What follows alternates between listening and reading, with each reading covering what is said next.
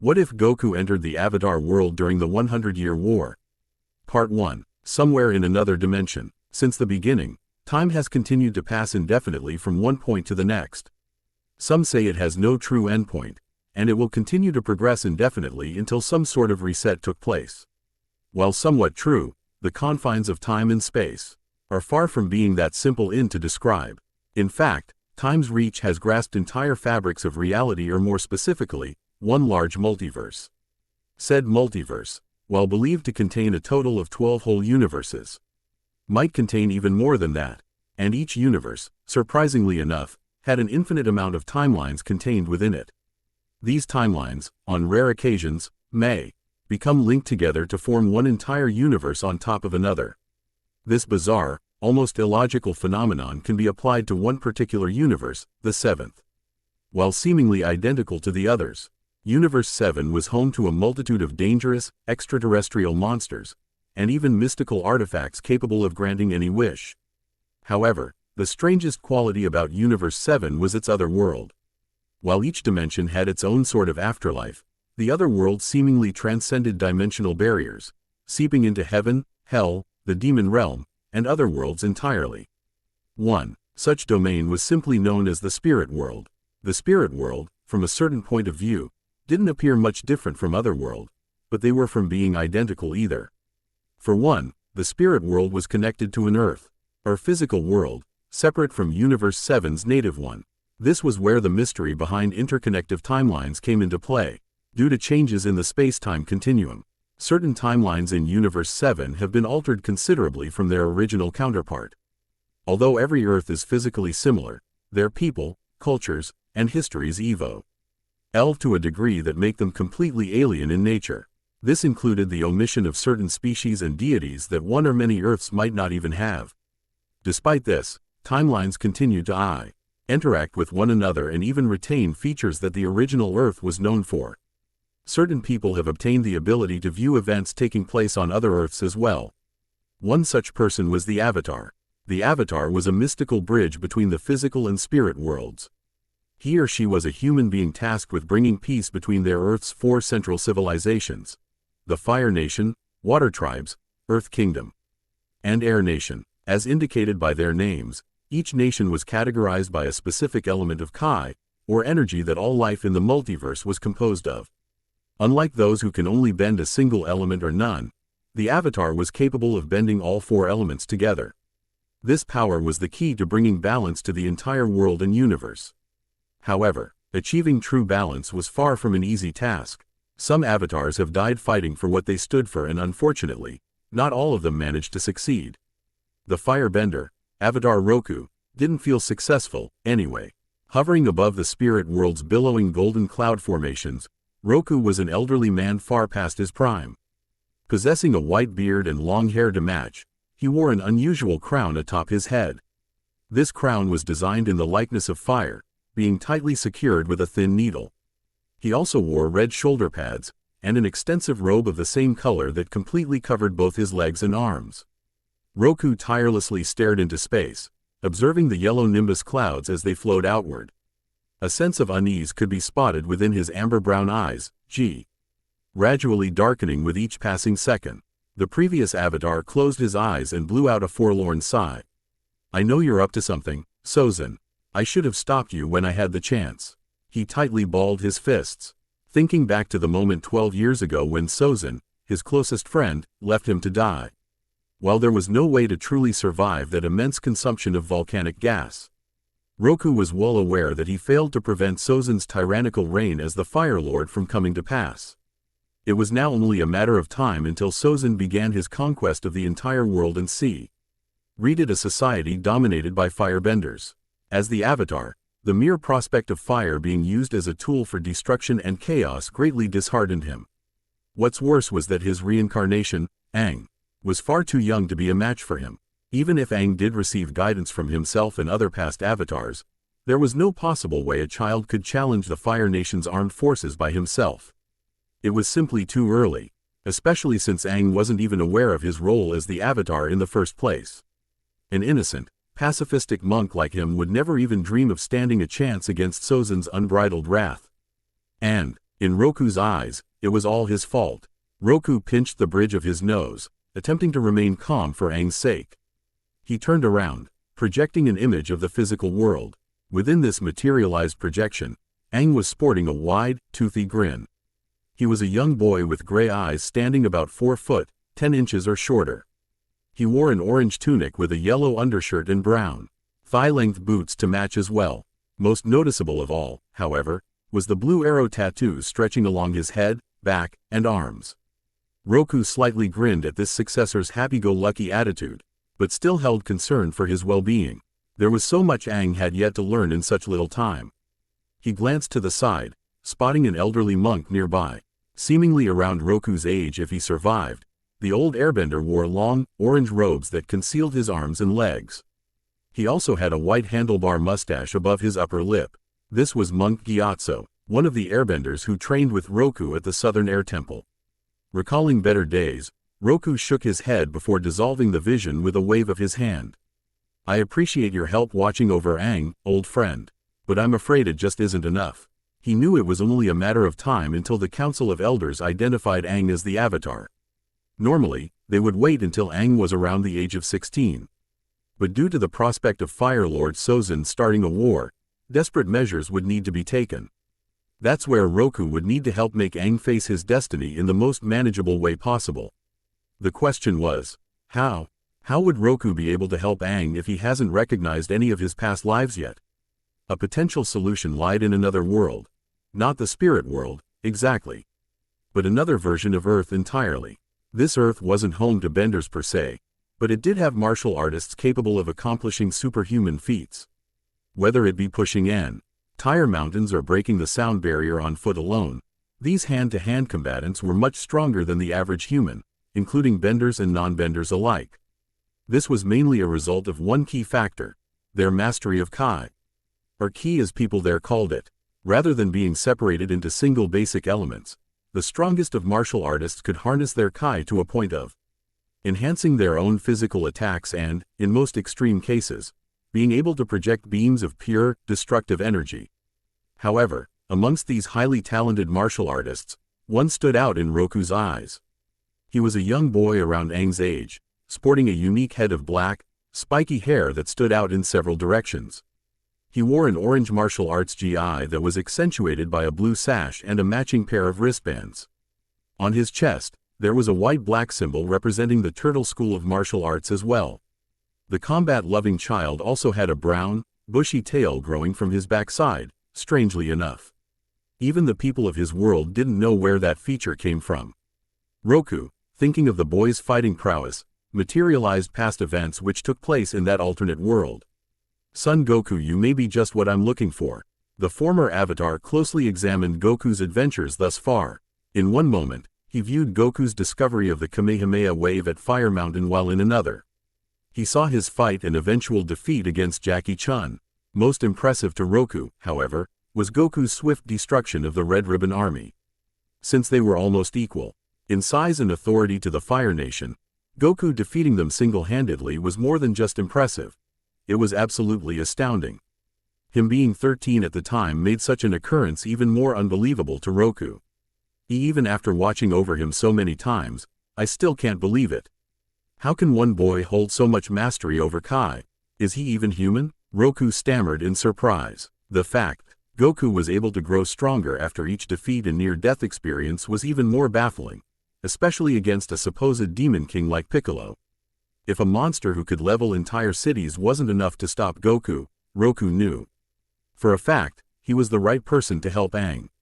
Their similar personalities proved that suggestion to be true. That settles it. A warrior of Goku's caliber is what Aang needs right now, Roku proclaimed with a nod of his head. But that begs the question as to how I'll even bring him here. Dealing with interdimensional travel was not a task Roku particularly excelled in. Truth be told, he wasn't entirely sure if past avatars even tried to interact with any neighboring world or timeline before today. However, for the sake of Aang's success and survival, Roku would attempt to beat the odds. The firebender squinted his eyes, attempting to intently focus on each image of Goku's Earth. The projection quickly shifted from location to location, tracking Goku's current location in some sense. From Papaya Island to the sacred land of Korin, the ethereal image eventually stopped on Kami's lookout. There, Goku could be seen sparring with some type of djinn-like creature with black skin. This was the very moment Roku needed to act. Fang. Upon hearing his name, a red Chinese dragon flew from beneath the clouds. He had sharp, white fins lined along the top of his serpentine body and a pair of matching horns. Most distinguishable of all was his pair of gigantic bat-like wings that continuously flapped in an up-and-down motion. Garog, Fang roared, patiently waiting for Roku's instructions. Roku, acknowledging Fang's presence, took a closer look at the lookout. He needed to find some type of transport between this world and Goku's. Based on inference alone, he assumed this otherworldly structure would house such a facility. At least, that's what he hoped. Breathing out his nostrils, Roku brought both hands together and began to focus his Kai. Since bending was impossible within the spirit world, pure energy projection was his most useful option at the moment. He closed his eyes, honing in as much as energy as possible into the projected mirror of Goku's home dimension. Steady streams of aura began to build around Roku's body, harnessing all the power he had as an avatar. In response, the aforementioned image shook and broke apart into small particles of energy. Let's see if this will work. Suddenly, Roku opened his eyes to reveal glowing white orbs. He was now in the avatar state, a powerful form that brought Rs peak strength and bending prowess to full fruition. With this newfound power in hand, Roku took another look at the lookout. He was now able to view the alternate dimension as if he was actually there. Navigating from room to room in search of an energy source. Practically being spirited away in a sense, Roku used every last bit of his Kai to examine the lookout's interior. Then, after a few seconds passed, Roku spotted something peculiar in nature. It was a single room that was connected to hundreds of different time periods, timelines, and entire dimensions much like his own. Each of its walls were surrounded by clocks of different shapes and sizes, representing, from what he presumed, gateways to said alternate realities. He had no idea how such a room could possibly exist, but that was the least of his concerns. Roku knew that this was the only reasonable way he could contact Goku, after all. Now, it was time for him to take action. I'll need to use this room as a portal for Fang to travel through. It seems that time passes much differently in Goku's version of Earth, so I assume he'll be here in only a matter of seconds. Roku couldn't help but be intrigued by this aforementioned time anomaly. If his and Goku's worlds were so similar, why did a day in Goku's world equate to approximately a year here? Did something cause the passage of time to be unbalanced between both Earths? Even as the Avatar, he wasn't knowledgeable enough about the spirit world or other planes of existence to fully understand it. Maybe Goku's eventual appearance would shed some light on that predicament. Roku, his eyes still void of any pupils, beckoned Fang toward him. Listen, Fang, I'm going to temporarily grant you access to Goku's world. In spirit form, you'll need to grab Goku's bod. Why and use that time room as a portal back here. Understood? Fang couldn't entirely comprehend what Roku was going on about in terms of interdimensional portals and time rooms, but the dragon nodded his head, regardless. Grog, Fang growled in agreement. Nodding back, Roku stretched out his hands in order to open the projected portal as wide as possible. Beginning to feel the physical strain of Kai consumption, Roku gave his animal companion the signal to start flying. Now, Fang, without a moment to waste, Fang's whiskers extended towards the portal, transmitting his consciousness into the alternate Earth in a flash of glowing, blue light. Then, he powerfully flapped his wings and speedily snaked his way through the portal. Fang's entire body was now completely gone. Afterwards, Roku expelled all of his remaining energy, and officially departed from the Avatar state. With his eyes back to their normal amber brown, Roku looked down upon Goku as he continued to train on the lookout. I just hope Goku isn't displeased with being parted from his own world so soon. The Dragon World, age 753. Much time has passed since the recent defeat of Demon King Piccolo. Through the heroic efforts of a young boy named Son Goku, the terror Piccolo's presence once purged on the Earth was swiftly put to an end. However, such a defeat had not come without its consequences.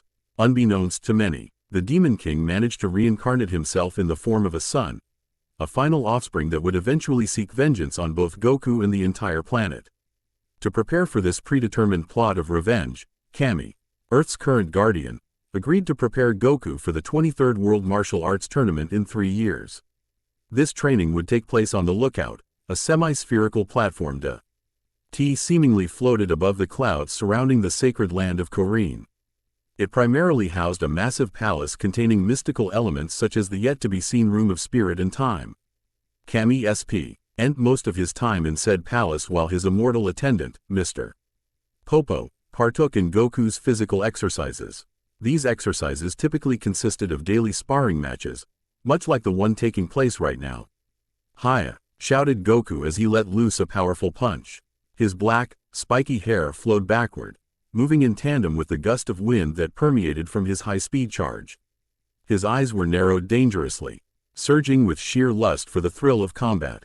Wearing his trademark orange doji marked with the symbol of Master Roshi, the Turtle Hermit, small scuffs and bruises surrounded his entire body. Most likely a result of previous spars. Whether these small intrusions hurt or not, that didn't matter to the youthful martial artist. As long as he had a good fight, pain was secondary to growing stronger. Goku's small, yet powerful fist continued to press onward, but this time, it was swiftly blocked by an open palm tinged with pitch-black skin. "Too slow, young one. Try again." He was a short, rotund individual wearing a maroon vest with 2 golden bands surrounding both of his arms, and a crimson sash wrapped completely around his torso. The mysterious being Owl wore white pants that were accentuated by a pair of red and white Middle Eastern slippers. On top of his head, a white turban was firmly wrapped above his forehead with a blue diamond positioned in its center. As previously described, the creature's skin was completely pitch black, contrasting nicely with the deep red of his ever-smiling lips. This eccentric character was none other than the aforementioned Mr. Popo, the Lookout's immortal caretaker. Goku lightly glared at Mr. Popo's counterattack. "Oh yeah? Then take this." Goku spun his body around, releasing a swift kick at Mr.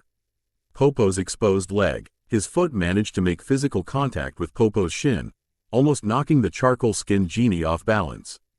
Gasping at the incredible speed of his pupil, Popo quickly retaliated by leaning back with his more secure leg, and sending a downward haymaker straight into the porcupine-haired boy's face. Unable to defend himself, Goku was sent flying towards the Lookout's outermost edge. He remained in a state of freefall for a few seconds before regaining his composure and executing a backward somersault. Thankfully, this action allowed him to land his feet on the last strip of tiled flooring. Any further movement would have resulted in him falling off the entire Lookout. Goku looked over his shoulder, blowing out a tense sigh of relief. Phew, that was a close one. He took a few steps forward and then suddenly succumbed to the fatigue of Mr. Popo's finishing blow. Goku tiredly slumped down on his butt, wiping the sweat off his forehead with one arm.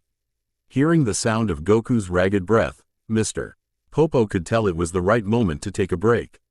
"That's good enough for today, Goku. You may rest now," announced Mr. Popo with a wider smile on his face. At the mention of a break, Goku's exhausted panting was replaced with a wide, toothy grin. He happily jumped onto his feet and brushed some remaining dust particles off of him. Simultaneously, his brown, bushy tail couldn't help but twirl around in excitement for the one thing Goku loved more than fighting: food. "You really got me good there, Mr. Popo. I didn't see that last attack coming." Mr. Popo pulled up his pant leg to inspect the damage of Goku's latest kick, noticing a purple, oval-shaped bruise on his shin. Pleased with the results, Mr. Popo closed his eyes and grinned back. "Don't sell yourself short, Goku. That kick was most impressive. I would say you're getting closer to surpassing me than you think." Not expecting this amount of praise, Goku tightly clenched his fists in excitement. "Wait, really? That's awesome. Does that Goku's reply was suddenly cut off by what sounded like the roar of a dying velociraptor. It continued to permeate through the air until Goku noticed the source of the noise: his empty stomach. It had been 6 hours since his last meal, after all, so it was no surprise that he felt hungry. Letting out a sigh, Mr. Popo motioned for Goku to follow him. "Come along, Goku. We'll be eating with Kami today." At the mere mention of eating, Goku followed after Mr. Popo without hesitation, thoughts of rich delicacies circling inside his dense mind. In Kami's personal quarters, a complete polar opposite of what used to be King Piccolo's domain lied in waiting. To contrast with the skull decor of the Demon King's throne, Kami had a white seat tipped with strips of gold plating similar to the palace roof. Instead of spikes, gold domes extended outward from left to right. Positioned squarely in the center of this large chair was the guardian of Earth himself, a green, slug-like organism with pointed ears. Around his neck, a blue cloak was adorned, extending backward as a sort of cape from the shoulders down. Wearing a white garment with the Japanese kanji for God written on it in red lettering, Kami impatiently drummed his fingers on a wooden staff. Constant slurping, gulping, and chomping sounds invaded his eardrums, causing one of Kami's eyes to twitch from visible disbelief. His black pupils constantly darted from left to right, spotting Mr. Popo hurriedly bringing more and more dishes to Goku. He lightly propped up one of his arms and palmed his face. It's times like this where I'm grateful that I don't need food to survive. Originally, he had something important to tell Goku, but Kami came to realize that any sort of information haired to the boy would come in one end and out the other. So, he decided that waiting would fit best for this type of situation. However, what Kami didn't anticipate was that satisfying the monstrous appetite of a boy like Goku would take 3 whole hours. It's funny how I'm guardian of the Earth, yet have no idea what time it is now. Maybe I should have Mr. Popo get a normal clock instead of relying on the hypersonic hydrochloric room of spirit and time. That was it. Sometimes these complicated names can. Kami's mundane thoughts were suddenly interrupted by a bowl being placed on the large dining table set up for Goku. Rubbing his now bulging belly, Goku burped and swallowed the remaining noodles from his last meal. Ah, that was delicious. Thanks, Mr. Popo. Mr. Popo, at the sight of Goku's satiated appetite, gave a shaky thumbs up to the monkey boy before collapsing from exhaustion. Ironically, it appeared that Mr. Popo got more of a workout cooking for Goku than actually fighting him. Now full, Goku then turned around to address Kami, a sentiment the deity thanked God, or himself, for taking place. So what's the special occasion for, anyway, Kami? You never asked to eat with me before, Goku asked. He was rarely visited by Kami in general, so whatever this meal was set up for had to be a fairly big deal. Kami slowly ascended from his throne, towering over Goku's small body exponentially. He grasped his staff and began to march closer to the boy. Well, it's quite simple, Goku, Kami stated with a slight smirk on his face. Over these past few months, I've been fairly pleased with the progress of your training. You're definitely much stronger than when you first fought Piccolo. Ah, it's nothing. I wouldn't have gotten this far without your and Mr. Popo's help. Kami couldn't help but admire Goku's humble nature. Here was a boy who achieved feats of strength no one around his age range could even dream of accomplishing. His fighting ability far exceeded those of peak human condition by a large margin. Yet no matter how strong Goku became, his childlike innocence never seemed to falter. It was a characteristic that made him worthy of being called Earth's greatest protector. Even if Goku himself didn't necessarily intend to become that. However, even with this fact in mind, there was still so much Goku needed to learn. And Kami knew that Mr. Popo's guidance was only a single part of a greater process. That's precisely what I wanted to bring up. I've decided it's the right time for you to learn more advanced forms of martial arts. Forms which you can't acquire from either me or Mr. Popo alone. Goku grew somewhat puzzled by this statement. During his time on the lookout, he logically assumed that Kami and Mr. Popo would be his final mentors. They've both been around for hundreds of years, after all. But how would I do that? I thought you knew everything there is to know about martial arts? Since the boy didn't really know much about his past, Kami had a feeling this assumption would come up sooner or later. He cleared his throat and tried to elaborate in terms Goku would understand. I suppose that may be true, Goku. But contrary to what people may believe, I haven't lived on this earth forever. There are techniques and disciplines that have long preceded my own tenure as guardian. And the only way to truly understand those disciplines is to travel back to the very eras they first originated from. What he said, by all accounts, was the truth. While he indeed was quite old by Earth's standards, Kami only became guardian 3 to 4 centuries ago. Before him, there were countless individuals who watched over the planet since it was first created. Although, it could be argued that he was far stronger than his predecessors, but admittedly, he wasn't entirely certain. There was only so much of Earth's history he could grasp. Goku, on the other hand, grew puzzled by the mere mention of past eras. Travel back? Like going to the past? Can that even happen? Yes, Kami nodded. It can be done through the Lookout's time room. Time room? Expecting this level of cluelessness from the boy, Kami departed from his throne and began to walk towards the entrance. Mr. Popo, awakened from his energy-deprived stupor, quickly followed behind the current guardian and concealed his past fatigue with an ominous blank stare. Follow me, Kami instructed with a glance from behind his shoulder. Curious to see what this new location was like, Goku set aside his immense tower of dishes and ran in their direction. His footsteps echoed within the hollow walls of the palace as they departed. Located deep within the Lookout, the eponymous time room was a facility composed of various clocks distinct from one another in both size and shape. Each clock ticked in cacophonous harmony, some moving faster or slower depending on the exact time they were depicting. Goku darted his head from left to right in absolute awe, his mouth agape with childish wonder. Kami closely inspected the time room's main components. The time room, as its name implies, will be able to send you to any past time period the user wishes to explore. These clocks represent an almost infinite number of parallel timelines and famous points in the world's history. Some might even be alternate versions of the Earth itself from what I could gather. Goku cupped his chin in deep puzzlement whilst looking down at the floor. He was already lost, yet still trying to learn, nonetheless. Timelines, huh? Did some guy build this place? Goku wondered aloud. Time travel was a concept his innocent mind couldn't even begin to comprehend. So an entire room filled with gateways to different points in history was extremely hard to process. Mr. Popo blankly stared at him. It's not quite that simple, Goku. The time room, or pendulum room as it was once called, has existed since the Lookout was first constructed thousands of years ago. The first guardian of the Earth used some type of powerful magic or precognitive abilities to design it. But as his attendant, even I'm not quite sure. Wow, that's pretty weird, Goku muttered in awe. He tilted his head upward, spotting hundreds more clocks atop the ceiling and walls. Indeed, Goku, Kami nodded, but the time room's strange nature is just what your training requires. Intrigued, Goku raised an eyebrow at Kami. Does it have something to do with one of these clocks? Mr. Popo clasped one of Goku's shoulders and smiled in confirmation. Correct, Goku. Kami and I'll be sending you to an era where the greatest of martial artists were still at their peak strength, including your former master, Roshi the Turtle Hermit. There, your skills in ki control will hopefully be enhanced to a much greater level of power, explained the black-skinned genie. Goku, at the mere mention of Master Roshi, took a swift 180 in terms of attitude and began to grin excitedly. A younger version of Gramps?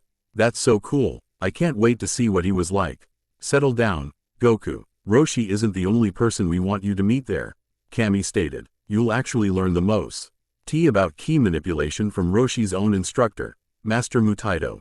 He was the first one to seal away King Piccolo using the evil containment wave. Mr. Popo added, knowing of the sacrifice Master Roshi endured to use such a technique. Goku did as he was told and calmed down. Whoever this Mutaito person was, he definitely wanted to meet him firsthand.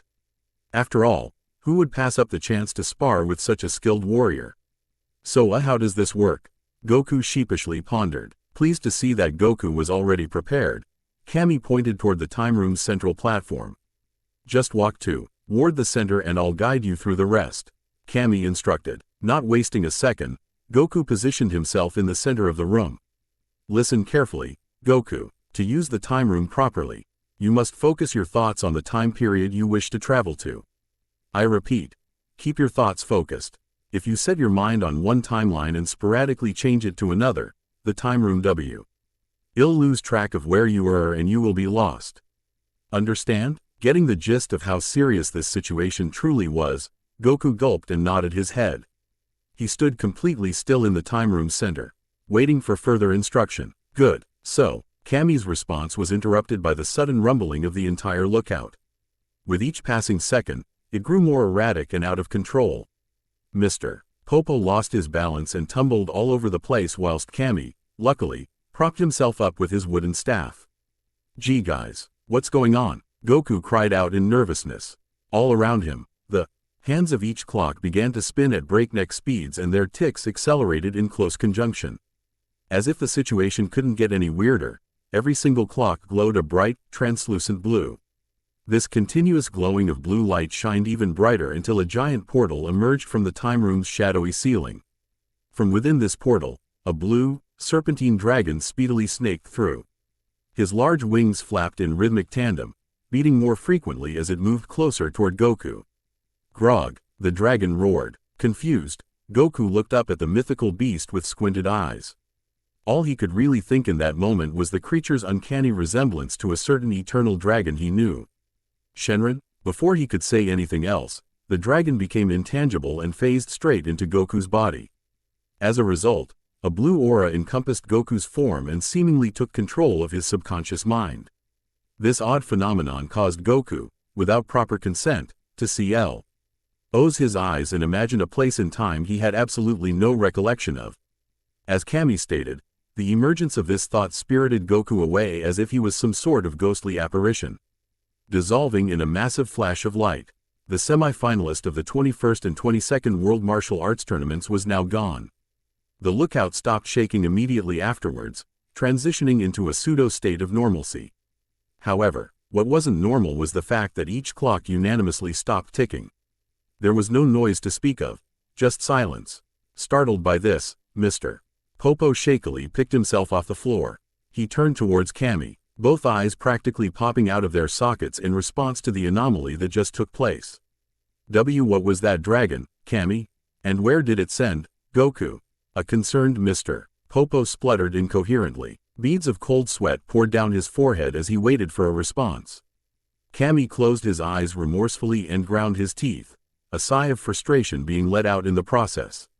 This was exactly the outcome he didn't wish to transpire, and yet, due to some being from another timeline, it did. I'm afraid, Mr. Popo, that Goku was just sent to another dimension. Mr. Popo simply looked upon his master in abject horror, thinking of the terrible situation Earth has been placed in. You mean one of these alternate versions of Earth we discussed? But, what sort of being could gain access to the time room like that? It doesn't seem logical. Logical or not, it happened. All we can do is hope that Goku will be back in time for Piccolo's arrival. Taking one last look at the platform Goku once stood, Kami bowed his head and walked out of the time room. For now, it seemed as if Earth would need to last without its strongest fighter there to protect it. They just hoped it wouldn't be permanent. In another dimension, Goku's eyes fluttered open in response to the strange, disembodied voice calling his name. He had no idea who it was, so the boy just rubbed the sleep out of his eyes while surveying the surrounding area. What caught his eye was a gigantic sea of puffy clouds floating across an orange-tinged sky. He sat up, sporting a look of extreme confusion. For one, the giant, white sun further contributed to his feelings of agitation and dysphoria. It almost felt like he was in some sort of lucid dream that he had no recollection of having. The fact that he didn't remember falling asleep proved that fact to be true. Wasn't I in Kami's lookout just now? Why am I floating in? Goku's train of thought was interrupted by the sight of him riding on top of the same blue dragon from before. His eyes widened ever so slightly at both the appearance of said creature and how immensely smaller it was compared to the eternal dragon, Shenron. It also had 4 horns instead of deer antlers. Son Goku. Goku flinched hard at the third mention of his name, almost falling off the glowing dragon if it weren't for the fact that he was really inside some sort of illusion keeping him in place. Hesitantly, Goku peered over to the eyes of his current mode of transportation. Was that you, Mr. Dragon? How do you know my name? The Dragon simply gave a sheepish look to the boy and pointed up with his right whisker, growling silently. Goku blinked twice and looked into the direction of the actual speaker, seeing an elderly man with a flowing white beard and long hair to match. On top of the individual's head was a crown designed in the likeness of fire with a needle tightly securing it into a short bun. Ooh, you're the one who was talking to me. That makes more sense. So, what's up? Asked the gleeful Goku without a care in the world. Roku was caught off guard by the innocence of such a powerful being.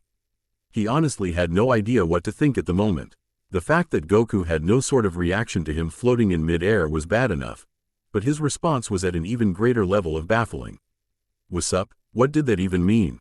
Roku just took a deep breath and keep himself calm. This was for Aang, and he would do anything to make sure the next avatar in the cycle fulfilled his destiny. What's up, Goku? Is that I am in need of your abilities. More specifically, your mastery of Kai, or Ki, as your world calls it. Goku, putting two and two together, narrowed his eyes at the strange old man standing, or levitating, right in front of him. His brown tail fluffed up in apprehension. My world? Does that mean I'm somewhere else? Roku grimaced and closed his eyes, peering at Goku in a sympathetic light. I'm afraid to admit that you are, my boy, he muttered remorsefully as his eyes glowed a pure white, much to the monkey boy's amazement. Suddenly, before Goku's very eyes, the clouded sky transformed into a map of the countryside down below, showcasing 4 continents of varying sizes and colors. Unlike your home, this world has nations based on 4 elements. First, there are the northern and southern water tribes, glaciated environments where the inhabitants can manipulate all forms of water. Second, there is the largest of the 4, the Earth Kingdom. As implied by the name, many of its citizens can see, control the earth beneath their feet for combat or transportation purposes. Third, there are the northern, southern, western, and eastern air temples, mountainous locals inhabited by nomadic monks who have power over the very air they breathe. Then, there is my home. Roku paused for a moment, scowling in disgust at the mere thought of what used to be his birthplace. Goku was too wrapped up in Aang to comprehend the information Roku just shared with him to notice this change in behavior. The Fire Nation. The scenery then changed once more to display towering pillars of fire and a vast army of marching foot soldiers. Each of the men wore masks similar in appearance to human skulls, aligned with red crests that curved upward. It is an island country tasked with global domination over all 4 nations. They plan to do this by utilizing the most deadly and destructive element there is, fire. Unlike the other nations, people living there can bend at any point in time. As long as the sun is still shining and there is breath still in their bodies, they have a limitless supply of fuel to expunge. That is what makes the Fire Lord's plans for worldwide conquest a true force to be reckoned with. Fire Lord? Huh? Sounds like a bad dude, but how would I help stop him? I already have Piccolo to deal with at the next tournament. Goku whined childishly while crossing his arms in frustration. Roku, undeterred by his concerns, pointed to the boy with an air of respect. Your triumph over the Demon King is exactly why I called you here, son Goku. I have observed all of the feats you have accomplished in the past 3 years, and some of them would be comparable to even the greatest of avatars, myself included. From fighting Jackie Chun in the 21st World Martial Arts Tournament today, destroying the Red Ribbon Army single-handedly, I know for a fact you will be the key to helping the current avatar, Aang, master all 4 elements. That is, if you agree to train him in Kai manipulation and control when the time is right. This martial artist was conflicted by this proposition, but witnessing the pain and suffering being caused by this so-called Fire Nation caused his blood to boil in rage. Plus, the prospect of having a decent fight with the Fire Lord didn't hurt either. So if I help this Yuang, said Goku as he struggled to recall the name of the kid he was being asked to help out. Aang, yes, right, sorry, if I help Aang beat this Fire Lord guy, will I be able to go back to Kami's place after that and continue my training? Roku looked down on the boy with a smile laced with an underlying sense of uncertainty. He briskly stroked his beard and thought of the best way to put Goku's situation into words. Well, time works differently in this specific version of Earth when compared to yours. Since I'm no longer alive, I was fortunate enough to transport myself and Fang here from the spirit world to Kami's lookout at just the right moment. However, I was only able to pick you up because of the time room's activation. If that specific location is not used again, I won't be able to pair my abilities with that location to bring you back. Wait, you're dead? Shrieked Goku in absolute shock as he pointed towards the old firebender, causing him to fall backwards in mid-air somehow. Fang also let out an audible groan in response to the boy's obliviousness, but continued flying, anyways. You've resurrected friends of yours with those Dragon Balls, yet the fact that I'm a spirit surprises you? Why do you think Fang is glowing? Oh, I thought he just looked like that. Shenron glowed, so I assumed all dragons did too. Whoops, Goku admitted while crossing his arms behind his head and smiling. Of course you did, why wouldn't you? But Goku's wide smile disappeared, replaced with a noticeable frown and narrowed eyes. If I am stuck here and time won't progress that much in my own world, I might as well do what you want me to do." He then closed his eyelids, thinking about the friends he would have to leave behind in the process of fulfilling this difficult request, especially those recently slain by Piccolo a few months beforehand. "Krillin Master Roshi Bulma, I promise to come back somehow. I won't let Piccolo do anything to hurt you guys ever again." Roku, grateful for the boy's acceptance, slowly nodded at his animal companion. Understanding the request of his master, Fang elongated one of his whiskers to touch Goku's forehead. The sensation of this touch caused a white aura to surround Goku, projecting a gallery of images for the boy to decipher. One was of the Southern Air Temple bustling with various bald monks that wore matching orange and yellow garments. The display of the landscape then zoomed in on one specific monk, in particular, gliding around on a brown staff with orange wings. He had gray eyes and the typical blue arrowhead shared by all airbending masters. This was the potential pupil Roku requested Goku to teach, Avatar Aang. Or the boy who would hopefully bring peace to all 4 nations someday. Fang will directly transport you to Aang's home, which is the collective of temples you just saw. Rock, you informed Goku as the ghostly apparition of his once living body steadily flickered away in a surge of clouds. He smiled down once more upon the young prodigy and gave the traditional Fire Nation bow of respect, a fist placed against an open palm in the form of a warm flame as he leaned forward. "Good luck, son Goku.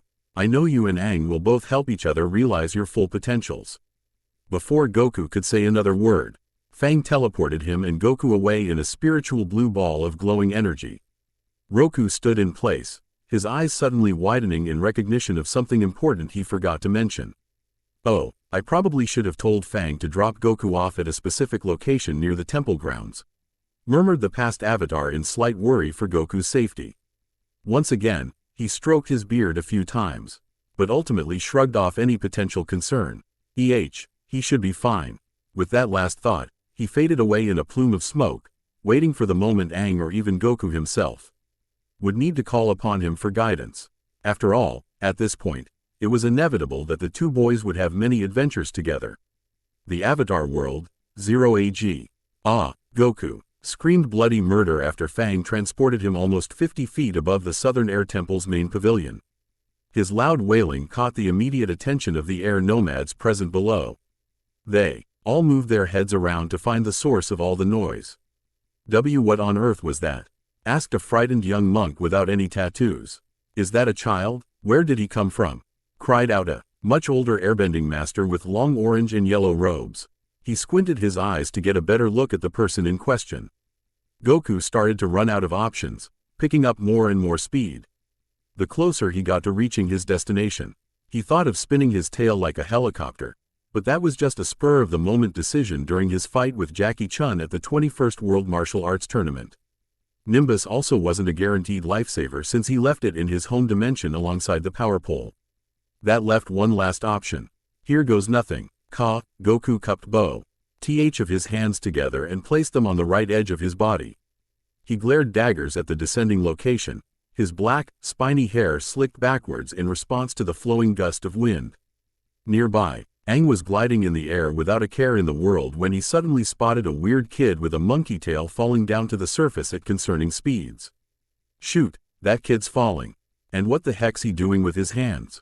Not wanting the boy to hurt himself, the peace-loving monk adjusted the position of his glider and followed a current of wind leading to Goku's position in the sky. A ball of white and blue energy formed from within Goku's open palms, growing ever so slightly in size. The glow of the expansive blast surrounded the entire Southern Air Temple, leaving Jiang and the other air nomads completely entranced by this unknown combination of power. Pillars of white light shot out of the condensed orb of Kai, starting to spin around in a hyperactive rhythm of motion. Goku, now halfway towards falling face first into the temple's gathering area, clenched his teeth and made preparations to fire his signature ki blast in full force. A cylindrical stream of blue and white energy rocketed downward, crashing into the paved center of the Southern Air Temple Pavilion. A small explosion was created from the trademark turtle destruction wave, sending out a gust of wind that blew away Aang and the other airbenders. Pieces of broken pavement flew all over the place as Goku utilized his signature technique to make a safe landing. He stood up on his 2 feet and perused the foreign environment Roku gave him information about. Aang, after adjusting his glider a bit, gazed upon the boy in awe, never even hearing of such abilities in his entire 12-year-old life. He jumped near Goku from above, spinning his staff around in order to close up its orange wings. Who are you, and how did you do that? Questioned a slightly terrified, yet amazed Aang. This combination of admiration and terror was a sentiment shared by his fellow monks of the Southern Air Temple. Goku, recognizing the face of the next avatar, simply closed his eyes and gave out a peace sign. Yo, I'm Son Goku. You got any food around here? Aang simply gave the boy a look reminiscent of smelling a bad fart. Quote, this kid just shot light out of his hands and he's asking about food? The fact he almost died raised further questions in Aang's head. He really needed to find out more about him and what his exact intentions were. Well, yeah, we do. But Aang suddenly invaded Goku's personal space, flailing his arms around like a madman in sheer amazement. What the heck type of bending was that? It was incredible. Not sure what the boy was talking about. Goku blinked a few times and raised one of his eyebrows. The other airbenders were huddled together, far too unnerved by Goku's presence to say anything. It wasn't common for an uninvited guest to fall out of the sky like this, after all. Bending? But there was nothing for me to bend, asked Goku as he imitated the motion of breaking a metal bar with his hands. Aang and the other airbenders glanced at each other, stupefied by how far Goku missed the point of his question. No, not that kind of bending. I meant the elemental bending. You know, water, earth, fire, and air, all of the 4 elements? Like what you just did. Recalling what Roku recently told him about this world, Goku snapped his fingers in understanding. Oh, gotcha. To be honest with you, that wasn't any of those whatchamacallits. That blast was all a result of my ki or kai, if that's what you guys call it here. Such information began to disturb the Southern Air Temple's eldest members. T.S. boy began to seem more suspicious by the second. Not only did he resemble an everyday Fire Nation youth, but he also described his attack as kai. Kai, of course, was the very essence each bender said to connect both spiritually and mentally with their respective element.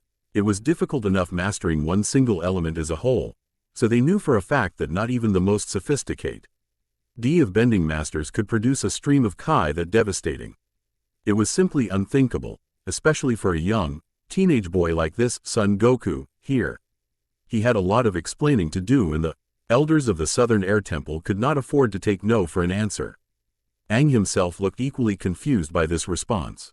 All bending was made up of kai, so Goku's answer felt a bit vague. Was it possible to bend energy itself? He'd never heard of such a thing beforehand, at least not from what Gyatso taught him during his lessons. Kai? You mean that was made from your own energy? How is? Before he could ask another question, Aang was interrupted by a gentle hand being placed on his shoulder. This was the aforementioned monk Gyatso, the prepubescent monk's airbending master and personal caretaker. He was distinguishable from the others based on an upside-down, U-shaped mustache that concealed his upper lip. Gyatso gave a look that silently instructed Aang to stop talking and the boy did as asked without hesitation. He then shared a polite smile to Goku and bowed. Greetings, Goku. I am Monk Gyatso. The airbending master kindly introduced himself, reminding him a bit of Master Roshi. Goku reciprocated the benevolent gesture and clasped both of his hands together as if he were praying. Hello, nice to meet you, Gyatso. The crowd looked somewhat impressed by the goofy boy's sudden change in behavior. It was almost as if he were a different person altogether. Gyatso lightly chuckled. You have fine manners, lad. I can tell you hold some level of respect for your elders. Well, I've had a lot of old martial arts teachers who taught me how to fight, so I think it's a nice thing to do, Goku said, fondly remembering all of the masters who helped make him a stronger fighter. He then pointed up at Gyatso with a wide grin on his face. I can tell you're a master just by looking at you. Aang looked back at Goku in surprise. If that was a guess, his assumption turned out pretty accurate. All things considered, quite perceptive of you to assume that, Goku. What gave it away? Your bushy mustache. My master and grandpa both had one. Hee hee. Goku chuckled absent-mindedly. A drop of sweat dropped down Gyatso's head in slight embarrassment. That's not the type of answer he was expecting, but in a way, he wasn't entirely wrong. Facial hair did, at times, equate to maturity and experience. Oh, is that right? Gyatso muttered before clearing his throat to bring the conversation back on track. Anyway, Goku, would it be alright if the Council of Elders asked you some questions?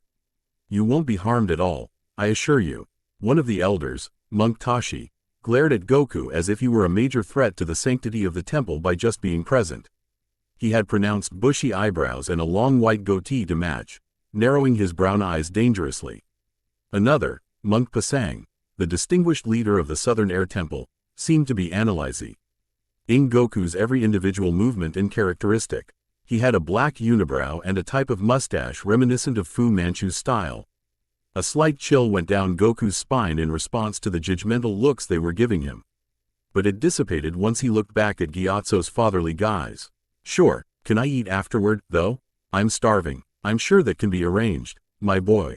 Monk Gyatso chuckled nervously as he escorted the innocent martial artist to the council room. The remaining airbenders then went back to what they were doing beforehand, awaiting a direct response from Hyam. Ankh Pasang after their present interrogation was dismissed. Aang, however, could not wait to learn more about this stranger from the skies above and decided to take matters into his own hands. Looking to make sure the coast was clear, he projected himself upwards using airbending and landed on the council building's ceiling.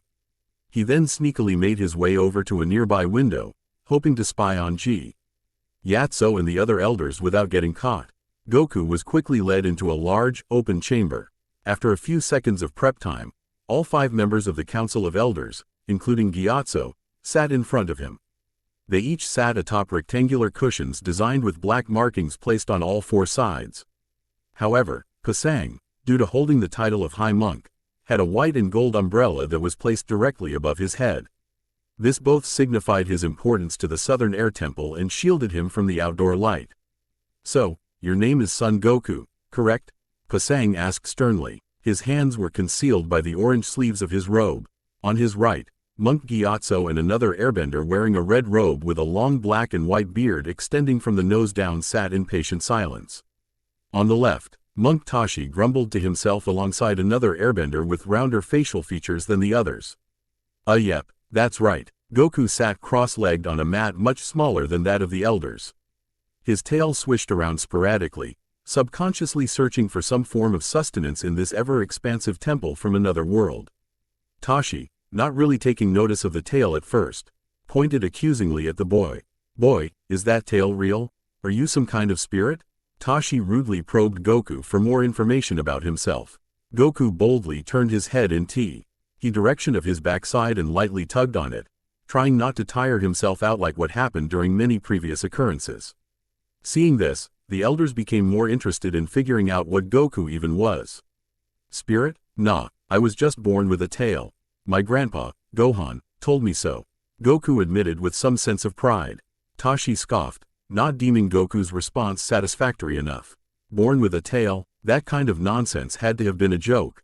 And did this Gohan have a tail as well? You did describe him as your relative, so genetics had to have been at play somehow. Tashi questioned. Before now, he had never heard of a human being born with monkey-like characteristics, so Goku's presence there further confused him. Goku lightly frowned at the remembrance of his deceased grandfather. Monk Gyatso took note of this sudden change in mood. He interrupted the conversation by glaring at Tashi as a sign for him to back off. Displeased with this gesture, Tashi sighed and crossed both of his arms in anger. Gyatso then glanced back at Goku and smiled sympathetically. Could you tell us more about your grandfather, Goku? Earlier, you referred to him as a martial arts instructor of yours. Gyatso asked in a much more considerate tone than Tashi's. In a split second, Goku's somber expression shifted into one of childish admiration. Stars could practically be seen shooting out of Goku's eyes in that moment. Sure, he was a super awesome martial artist. When I was a baby, he found me in the woods after my parents left me there. Since then, Grandpa taught me how to fight and protect myself from wild animals on MT. Paozu. Goku's described his earliest childhood memories. I see. So, he's an orphan then. Gyatso gathered from Goku's relatively brief mention of his parents. Just like Aang, much like most airbending children, Aang never really knew his biological parents. From birth, he was almost immediately taken in by the Southern Air Temple's nuns and raised by them until early childhood. Gyatso agreed to become Aang's legal guardian ever since, and frankly, he wouldn't change that decision for the world. Goku seemed to have gone through a similar experience, albeit because of different circumstances. The question was, what did happen to Goku's parents in the first place? He supposed that would be a much more difficult question to answer. He sounds like quite a kind-hearted man. Goku, Gyatso said warmly. Yeah, he was the best. I wish he were still around, but... Goku looked down at his feet in sadness. This sudden level of seriousness caught the monks off guard, but Gyatso empathetically waited for the young man to continue his response. But, what exactly? Pasang asked with a steady raise of his right unibrow. Goku tilted his head back up, a deeper frown still etched onto his face. A giant monster came during the full moon and stomped on him one day. The next morning, he disappeared and I couldn't find him anywhere. Goku recalled, still feeling significant regret for not being able to save the closest thing he had to a father. From atop the council building, Aang continued to intently listen in on Goku's conversation. He was particularly unnerved by the reply Goku gave about his grandfather's passing. A giant monster during the full moon? Could it have been some type of evil spirit or something? Aang nervously whispered under his breath. Eager to further satisfy his own curiosity, Aang stepped a little closer to the hole he was looking through. Below, Gyatso and the elders became even more confused by the boy standing before them. They, with the exception of Gyatso, completely forgot that the same person who blasted a beam of energy just minutes prior was and still was, a child. He wasn't some monster he could blast off the mountaintop with a combined gust of wind and be done with it. No, Goku, despite having the tail of a monkey, was just an ordinary child with thoughts, desires, and above all, feelings like anyone else his age. However, power such as his combined with the emotional instability of a teenage boy could lead to disastrous consequences. That could possibly make him the most dangerous individual on this entire planet. Next to the Avatar and the Fire Lord themselves. Sorry for your loss. That must have been hard on you at such a young age. The round-faced elder shared his condolences. Goku shook his head and went back to his previously joyful mood. Gyatso couldn't help but compare him to Aang at that point in time, knowing full well how fun-loving and energetic the current Avatar could be. That's okay. Back in my world, I was able to fight with him one last time before his spirit permanently traveled to the afterlife. It was fun. Goku sighed happily as he remembered the time he fought in Fortunateller Baba's tournament to gather the Dragon Balls. There were a ton of weirdos fighting there, admittedly, but he still was able to resurrect Bora because of it. Say what now? Aang thought in reactionary perplexement. He couldn't tell what was the most bizarre thing Goku just mentioned in that moment. Fighting the spirit of an old man was one thing, but somehow riving here from another planet entirely? It was starting to feel as if he drank some bad cactus juice. Simultaneously, all of the elders' jaws dropped to the floor at what Goku just so casually revealed to them. You're from another world? Hollered the 5 airbending masters in unison. A sixth voice also stated the same thing, but Aang attempted to say it as inaudibly as possible, so he wouldn't get caught. Goku, with his heightened senses, caught on to this extra sound, but was smart enough to ignore it for the time being. Yeah, so? Asked Goku, none the wiser to their apprehension. The old monks gaped at Goku, their tempers starting to reach a consecutive breaking point in response to his naivety. You just said you weren't a spirit, yet you admitted to fighting with your grandfathers. Was that a lie? Tashi shouted with a beet-red face and bald head to match. Goku covered his ears, unfortunately reminded of the times when Bulma would let out high-pitched screeches of anger as punishment for his cluelessness. I already said that I'm not, and I meant it. Not sure if you guys know about him, but Avatar Roku sent me here. Groaned Goku, growing annoyed with the crankiness F these old Krillins, as he would like to call them.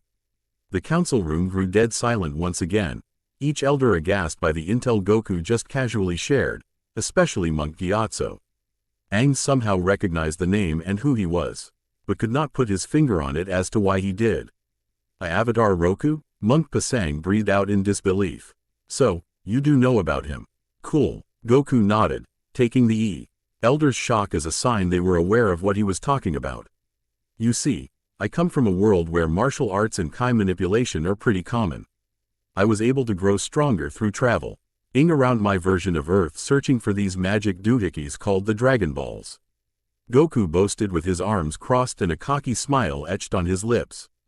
The Council of Elders exchanged looks, thinking of something completely different to what the Saiyan boy was actually implying. Dragon hay balls? He can't be serious. Hee hee. Aang tried his best not to laugh out loud at the unfortunate name of these artifacts.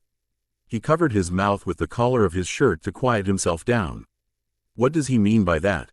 Do dragons even have balls?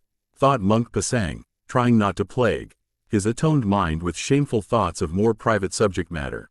How revolting. What kind of backward civilization was he born in?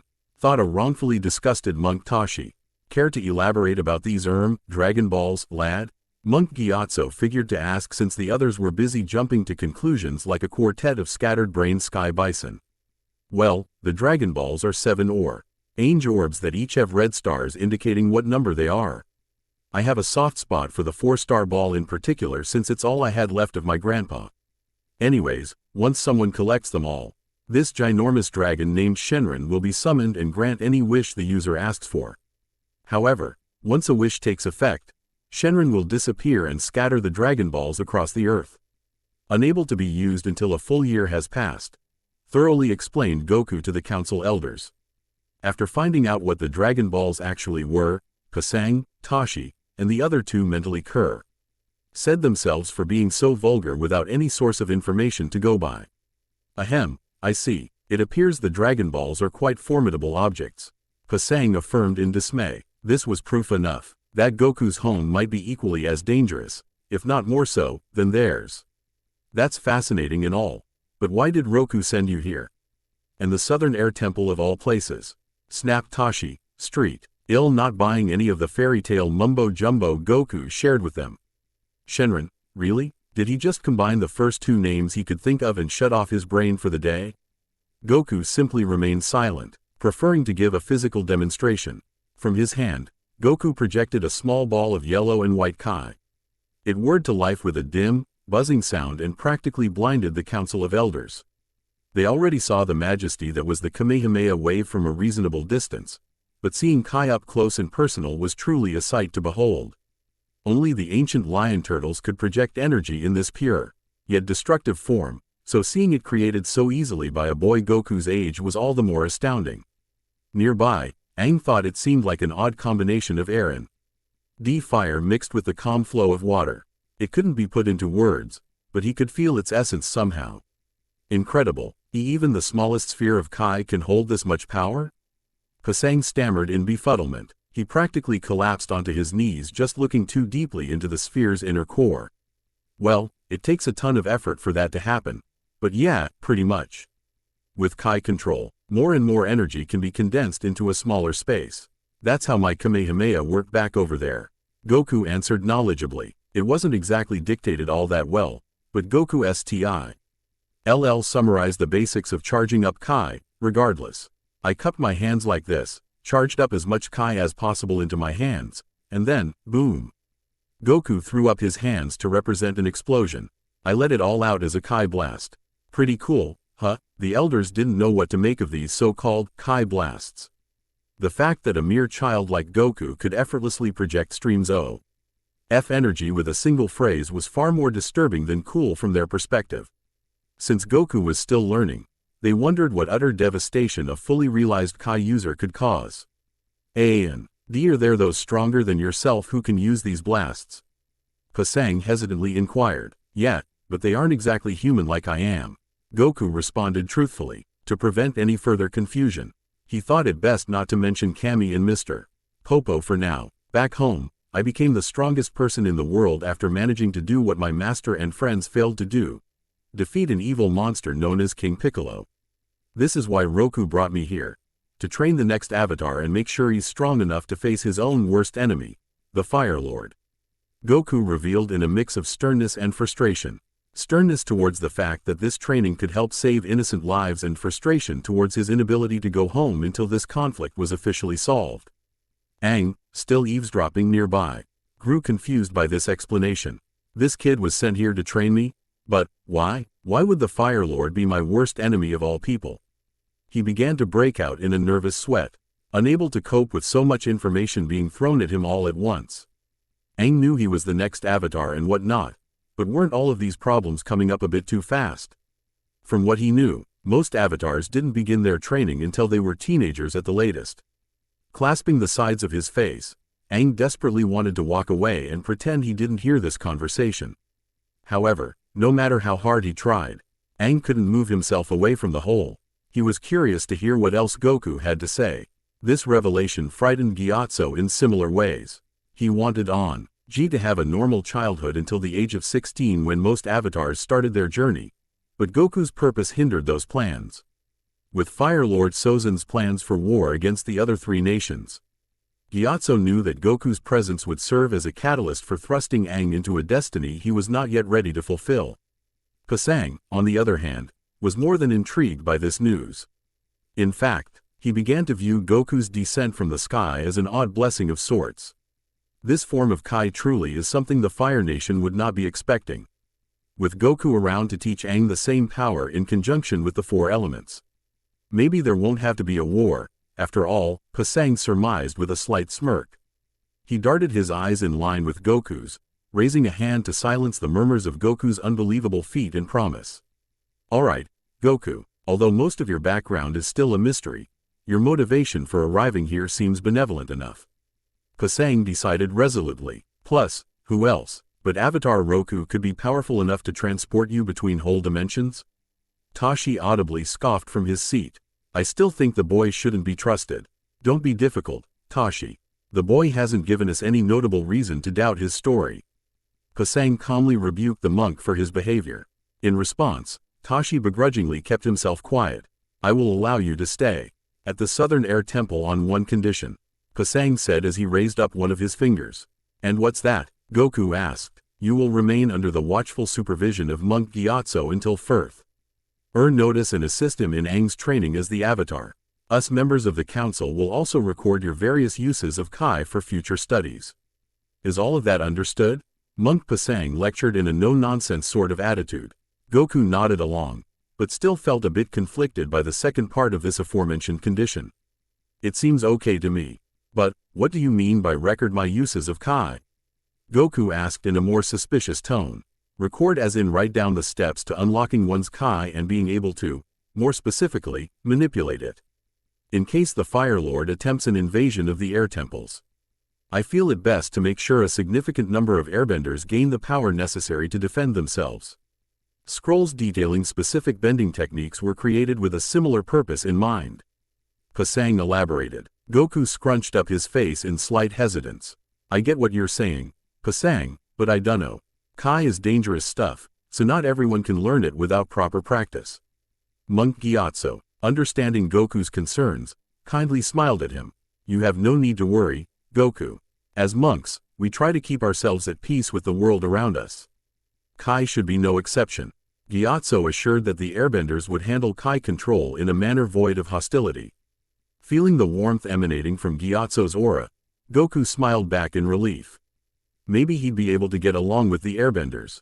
After all, he hoped Aang would end up the same way. Alright then, I'll trust you guys. Goku agreed to comply with Pasang's terms. Said Monk grinned in amusement. Good, now that we're on the same page. You are officially dismissed, Goku. Pasang instructed. Before Goku could walk away, his stomach let out a low, prolonged growl. He turned toward the Council of Elders apologetically. Can I get something to eat first, please?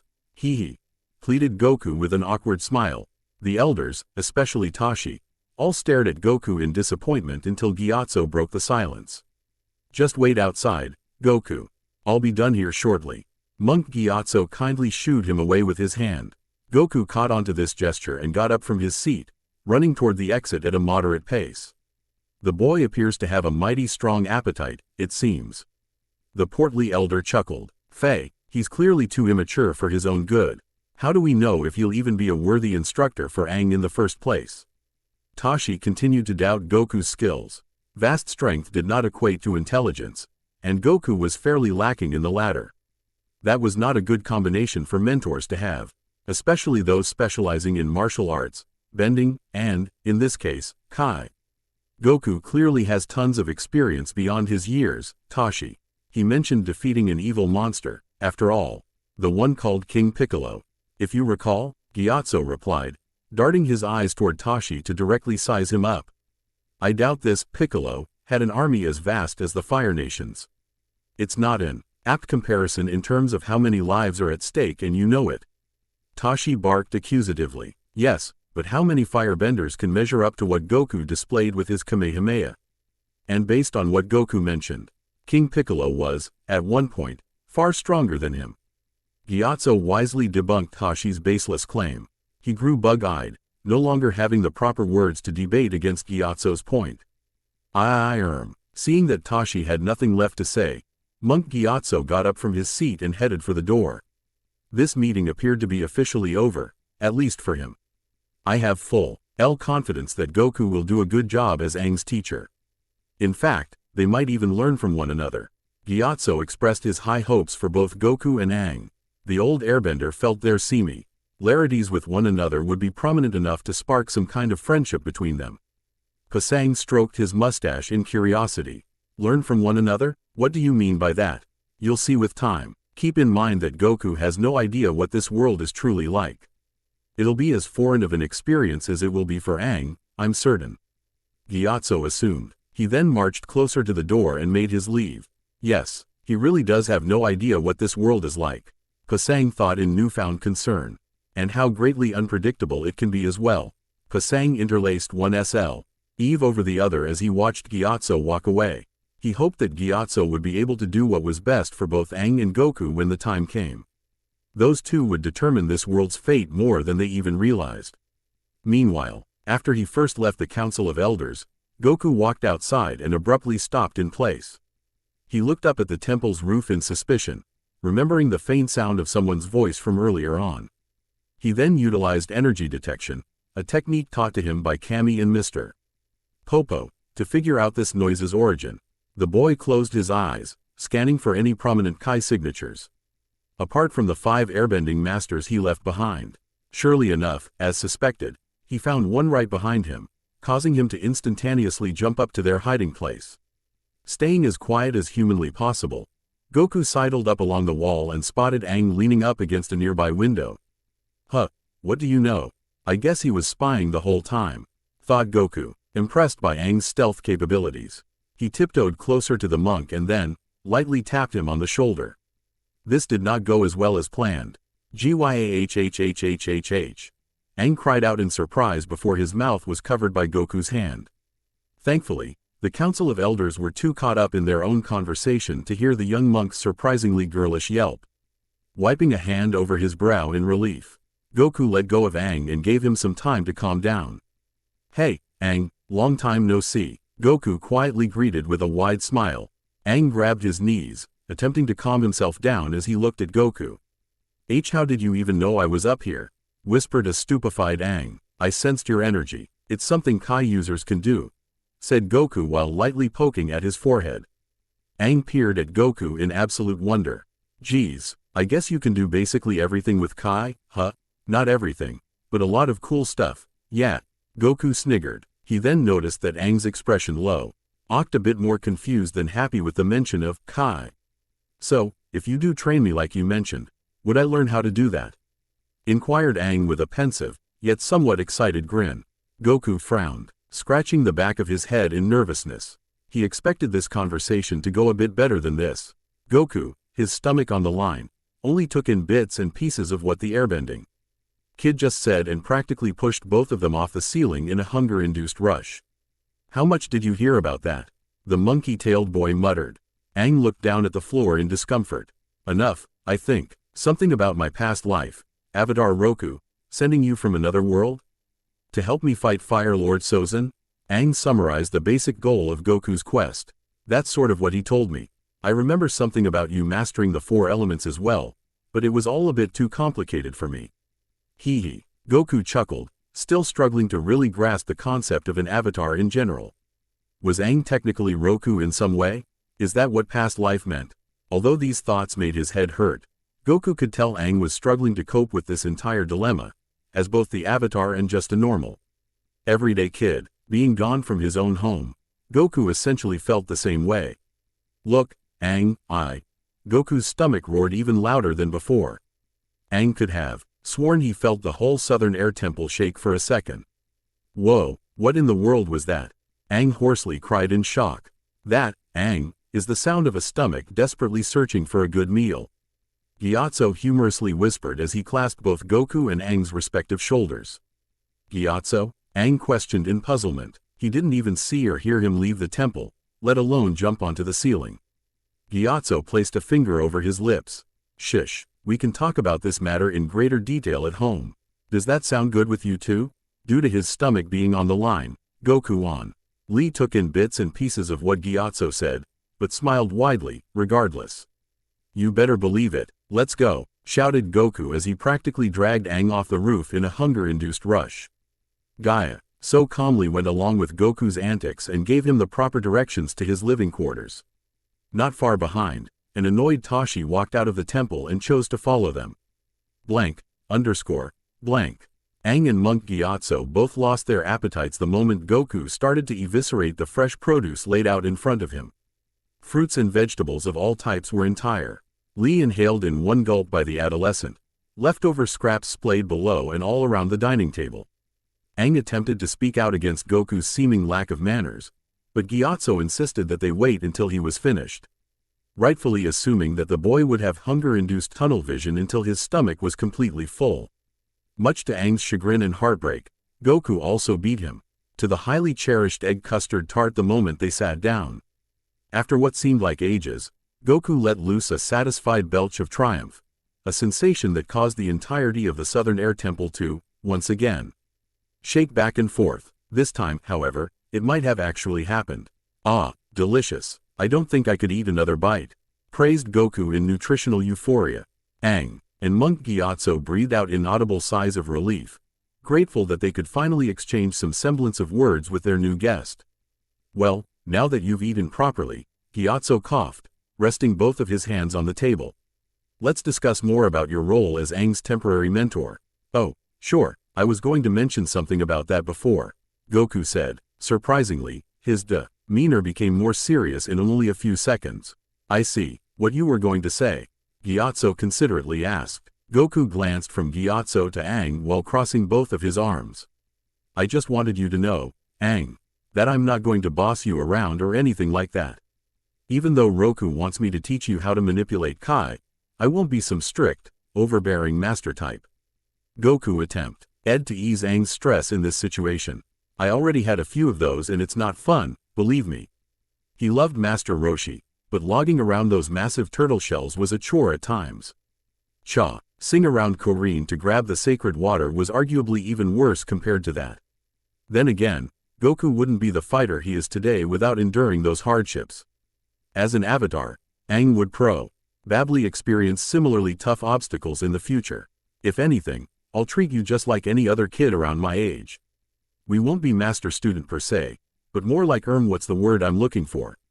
You mean like equals, Goku? Gyatso suggested. Equals? Yeah, maybe we could even be friends, if that's okay with you.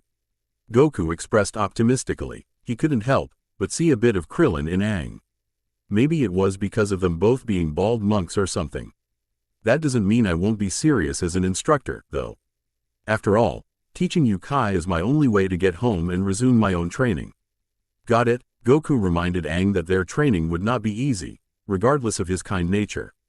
Fully grasping the weight of Goku's words, Aang grew a bit more comfortable with his presence.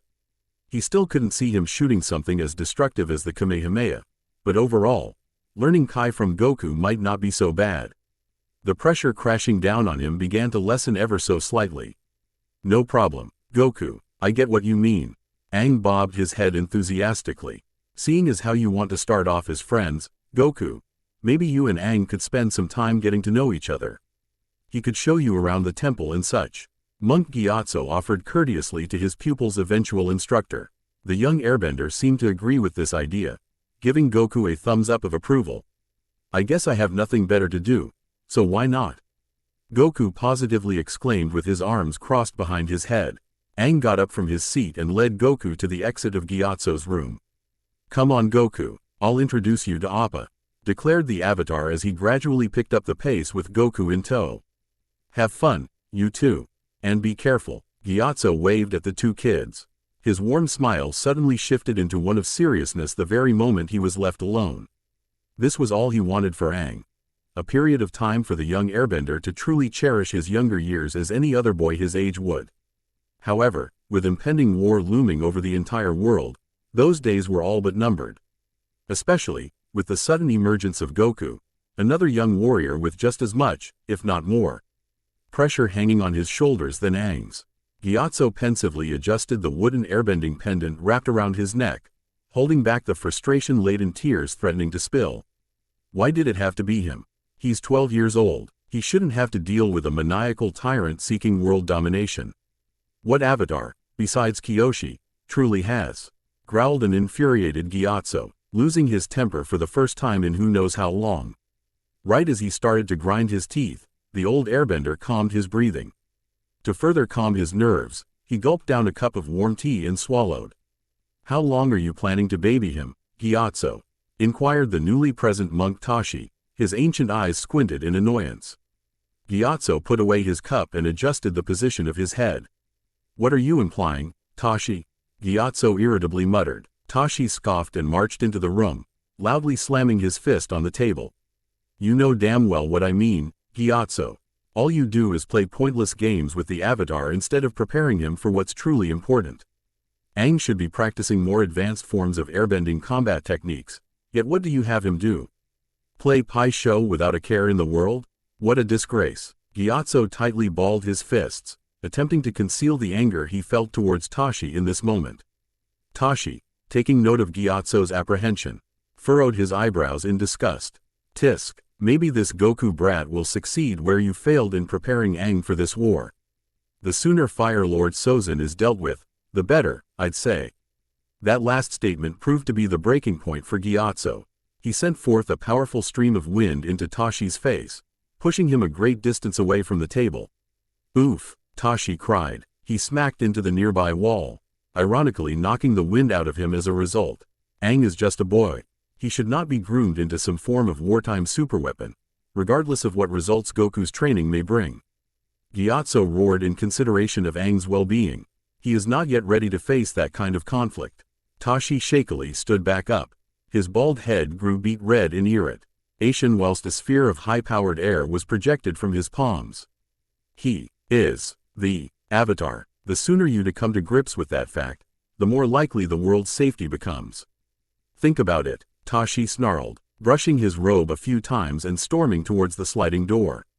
"As long as he is in my care, Aang will not be going anywhere. Mark my words on that." Gyatso snapped back. Standing in the doorway, Tashi glanced back with a more neutral expression. "That may be true, Gyatso, but remember, you're not the only one deciding Aang's future. The entire council has his best interests in mind," Tashi reminded his fellow monk. "Besides, Goku does need to be shown other parts of the world to fully understand what is truly at stake here. Aang's training with him will most likely require that type of exploring, I believe." Quote, Gyatso quietly pondered Tashi's statement. Considering the duo's potential friendship, a visit to the other three nations did seem likely. Aang, before he was selected as the next Avatar, had traveled to the Earth Kingdom and Fire Nation numerous times, and even made some friends there. However, Goku's power and mysterious origins made the possibility of those trips more concerning. It wasn't every day that people saw Kai, or energy bending, being done so casually, after all. Even so, I doubt Goku is going to train Aang and do nothing else. It seems that he genuinely wants to befriend him as one child to another, from what I've heard firsthand. Pasang couldn't disapprove of that, Gyatso exclaimed with a small, confident grin. Tashi, squinting both eyes, turned his head away and officially exited the room. HMPH, we shall see, Gyatso. We shall see, Tashi grumbled lowly. With that last threat, Tashi made his way back to the Council of Elders with some new proposals to consider. Gyatso slumped down into his seat. He felt a bit more worried about Goku and Aang than before, wondering what Pasang could be planning for the two kids. Although Goku was ultimately accepted as a guest, he had a feeling that Tashi's patience would wear thin until the entire council would expect immediate results in regard to Aang's Kai. The best he could do was suppress those worries for the time being. That is, if there was any time left to begin with. "I suppose I should check on those two," Gyatso murmured thoughtfully. He then stood up straight and headed for the sky bison stables, an area where, as mentioned previously, Aang's animal companion would be waiting. Blank, underscore, blank. So, who's this Appa you were talking about, Aang? Goku asked nonchalantly. Aang eyed Goku mischievously, preferring not to spoil the surprise. I already told you, Goku. You'll find out when we get there, the Avatar assured. Goku pouted immaturely and darted his black pupils to the floor. Aang chuckled at his new friend's impatience and continued leading him to a lower portion of the southern air temple. As they descended the stone steps, Goku caught sight of a large group of animals completely foreign to the version of Earth he grew up in. Whoa, what are those? Goku wondered in abject curiosity. These are sky bison, the original airbenders, Aang warmly introduced. The aforementioned creatures were six-legged buffaloes of abnormal size with shaggy white fur and brown arrow tattoos extending from front to back. The bigger ones had curved black horns placed above flat brown ears hidden within tufts of unkempt hair. Their noses were also black and oval-like in shape, paired nicely with the creature's large brown eyes. Above all else, Goku was particularly astonished by the fact that many of the sky bison were flying across the sky, doing spins and various different tricks in mid-air. I wonder when Kami's going to teach me how to do that, wondered Goku as the mental image of him floating side by side with Nimbus came into view. Lost in his own thoughts of grandeur, the martial artist didn't notice Aang walking up to a large herd of sky bison, each distinguishable in terms of age and size. He then crouched down and placed both hands around his mouth. Hey, Appa, it's me, buddy, Aang cried out to the spacious stretch of sky near the southern air temple. Almost immediately, a booming groan echoed across the heavens, originating from one of the largest bison in the entire group. Tongue sticking out excitedly, the large animal crashed into his owner, sending out a barrage of fierce licks. Laughing in delight, Aang lightly hugged the sky bison's snout and tilted it a bit to the right, aligning Appa's line of sight with Goku's position. This is my new friend, Goku. He'll be staying at the temple with us for a while. Aang gave a brief introduction to his fateful companion. How about you say hi? Snorting, Appa stomped closer to Goku. The boy in question snapped back to reality at the sound of 6 collective stomps, turning his head to see one brown pupil glowering at his entire body. Standing frozen in place, Goku gulped and waited for the sky bison's next move. Appa sniffed the boy a few times, attempting to inspect every detail of Goku's appearance and behavior. Hi, Goku sheepishly greeted. Out of nowhere, Appa smacked his tail against the floor and planted a big lick spanning from Goku's face to his blue shoes. He was completely drenched in a mix of both saliva and snot by the end. Aang giggled at Goku's current condition, keeling over on the tiled surface and grabbing at the sides of his stomach. Ha ha ha, well, it's good to know that he likes you, at least. Before he could say anything else, Goku was trampled by a swarm of baby sky bison, catapulting him into the cold, hard ground as a result of their combined weight. The small bison then slobbered him just as much as Appa, eliciting a fit of laughter from the drenched 15-year-old. After a few more minutes, the babies lost interest, and all started biting on a metal contraption situated in the middle of the room. Goku carelessly shook his hair about like a dog, drips of mucus and oral residue hitting everything in sight, including a grossed-out Aang. Ew, knock it off, Goku, Aang protested while Appa used his body as a makeshift shield. Slowing down this flawed cleaning method, Goku's hair bounced back into place. Spikes were now going in different directions as per usual. Sorry, Aang, force of habit, Goku shyly apologized. Aang shrugged it off without argument, assuming that stuff like this was daily routine for Goku during his time growing up in the wilderness. It's no biggie, although, animals do seem to like you a lot. I've never seen Appa warm up to someone that fast, said Aang. Goku treated himself to rubbing the sky bison's exposed stomach, causing the animal to roll on his side in joy. Really? It might have something to do with my tail, suggested the modest Goku since his connection to nature was almost instinctual. Aang drew his attention to the monkey tail, still transfixed by its existence. Was Goku the only one with a tail like this? Were there others? Those questions would probably need to be asked at a later date but wouldn't be forgotten by any means. What are you, Goku? Aang thought with a hint of suspicion. Goku ceased his rubbing and analyzed the flight patterns of the other sky bison. The way they moved reminded him of the flying nimbus cloud he was forced to leave behind back home. Admittedly, not being able to use Nimbus right after Corrine gave him a new one was somewhat disappointing. Then again, training with Cammy didn't give him many opportunities to fly on it either. Sighing, he closely observed the nearest clouds as they snaked by. All of them were puffy and white with different sizes that just barely set them apart. However, strangely enough, Goku nagged to spot an enormous collective of clouds that glowed a bright, golden yellow and floated differently from its neighbors. It was identical to the one Corrine summoned when selecting a replacement. For the old Nimbus that Tambourine destroyed, Goku took a slight step back in confusion. Am I imagining things, or did Corrine's Nimbus cloud follow me here somehow? But, how is that possible? Aang looked similarly confused by this phenomenon. During all of the years he lived at the Southern Air Temple, Aang had never seen something like this take place. If anything, he assumed clouds couldn't even look like that to begin with. That's weird. Why is that mass of clouds yellower than the others? Aang asked in puzzlement. Because that is a Nimbus cloud, Aang. And a fairly large one at that. Aang and Goku turned around to see Monk Gyatso standing before them.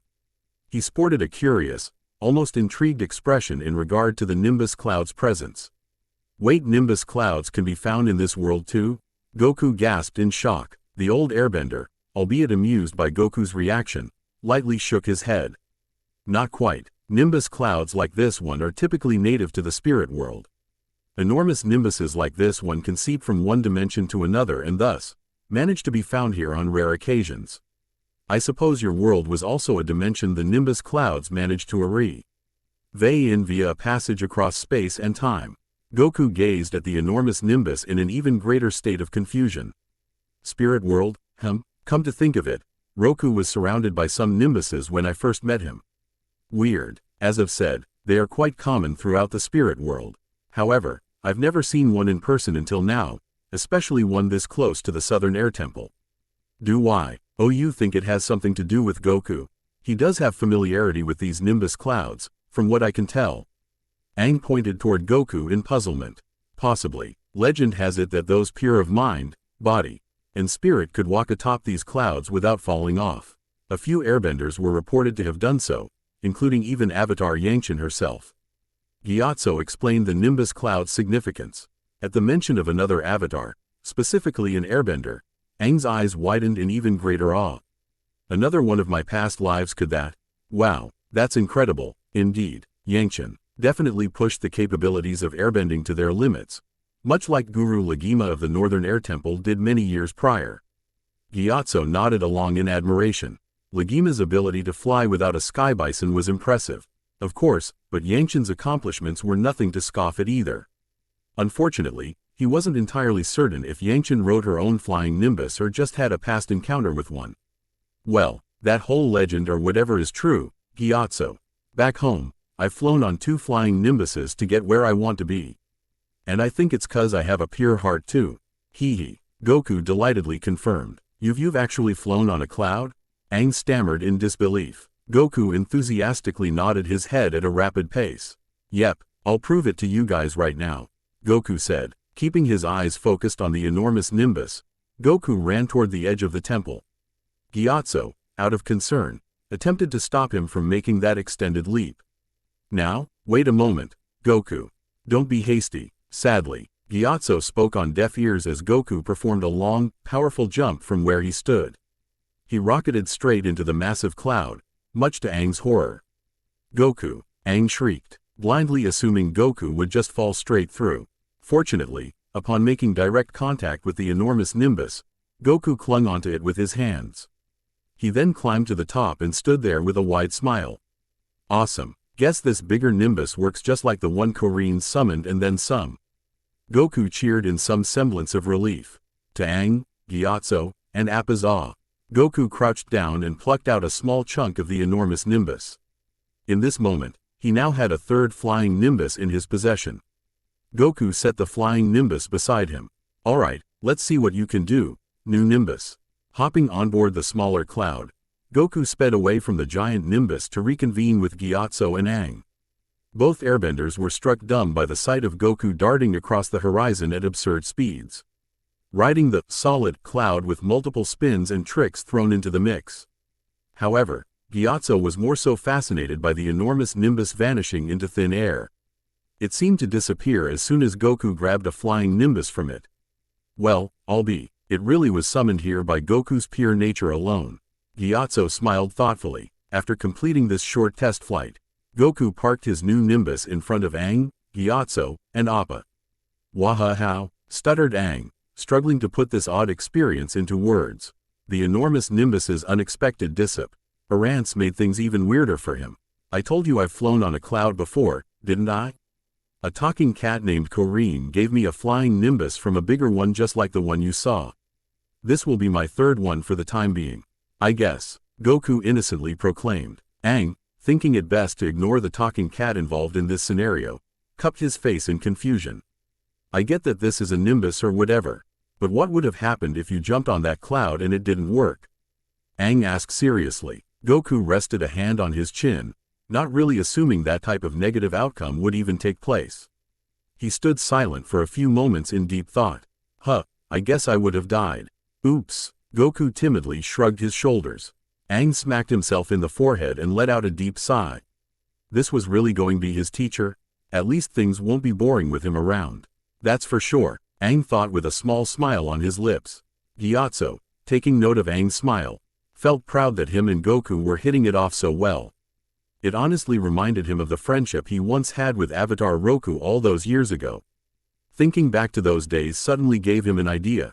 Why don't you fly around on Appa, Aang? That'll be an interesting way for you to show Goku more of the temple, I believe. Gyatso warmly suggested, considering that he hadn't been able to fly on Appa for a while. Aang thought this was a good plan. What do you say, Goku? You want to fly the Nimbus alongside Appa? Aang asked. Sure thing, that sounds like fun to me, beamed Goku as he prepared to launch his somewhat sentient cloud. Grinning from ear to ear, Aang began the process of saddling up Appa's back. The saddle was a curvy brown apparatus with 2 holes in the front and 2 holes in the back designed for the use of passengers hanging on mid-flight. A piece of rope extended from the front, placed there with the intent of giving a sky bison orders. Goku bobbed his head up and down almost too enthusiastically, jumping aboard the yellow flying Nimbus he just recently acquired. Aang followed the monkey boy's example and airbent himself around Appa's neck. He gripped his tattooed hands around the saddle's rope and patiently waited for Appa to get ready. Want to ride on Appa, Gyatso? Aang offered excitedly. Gyatso shook his head, preferring not to give himself a heart attack. He just wasn't fit for that kind of excitement at this age. Not today, Aang. You have fun. I'll be waiting for you back in my room. Gyatso respectfully declined his pupil's request. Alright, see you then. Aang waved at the airbending master. He then cracked the rope above Appa's head. Appa, yip yip. Appa roared to life, ascending a few feet off of the ground and using the wind to jut himself forward into the vast sea of clouds. Not wanting to get left behind, Goku commanded Nimbus to follow, a request the new cloud gladly reciprocated. Gyatso stood there, smiling contentedly as Aang and Goku flew away. He then interlaced his sleeves and slowly walked to the exit. I have the utmost confidence in those boys. They'll go far by each other's sides, I'm sure of it. Meanwhile, after breaking the sound barrier, Nimbus propelled its rider in the direction of the leading sky bison as Goku laughed in pure amusement. The 2 kids circled around the southern air temple's surrounding mountains and buildings. Catching the attention of many airbenders walking down below, they were particularly transfixed by the Nimbus's long tail of golden light. You unbelievable, that kid from before is flying on a cloud, subconsciously shouted an airbender with long white sideburns. The last airbender who was able to do that lived centuries ago. How is this boy so special? Pondered a nun from the central monastery. She was taking care of babies recently born at this temple. Incredible, astounding, cool. Shouts, whispers, and critiques of all kinds echoed off the walls of the Southern Air Temple in reaction to the wonder that was Son Goku. He and Aang, however, didn't really hear any of it. They were too preoccupied with their own fun to care about anything else, but Biko. Ming won with the wind itself and flying side by side. This sentiment was not shared by Monk Tashi. They can enjoy themselves all they want, but this trivial nonsense needs to stop, eventually. The Avatar's training with Goku is far too important to let such merrymaking cloud their judgments. Monk Tashi spat inside of his head. At this point, the word could not afford to wait for Aang's growth. Progress needed to be accrued as quickly as possible. The fate of the world is simply more important right now. I hope Aang himself comprehends that at some point. Monk Tashi sighed regretfully for what he was forcing onto the poor boy. Even he couldn't deny that Gyatso had a point about Aang needing some time to have fun once in a while.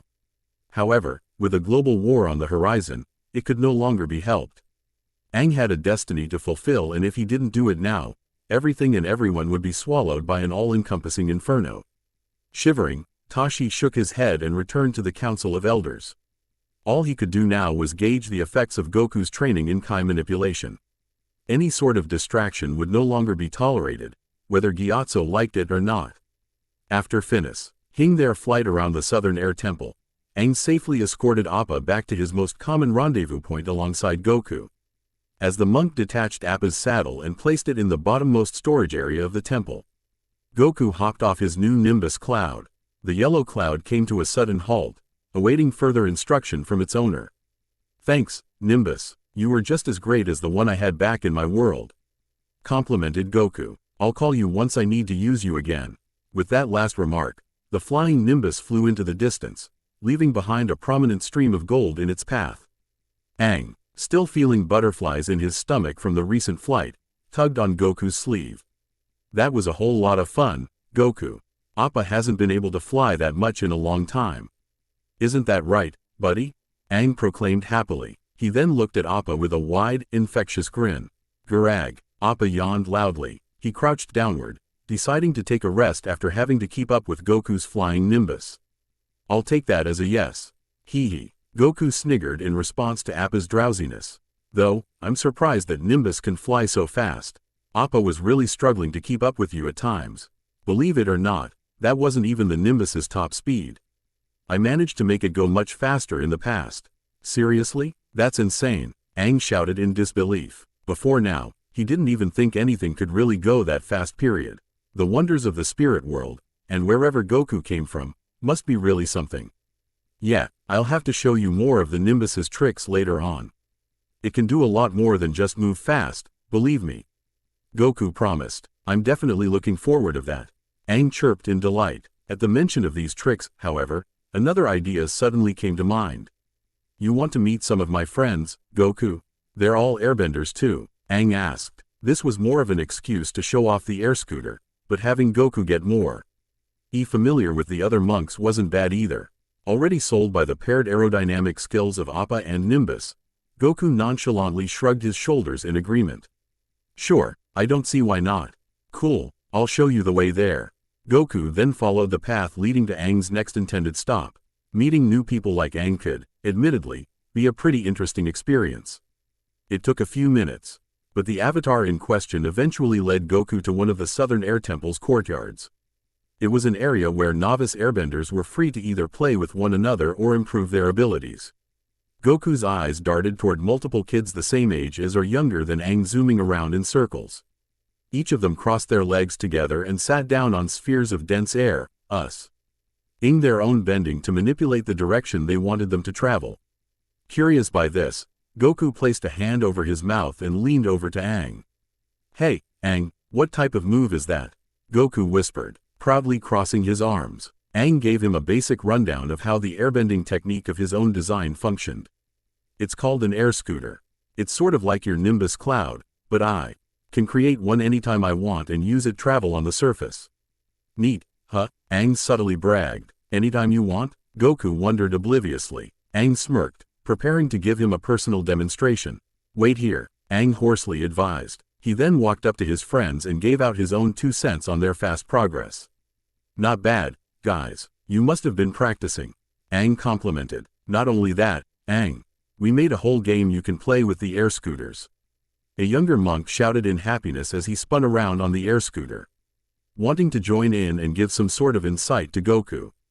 Aang placed one hand over the other and started to circle them around, gusts of blue wind being drawn into the open space between. Once a sphere was formed, Aang manually expanded its size and balanced his entire body on top of it, resting both knuckles together as he did so. Goku, now understanding how the air scooter was formed, ran up beside Aang in considerable admiration. "Wow, It is like a portable nimbus. I wish I could come up with something as unique as that. Most of my techniques were passed down to me. Goku commended Aang's creativity. Flattered by this reaction, Aang just scratched the side of his face modestly and snickered. Hey, thanks, Goku, Aang replied. The other kids dispelled their own air scooters to gather around Goku. They audibly gasped at the sight of his signature black hair. Wait a minute, aren't you the kid who was riding that yellow cloud in the sky? Gulped one of the monks. The martial artist pointed at himself in earnest, ignorant to what exactly the big deal was about the flying nimbus. And the one who shot energy out of his hands. Another monk stammered nervously. Yep, that was all me. What about it? Questioned Goku with a childish face void of self-awareness. Upon this confirmation, each monk propelled their respective scooters, creating a figurative twister that dogpiled Goku with various questions. Goku's eyes began to roll around in fatigue, making him extremely nauseous. You're the coolest, man. That attack or whatever it was seemed more powerful than any type of bending I've ever heard. Could you do it again? Please, please, please, please. Did you glue that tail on? Wanting to spare Goku from this bombardment of curiosity, Aang plopped himself in the middle of both parties. Goku, mentally thanking him, slumped over back first into the pavement, his eyes all but black swirls of dizziness. So, you guys said something about a game? Aang cheerfully reminded his fellow monks. Unfortunately, they only peered at him awkwardly with sympathetic frowns. Goku, taking note of this sudden change in mood, lightly narrowed his eyebrows. Well, about that, Aang, one monk scratched the side of his face timidly.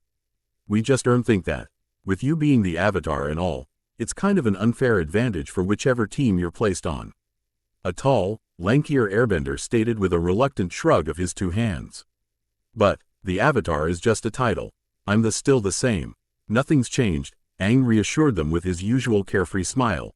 He darted his eyes from left to right, looking for anyone to change their mind. Sadly, each airbender remained silent, and gave him the same sad, regretful expression.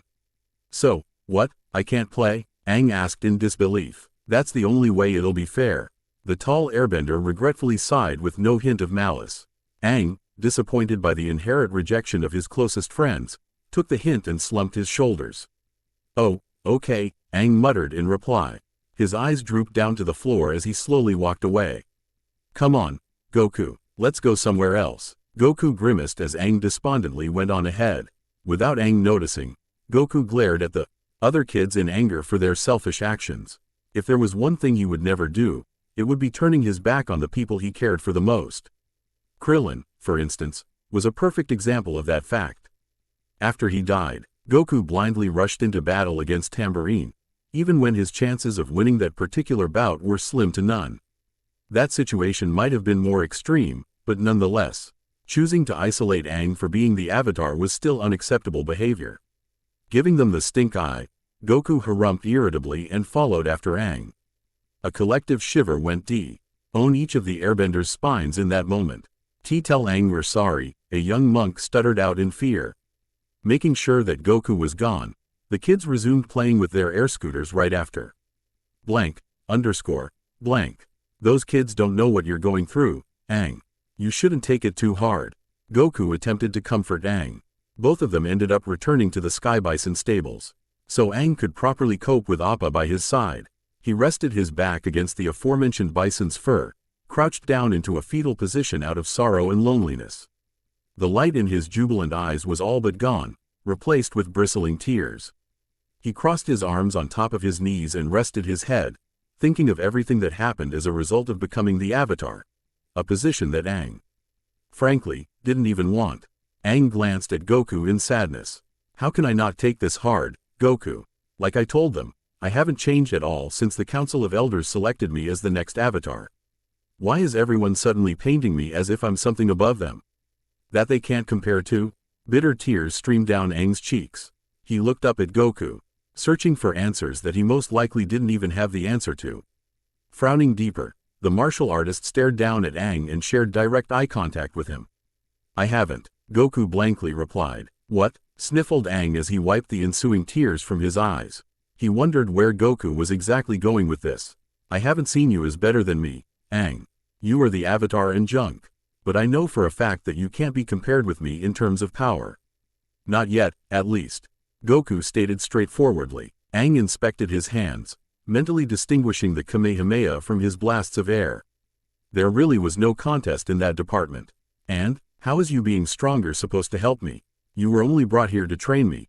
To train the Avatar how to do your energy projection thing. Aang scowled harshly, his previous sadness transitioning into direct antagonism. In response to this, the blue tattoos aligned on his head and arms glowed a harsh, vibrant white. I never even wanted to be the Avatar.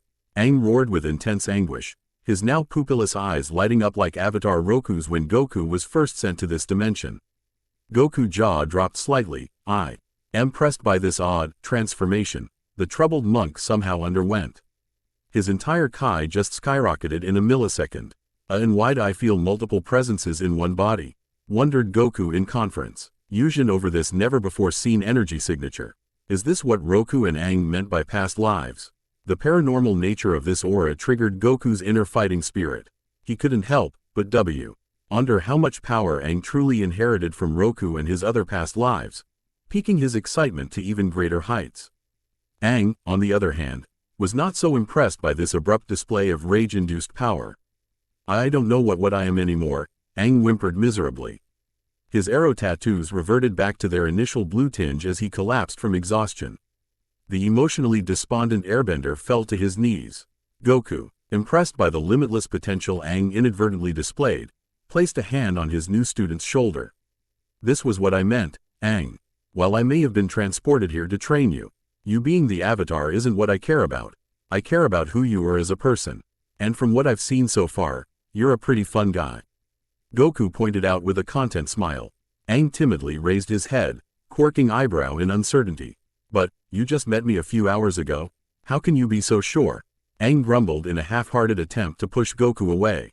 So, back home, I've met a lot of people throughout my adventures. Although I only knew some of them for a short time, they still left a good impression on me, I think. Some of them are still my friends to this very day. Goku reminisced about the people he's met and fought in the past.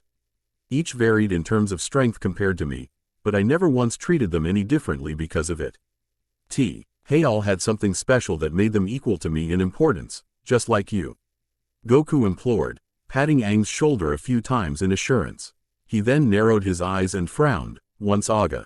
In thinking of the other airbenders' disregard for Aang's feelings. That's why those baldies were wrong to think that you being the Avatar made you any different from them. You are you, Aang, and no title ain't ever going to change that. No matter what it means in the grand scheme of things. Aang took a moment to think over Goku's words before giving him a pained smile. His inner turmoil subsided for the time being. Thanks, Goku, that helped a little. Aang expressed his gratitude. Beaming, Goku offered the monk a hand and helped him stand. Aang, wanting to further cheer himself up, thought of another activity on his and Goku's theoretical to-do list. How about we go see what Monk Gyatso is up to? Maybe I can convince him to teach you the rules of Pai Sho. Aang offered excitedly. Goku, stuck in his own little world, drooled at the utterance of what sounded like pie, and gleefully bounded in place. The old man's going to show me a pie? I can't wait, Goku hungrily exclaimed. Aang rolled his eyes, starting to get used to Goku's thick-headed nature. He chuckled to himself whilst picking up his glider off the floor. Goku took note of the brown staff, mentally comparing its smooth design to his own power pole. The red baton used to connect Korin's tower with the lookout. Since he just acquired a replacement for the flying Nimbus, Goku thought of trying something. Hey, Aang, are there more gliders like yours hanging around? Goku asked, not seeing the harm in giving the naive boy a glider of his own. Aang walked out of the plaza and led Goku to another one of the Southern Air Temple's many storage areas. Blank. Coincidentally, Goku managed to find a staff that was slightly longer and reddish-brown compared to the others. Normally, Aang would find such a find to be a bit too coincidental, but as long as Goku liked it, who was he to judge? They continued walking back to Gyatso's room whilst Goku spun his new glider around at rapid, stupidly fast speeds. So, I'm assuming you had a staff like this back in your world? Aang guessed based on Goku's skill wielding the weapon. Goku nodded, not bothering to keep his eyes off his staff. Yep, it was a magical staff called the Power Pole. My grandpa gave it to me when I was younger. Goku explained his personal attachment to said bow staff. Whenever I said, "Power pole, extend," it could grow as far as the eye could see and then some. I even managed to reach the moon with it. Aang froze in place, utterly stupefied by what Goku just said. Did you just say the moon? It's a long, weird story, but yeah, I brought this one rabbit jerk and his two friends up to the moon, so they wouldn't be able to turn people into carrots anymore. Then, I descended back down to Earth with the power pole, and that was it. Goku recalled the whole dilemma with Monster Carrot that took place 3 years ago. Come to think it, I'm not even sure if those guys are still up there or not. The very thing Goku just mentioned was so ridiculous and absurd that Aang couldn't believe it was real. The mere thought of Goku breathing in outer space was enough to give Aang a massive headache alone. Talking rabbits and people turning into carrots added further insult to injury. What you just said makes absolutely no sense, but considering that you have a monkey tail and fly on top of clouds, I can't really doubt that it happened. Aang replied in defeat, I'm simply baffled that a staff like the power pole even exists. Trust me, that's not even the weirdest thing I've encountered. My world has a lot of strangeness to it. Goku chuckled, remembering all the weird misadventures he's been on, including Aureli's home, Penguin Village. I'm sure this one can be pretty strange too. Can't really argue with that, to be honest. Haha. Goku closely inspected his staff. It was mostly identical to Aang's in terms of appearance and functionality, but Goku doubted he would have much use for its wings.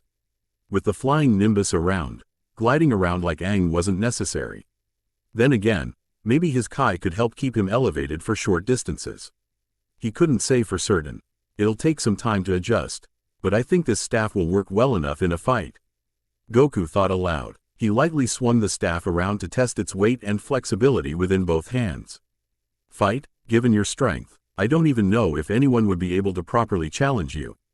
Aang pointed out, I know that. By fight, I mean for the sparring we'll do once we begin your training. Goku reiterated, sparring? I mean, how else will you manage to unlock your Kai? I'll need to test your speed, stamina, and other characteristics in order to get a basic idea of the type of fighter you'll become. Goku listed off the steps of Aang's training with his fingers. These conditions made the monk feel a bit uncomfortable. But Goku, I'm not really that much of a fighter in general. Gyatso raised me to be pacifistic, so I don't really want to harm anyone, Aang stated. Goku glanced at the airbender, wondering how far his pacifism truly extended. Even the Fire Lord? Goku thought concernedly. He didn't like killing people either, but he knew certain individuals were malicious enough to use lethal force against. King Piccolo and anyone in the Red Ribbon Army were notable examples. Goku shook his head, choosing to save this kind of conversation for later. The Fire Lord, whatever type of person he truly was, needed to be dealt with by Aang and Aang alone. It was his responsibility to decide their eventual fate. There's nothing wrong with that, Aang. You'll mainly be evading my staff anyway, so these spars won't require any physical attacks yet. You're just starting out, after all. Goku eased Aang's worries about being potentially forced to fight. Heck, the training I had with Master Roshi didn't involve fighting at all. My friend, Krillin, and I lugged around turtle shells all day long. Aang chuckled at that tidbit. That's good to know. Will I have to wear one of those turtle shells then? Unless you want to carry around 50 or 100 pounds the entire day, then probably not. We don't have as much time for that. Goku shook his head dismissively. 100 pounds? How is his back not permanently damaged after that? Aang thought with widened eyes. Carrying that ch weight for hours on end did explain why Goku was so fast, at least. The important thing to focus on is projecting your Kai in the first place. Technically, you've already been using it to airbend and whatnot, but it'll still be a bit more complicated. Goku briefly summarized the focus of Aang's initial lessons. How do you know bending utilized my own energy? As an experienced fighter, I can sense the Kai signatures of others. I was able to see the energy within your body circulating around to manipulate the nearby air. They seem to be traveling through individual paths, in a way. Goku said, giving a vague description of what he interpreted the process of bending to be. Aang was visibly impressed by this. Based on what he learned about bending from Gyatso, Goku's rundown of its connection to a person's inner Kai was pretty accurate. It almost seemed like Goku was already an expert on this stuff, regardless of his young age. Sheesh, you pretty much figured out how bending works in only a few hours. No wonder Roku sent you to help me. Aang whistled in admiration. I wouldn't say that. There's still a ton of stuff I'm confused about.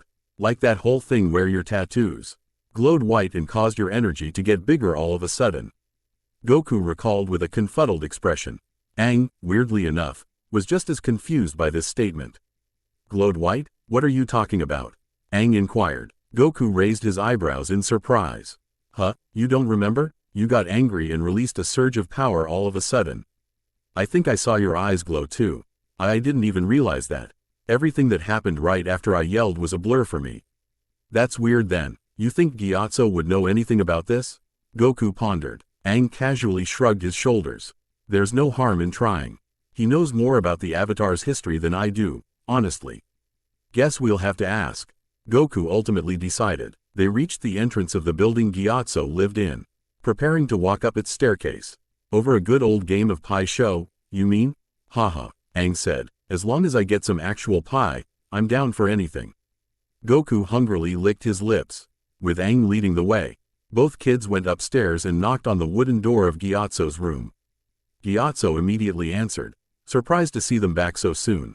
You're back already? That's a bit surprising, Gyatso stated curiously. Did something happen? He let the two in and gently shut the door behind them. Aang didn't want Gyatso to worry about what happened with the other airbenders. So he kept his response a bit more general than specific. Not really, we just flew around a bit, met some of the other kids, and that was pretty much it. Aang briefly summarized the events of his and Goku's small tour. I thought you could maybe play a bit of pie show with Goku. Based on Aang's body language, Gyatso could tell something else was bothering him. He, however, though it best not to pry further. Aang would talk to him about it when he was ready, just as he's always done. I see. Looks like Goku wants to learn how to play the hard way. Hey, Gyatso chuckled with mischievous attempt. Aang had never won a game of pie show against his mentor, so as a novice, Goku probably wouldn't fare much better. Play? I thought you were showing me a pie to eat? Goku ignorantly tilted his head to the side. Goku, pie show is a board game. It has nothing to do with food, Aang sighed. Why didn't you say so then? HMPH. Now, you got my hopes up. The martial artist grumbled in disappointment. How does this game work then? Come over here and I'll show you. Gyatso motioned for Goku and Aang to follow him. There, at another corner of the room, was a small table with the pie show board resting on top of it. It was divided into a grid of colored squares with over 60 individual game pieces being designated on each side. This one, however, was set up for 2 players in mind due to the amount of time Aang and Gyatso spent playing against one another. Taking a quick glance at these circular tiles, Goku thought this was a good opportunity to ask Gyatso about Aang's transformation, or whatever it was. By the way, me and Aang wanted to ask you something else too, Goku said. Gyatso turned his head to look down at the boy. Oh, and what might that be? The monk asked calmly. Well, right before we came here, Aang got a bit upset about him being the Avatar and stuff. Aang couldn't remember it, but when he got angry, his tattoos and eyes glowed white for a second. When it happened, I could sense the energies of many different people too, not just Aang's. Do you know what that was? Gyatso frowned, his suspicions about Aang's behavior being proven true. Maybe Someth. Ing happened when Goku and Aang met up with the other monks. Something that most likely had to do with Aang having so-called privileges as the Avatar. He didn't think it would be enough to upset Aang that much, however. It concerned him, but presumably, Goku must have said or done something to calm Aang down. For that, he deserved be given some context about the Avatar's unique abilities. Gyatso closed his eyes, breathing out a light sigh of breath. That was the Avatar state. The Avatar state? Goku and Aang asked in unison. From what I know, the Avatar state is an immensely powerful ability that grants the current Avatar with the knowledge and experience of all their past lives. It can exponentially increase their strength and bending abilities tenfold in moments of extreme adversity. Gyatso explained based on prior accounts of this formidable state of being. That, I assume, is why you were able to sense multiple energies at once. The white glow of Aang's tattoos was all of the previous Avatar's chi's being focused into his physical body. Aang was stunned speechless by this description. He had no idea being the next Avatar could bring forth this much power, even in the most tenuous of moments. You mean I went through that? Aang stammered in disbelief. For a few seconds, but yeah, Now, I can definitely tell you'll be super strong in the future. Hee hee. Goku toothily grinned. He patted Aang on the back in an encouraging manner. Easy for you to say. I didn't even know how I activated it in the first place. Aang thought to himself, though, a part of me is still a bit confused by all this.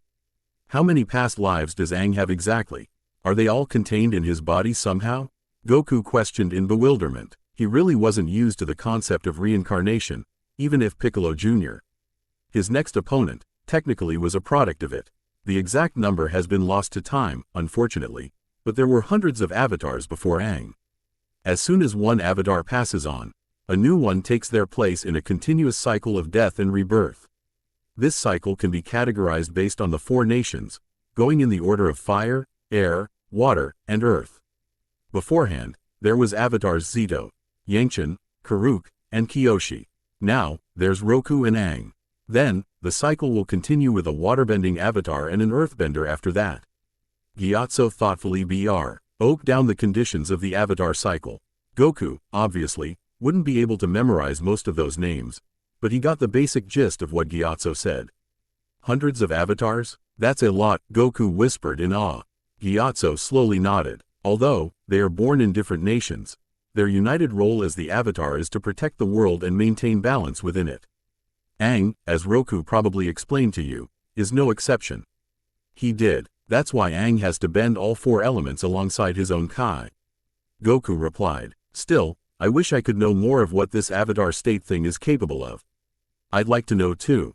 Actually, it seems like it could help me communicate with the former avatars directly, including Roku. Aang expressed determinedly. Unfortunately, that's all I really know. There is a sanctuary located in this temple that details more of the avatar's history, but you aren't quite ready to enter it yet, Aang.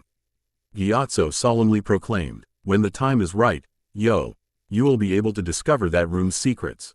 I'm sure of it. I understand, Gyatso. It wouldn't be right to rush this stuff. Aang said wisely. That's good to know, Aang. Recognizing your own limit. Asians is one step closer to true progress and development, Gyatso said in an encouraging tone. He then sat down on one of the green cushions propped up next to the pie show table. Smiling, the old Ma-en looked from Goku to Aang in quick succession. Now then, which of you boys wants to get their butt kicked in pie show? Aang took a step back, leaving Goku directly in front of the pie show board. I think I've already lost enough this week. How about you try, Goku? That is what I wanted to show you. Goku scratched the back of his head, not entirely sure if Pai Sho would even be interesting enough to play. He was a martial artist, not a strategical mastermind, but, then again, how hard could some old board game really be? Alright then, are there any rules to follow or something? Goku inquired, plopping his bottom onto the open cushion facing Gyatso's. Pai Sho has many rules that vary based on the nation it's played in, but to keep things simple, I play it as a slow game of strategy. Each of us have a collection of tiles, including. Gyatso paused to select a specific tile from his collection. He then held it directly in front of Goku's eyes. The White Lotus tile, Gyatso revealed. It was a tile with the symbol of an orange and yellow lotus flower painted onto it.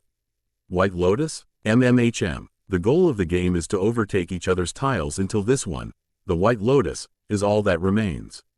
Whomever places the White Lotus in the center of the board, wins. Gyatso explained while gesturing to each of the tiles placed on the board. Is that easy enough to follow? Goku still couldn't quite wrap his head around the game, but he supposed the instructions weren't that complicated. He just had to move some circles around and that'd be it. Think so? Goku shrugged absent-mindedly. Aang placed a hand over his mouth, knowing that Goku was oblivious to what a Pai Sho game with Gyatso exactly entailed. For a kind, wise old man, he didn't play fair by any means. Let's begin then. Just place one of the tiles wherever you want and we'll take turns from there. Gyatso offered his younger opponent the first move. As told, Goku moved one of the tiles he had forward. He noticed that each of them had their own unique symbols, some which symbolized the 4 existing elements in a way. Be careful, Goku. Pai Sho's a deceptively easy game, so keep your guard up. Aang warned his new friend. It can't be any harder than the fights I've been in. Goku casually brushed off Aang's warning. The airbender, while not really knowing the type of fights Goku's been through, knew this was true. Even so, He still wanted to give a Goku heads up about the tricks Gyatso liked to pull. Also, I forgot to mention that Gyatso likes to. A gust of wind suddenly blew Aang's shirt over his face. This left the Avatar a bit discombobulated, much to his annoyance. He fixed up his shirt to playfully glare at Gyatso. The old monk in question grinned, pretending as though nothing happened. Sorry, there must have been a light breeze from outside. Gyatso motioned to the open window nearby. Goku, blinking a few times in confusion, just kept moving up his tiles. The two UED taking turns in an almost monotonous, drawn-out pattern. Goku really didn't have much thought put into his moves, apart from covering as many squares as possible. Although, on some unintentional, subconscious level, Goku was actually removing some of Gyatso's tiles from the board. However, it was hard to tell if he actually knew this was happening at all. Very interesting. For a first-time player, he's doing surprisingly well. Perhaps he experienced some mental training of sorts? Gyatso thought in astute wonder. Wanting to get some additional fun out of the game, the old airbender grinned. Dian brought his hand underneath the table. You've done a good job, Goku. I'm impressed. Gyatso commended the boy for his efforts in-game. Really? I'm just placing these coin thingies down whenever it's my turn, Goku said, resting a fist on his cheek in mildly deep focus. You are, but Gyatso projected a gust air onto the floor, causing Goku to spin around in a state of temporary weightlessness. Whoa, Goku yelped. As he continued spinning, Gyatso swapped one of his pieces for a white lotus tile and had it positioned directly near the center. Did you miss this one by any chance? Oh ho ho. Gyatso pointed at the white lotus in amusement. While dizzy from all the spinning, Goku couldn't help but laugh at the old master's mischievous sense of humor. Aang did the same. Hey, that was a dirty trick. Ha ha ha. Goku chuckled. That's Gyatso for you. You should see the pie catapult I made with him. Now, that was a good trick. Hee hee. Aang mentioned humorously. He recalled how priceless Ankh Tashi's face was when a pie smacked into him from afar. Tashi was probably still bitter to this very day. As they all broke out into laughter, a knock was heard at the door. Gyatso then cleared Hi's throat and signaled for the two boys to quiet down. I wonder who that could be, Gyatso said. He opened the door to see, weirdly enough, Monk Tashi standing there once again. Pasang wishes to see Goku and Aang immediately. He wants a demonstration of how Kai should be activated during a session of training. Tashi informed matter-of-factly. He upturned his chin to see the pie show table, Vizib. Lee irritated that what he said to Gyatso didn't get through to him at all. I'll be accompanying you there, so I suggest you don't dawdle any further. Tashi glowered in a serious tone. Gyatso, albeit amused by Tashi's growing temper, nodded his head. All right then, Gyatso whispered. Come along, boys. We'll finish up our game later. Goku and Aang exchanged quick looks with one another before doing as their guardian said. Okay, Goku replied. His tail anxiously twitched about as he and Aang walked behind Gyatso. Tashi examined Goku from top to bottom with a piercing glare. Let's go. It's best not to keep Pasang waiting any more than he has. With that, the four of them shut the door behind them and walked back to the Council of Elders. Aang, while in the middle of this walk, couldn't help but feel nervous. I hope unlocking my Kai won't take too long, Aang silently prayed. Then, he took a deep breath and anticipated the beginning of his training. Like how the meeting was structured earlier, Gyatso sat amongst his fellow council members and waited to see what orders Pasang would give out. Goku and Aang, on the other hand, were placed in front of the entire council, waiting for this demonstration of Kai control to begin. However, another person, to Goku's confusion, was present within the temple this time. It was another elderly airbender with a bushy, white beard and mustache that concealed his entire chin. Wearing his own pair of orange robes, he was seated upon a cushion similar to the council's, and had a lengthy scroll of paper resting on his lap. A bottle of BL.AC ink and a single paintbrush were placed on the left side of his seat as well. So, who's that guy? Goku asked. As I told you, we wish to record your usage of Kai for future reference. To do that, we have brought in Monk Shui to give a written and drawn account of your teachings. Pasang reminded the monkey-tailed fighter of what was going on. Goku suddenly grew a bit hesitant about this decision. These drawings won't be shared with anyone else, right? Not at all, Goku. Although they may eventually be shown to leaders of the Northern, Western, and Eastern air temples, these Recordi NGS will be kept hidden from the rest of the world. You have my word on that, Gyatso kindly assured the boy. Phew, that's a relief. It just wouldn't feel right to have my Kai abilities shared with everybody. Well, also remember that the world has no idea you are even here, boy. Your powers, while obviously real, wouldn't be trusted right away. If anything, someone who looks upon these scrolls might doubt your existence as nothing more than a childish fairy tale. Tashi explained the world's skeptic view of abilities beyond bending. I would, at least. Never thought of it that way Goku murmured in sudden realization. By all intents and purposes, he might as well be a ghost to the other three nations. Then again, he was used to staying out of public view in his own universe. Anyway, you can start teaching Aang as soon as you're ready, Goku. There's no rush at all, Pasang said whilst overlapping his orange sleeves. Okay, sounds good, Goku responded with a thumbs up. You ready, Aang? I guess so. It's a bit hard with Gyatso and the others watching like that. Aang timidly rubbed his right shoulder in an up and down motion. Don't be like that. The first step is easy. Just follow what I tell you, and you'll be good to go. Goku encouraged the nervous airbender. Aang, seeing Goku's infectious grin, felt his nerves gradually easing up. If you say so, Goku. Aang nodded. So where should I start with this? Goku muttered as tapped his foot in uncertainty. A figurative light bulb then came to his head. Oh right, the first step is to focus Kai into a single portion of your body. Mainly the area between your hands. Directly afterwards, Goku sat down and crossed his legs. He lined up both hands with one another and set them in the middle of his abdominal area. With this pose, you can generate energy into a smaller, condensed space. The key is to keep yourself focused until, in only a few seconds, yellow energy surged to life between Goku's palms and condensed into a small, yet complete Kai ball. A ball of Kai is created. Simple as that, Goku said cheerfully. He dispersed the Kai ball and stood up straight.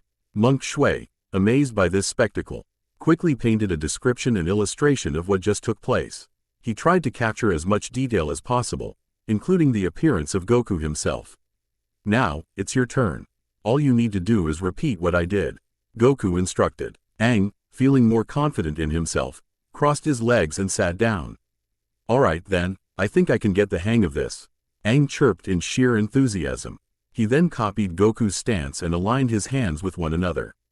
That's the spirit, Goku chuckled. Aang, sticking his tongue out, intently focused his eyes on the center of both hands. Unfortunately, no matter what Aang tried to do, a ball of energy just wouldn't appear. Did I do something wrong? It's not working. Aang wondered in concern. It takes a bit more time for beginners. As long as you clear your mind, your Kai will eventually appear. Fair enough. A few hours passed and Aang still wasn't close to bringing forth his inner Kai. The Council of Elders, including Pasang, were all starting to doze off from a mix of exhaustion and boredom. Monk Shui almost collapsed over his new painting, but managed to stop himself in time at the last second. Goku also kept high MSELF awake in order to properly monitor Aang's progress. Aang himself was starting to break out into a cold sweat. The boy felt frustrated since he did everything Goku told him, yet no results could be found. He glanced at one of the temple's windows, noticing that it was almost nighttime. What am I doing wrong, Goku? This doesn't make sense, Aang stammered in annoyance. You need to keep yourself calm, Aang. Your emotions are getting out of control, Goku calmly replied. Aang's gray eyes were filled with longing and newfound sadness. But, I was calm. I did everything you said, yet it's taking forever. I don't understand. Goku, maintaining a calm, composed demeanor, shook his head in response. There's nothing to understand, Aang. Just picture yourself bending the energy within your body, like you do with the air.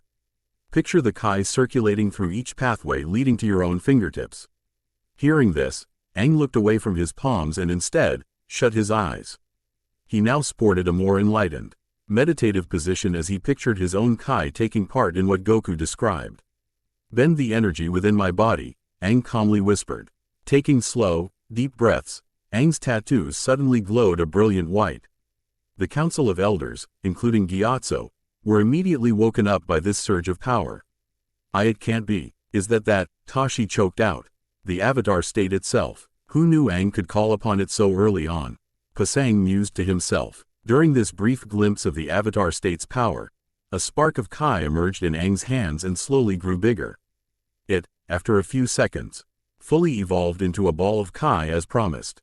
Only this time, Aang's appeared to be as light blue as the air itself. "You did it, Aang. Nice work," Goku shouted. Aang slowly opened his eyes, causing the glow of his arrow tattoos to disappear. Upon looking down to see the ball of Kai in his hands, Aang's face lit up in pure happiness. "Alright, I knew I had it in me."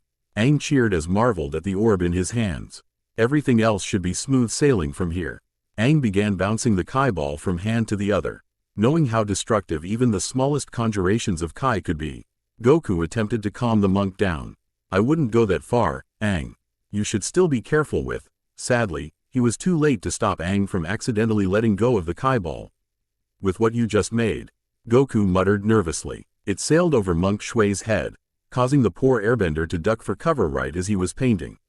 The ball continued its path until T hit the wall and spontaneously combusted in a moderately large explosion. Smoke billowed throughout the room, blocking out Goku, Aang, and the Council of Elders' sights for a few seconds. By the time it cleared, a massive hole was left in the temple's rightmost wall. A bunch of nearby airbenders peeked inside in fright, wondering what in Lord's name just happened. An awkward silence permeated throughout the entire room. The Council of Elders, especially Gyatso, were all stunned speechless by what the absolute carnage that just took place. Whoops. Aang squeaked apologetically. Well. Pasang coughed a few times to regain his composure. "It appears that this session of training has proven successful. I say we call it a night for now." "Successful?" Aang just blew a gaping hole in this ancient temple. One that's centuries old, mind you. Tashi screamed in anger. Now, Tashi. This kind of damage is temporary and can be fixed. Aang's ability to use Kai, on the other hand, it'll last indefinitely for as long as he lives. So, in that sense, I'd say things went rather swimmingly. Gyatso brought up the more positive results of this training. But the boy was reckless and treated that energy ball like some toy. He can't just get away with that. Tashi argued furiously. As his guardian, I'll hold myself accountable for the repairs that need to be made. He and Goku can help out with that tomorrow morning. Consider it a form of community service and training, if you will. Gyatso offered out of consideration for both the temple and Aang's well-being. Construction Whoa. RK was part of my own training back in the day, so I think that's a great idea. Goku added with a toothy grin. Tashi, utterly dumbfounded, just sat back down in visible defeat. I give up. Just do you want? Tashi grumbled. Shaking his head at Tashi, Pasang then stared down at Goku and Aang. Before you go, we must see how Shui's painting turned out. Shui shakily got up from the floor, and held up his painting. As expected, it was a detailed depiction of Goku projecting Kai into his hands with a step-by-step process written on the side in Chinese characters. There was one problem with it, however. A long streak of black ink was present where Goku's face should be. The Council of Elders all collectively groaned. They assumed this error was made when Shui had to duck down to avoid being blown up by Aang's sphere of Kai. On the bright side, it wasn't as bad as it could have been. None of the text, for instance, was smeared in any way. Why didn't you guys tell me I had some black stuff on my face? I could have rubbed it off or something. Goku questioned as he tried to rub away something that wasn't there. Gyatso and Aang lightly palmed their faces while Pasang ignored him. Well, once Shui does some much-needed touch-ups on this scroll, we'll place it in the temple archives alongside the others. Pasang surmised resolutely. Others? Goku wondered. Each nation has scrolls that dictate techniques unique to their respective bending element. Us airbenders are no different. Pasang elaborated. You, my boy, will be the one to create a new set of scrolls relating to Kai manipulation. This is the first and I'm sure, with your help, there will be countless more. What he said made logical sense, but Goku still didn't feel comfortable showing them how to use more complicated techniques like the Kamehameha wave. He was passed down that move by Master Roshi, so it more or less had sentimental value to him. Goku wondered if he should hold back on that particular scroll for as long as possible. That's good with me. As long as it stays here and nowhere else, there won't be any problems.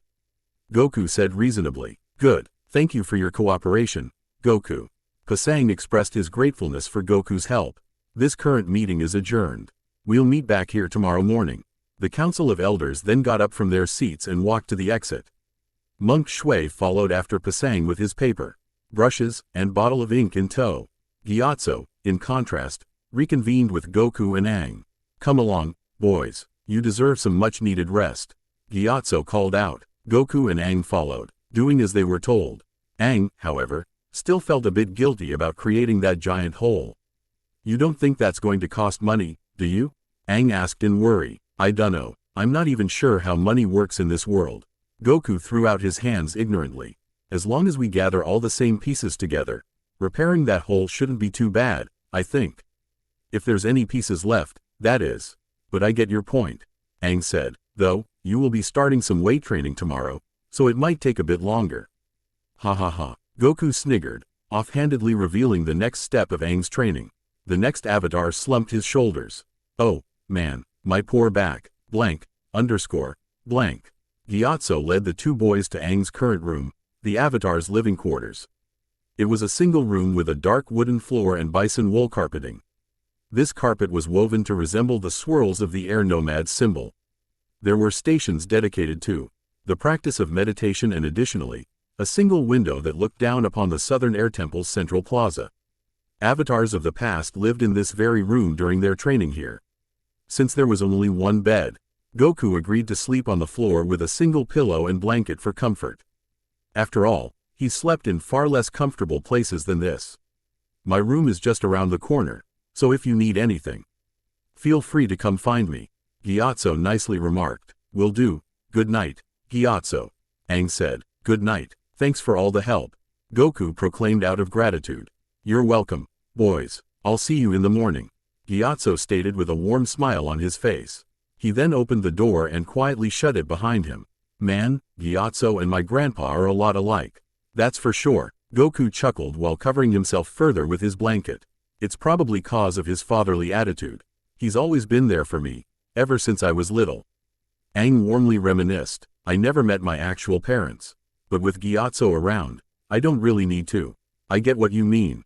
I have no idea what my parents even look like, Goku replied in a hoarse whisper.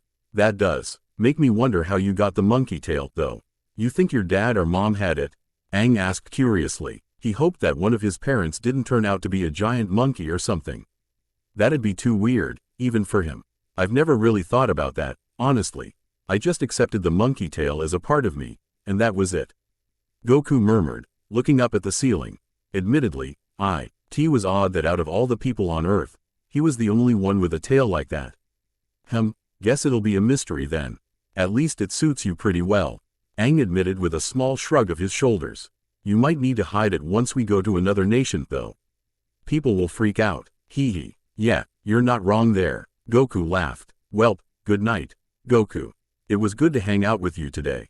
Aang yawned. He then twisted his body around and concealed himself in the covers. You too, good night, Aang. Goku yawned the same way, albeit in a louder fashion. The martial artist rested his head on top of the pillow, looking deeper into the ceiling once more. His mind began to wander, thinking over the friends he left behind to help with Aang's journey. He only hoped Master Roshi, Krillin, and Chaozu were already revived with the Dragon Balls by now. That way, once Aang completed his destiny, he'd be able to officially reunite with them at the 23rd World Martial Arts Tournament. But, for now, Goku would have to wait. I hope Kami and Mr. Popo are doing alright while I'm gone, Goku thought. He then drifted off into a deep, tranquil slumber, curious to know how long training Aang would actually take. By morning, Goku and Aang got straight to work patching up the hole in the council hall's wall. Most of the larger pieces were kept intact, so all they needed to do was pick them up and drop each one back into place. This wasn't much of an issue for Goku due to his superhuman strength, but Aang was another story. As promised last night, Goku decided to tie down some weights to Aang's arms and legs.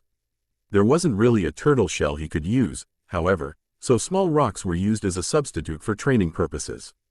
The poor airbender didn't see how this had anything to do with using ki or kai. All he could feel was his breaking under the pressure of each piece he tried and failed to pick up.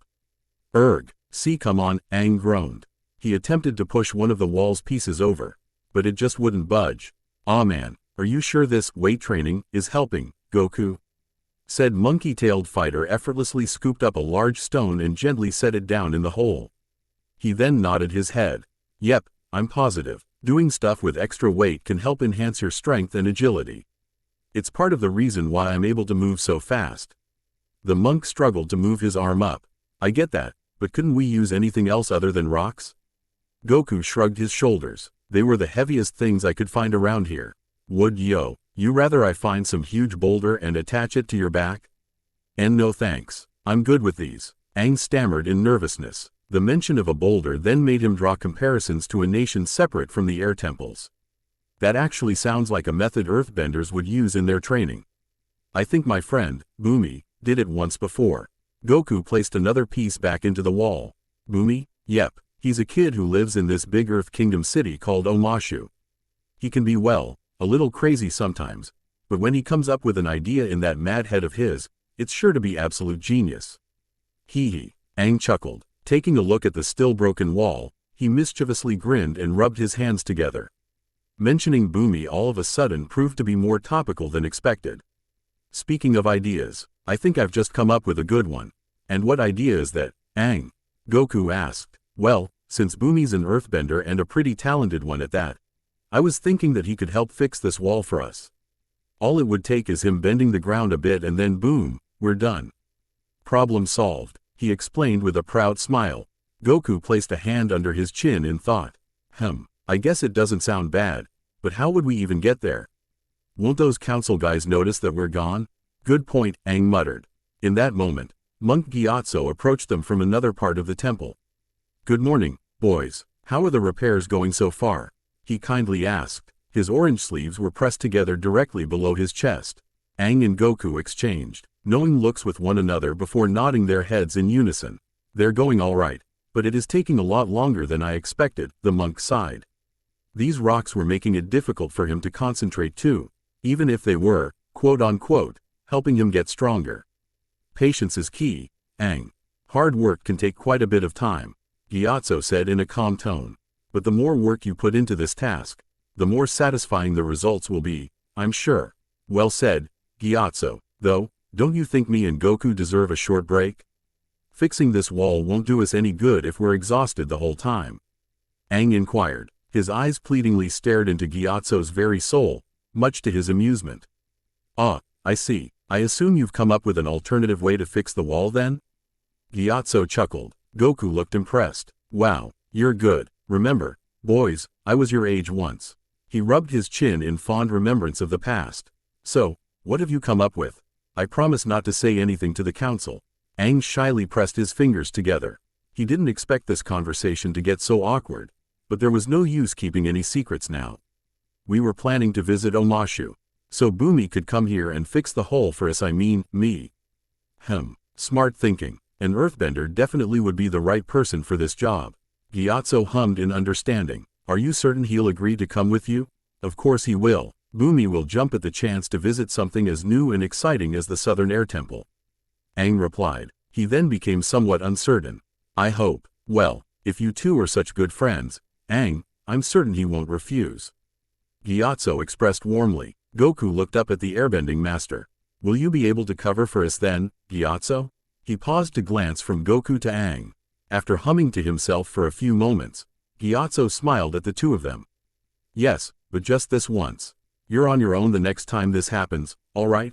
He warned them. Aang hurriedly slid the rocks off of his arms and legs in relief.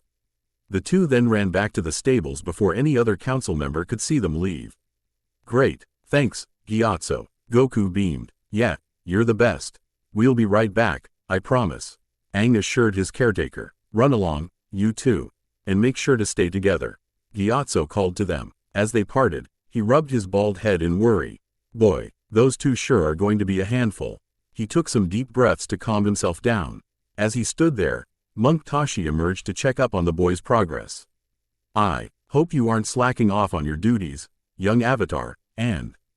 He opened his eyes to see that no one was there, much to his clear surprise and annoyance. What? Where in the world did they go? Tashi cried. He then narrowed his eyes at Gyatso, suspecting that he had something to do with this unexcused absence. Gyatso jerked a thumb backward. Bathroom. Tashi palmed his face in response. While he wasn't looking, Aang flew away from the temple on Appa while Goku followed him atop the flying Nimbus. Moments later above the skies of Omashu, Goku felt a wave of nostalgia seep over him as he flew on Nimbus. It may have not been the same flying Nimbus he had back home, but soaring through the sky and feeling the wind blow through his hair was an experience he missed feeling. It reminded him of the days he spent searching for Grandpa Gohan's 4-star Dragon Ball. He flew close to Appa and kept Nimbus at a fast, yet steady pace. Aang, meanwhile, was loosening his joints in surprise. "Wow, those rocks really did make my body feel a little lighter," he said aloud. "Told you so. Keep it and your whole body will be as light as air in no time," Goku said encouragingly. Aang smiled at the thought. "Guess that would be pretty fitting, huh? Well, you are an airbender, so I guess so. Haha." Goku lightly chuckled. Aang then peered down at the surface. Beneath the clouds, he could see the Earth Kingdom city of Omashu in its full, mountainous glory. "Take a look down there, Goku. That's where we're going," he announced with a point of his finger. Goku motioned for Nimbus to fly a little lower, so he could get a better look at the city.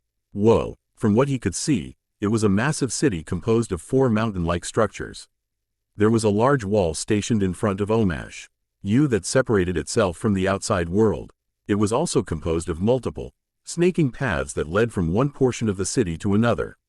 He couldn't tell where these paths originated from, but they seemed to be active given the small objects sliding within them. "Let's land near the entrance to the city. There's some security we'll have to get past first," Aang suggested. "Got it," Goku nodded in agreement. "Fly down there, Appa." "Yip yip," Aang instructed as he gently whipped the sky bison with some rope. "Grog," he groaned. Appa slowly flew lower to the ground and landed near some rocks a few feet away from Omashu's entrance. Goku followed suit by leaping off of Nimbus and having the cloud fly back to the sky until he needed it again. "Wait right here, buddy. We'll be back soon," Aang said as he pet the bison's head. Right as they were about to leave, Goku inspected his backside in sudden realization. "Wait, Aang, what do I do about my he asked while pointing to his brown monkey tail. "Oh, right, I almost forgot about that," Aang muttered. He tapped his foot, trying to think of a quick solution. "Should we try cutting it off? I don't know, the last time that happened, I was sore for a few days and couldn't walk straight." Goku shook his head. The monk drummed his fingers against his glider. "Well, we can't do that then." The two stood here trying to brainstorm some new ways to hide the tail. Goku, feeling around his waist, snapped his fingers in a rare eureka moment. "I've got it," he said. He took his tail and wrapped it around himself like a makeshift belt. A part of him felt that this action was second nature to him, but he couldn't understand why. He had never done this before now. Now, it's like some kind of furry belt. "You think that'll work?" Goku asked. Aang gave him a thumbs up. "Looks okay to me. Let's go." Right. Bringing their respective staffs along, Goku and Aang approached Omashu's front entrance. It was guarded by a group of 3 Earth Kingdom soldiers. They wore yellow suits of armor with green shoulder pads and similarly colored hats. Additionally, these hats had 2 pieces of yellow cloth that covered their ears and necks. Aang leaned over to whisper in Goku's ear. "Just act natural, I visit this place all the time." Before Goku could even respond, Aang smiled widely at the 3 soldiers. "Hey, guys, how are you doing?" They all collectively groaned at the sight of the airbender. It seemed that they were already sick of his frequent visits to their city. "Hello again, Aang. You come here to see Bumi again?" One soldier assumed with a bored tone in his voice. "Yup, guilty as charged. Haha," the airbender chuckled. The 3 then took notice of Goku's appearance, which, due to his black hair and pale skin, they found very suspicious. "Hold on," another soldier grunted. He stomped over to Goku and glared at him. "Who are you? Are you part of the Fire Nation, boy?" Goku tilted his head to the side. No," the earthbender didn't look convinced by his answer. "Really? Then why are you wearing an orange outfit like that? If not the Fire Nation, where else could you be from?" Aang quickly came to Goku's defense and stood in front of him. No, you've got him all wrong, sir. Goku is actually an airbender like I am. He just hasn't gotten his tattoos yet, because he just started yesterday," the Avatar informed. He then gestured to Goku's concealed tail. "I mean, look at that weird belt he's wearing. Do you think a Fire Nation kid would willingly wear something like that?"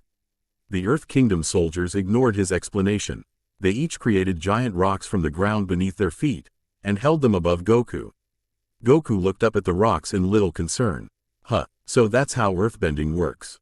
Prove it then. Airbend in front of me right now, he ordered. Aang gulped. He knew those rocks wouldn't hurt Goku at all, but him being forced to do this in the first place was a little disheartening.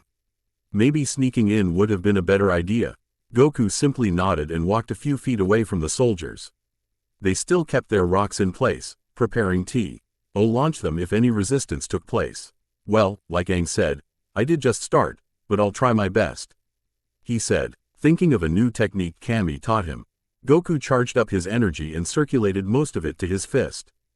Hiya! He punched his fist forward and caused a high-speed stream of wind to burst forth from it.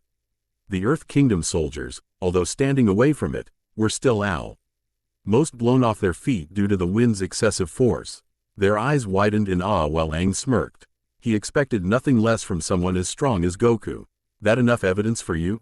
He asked. The Earthbenders immediately placed their rocks back into the ground. My apologies for doubting you.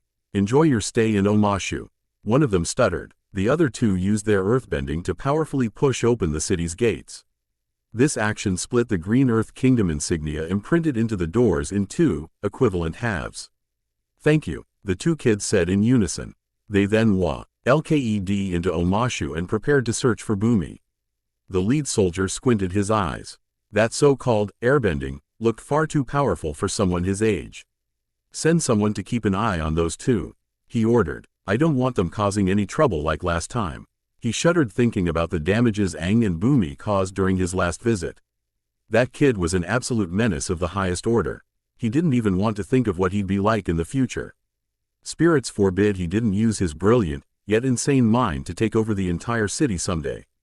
Blank. Inside of Omashu, Goku and Aang casually walked through the city's many, interlocking streets. Houses with green roofs were constructed between various staircases and bridges. Snaking within the central hub of these buildings was a long system of slides that served as Omashu's famous mailing system. Packages, letters, and other items were delivered in stone carts that traveled along these slides via earthbending. They also moved through miles upon miles of tubes and chutes that connected to each ramp. Both of them kept themselves near the lowest levels of the city. Some passers-by gave Goku a few dirty looks, but he didn't really pay much attention to them.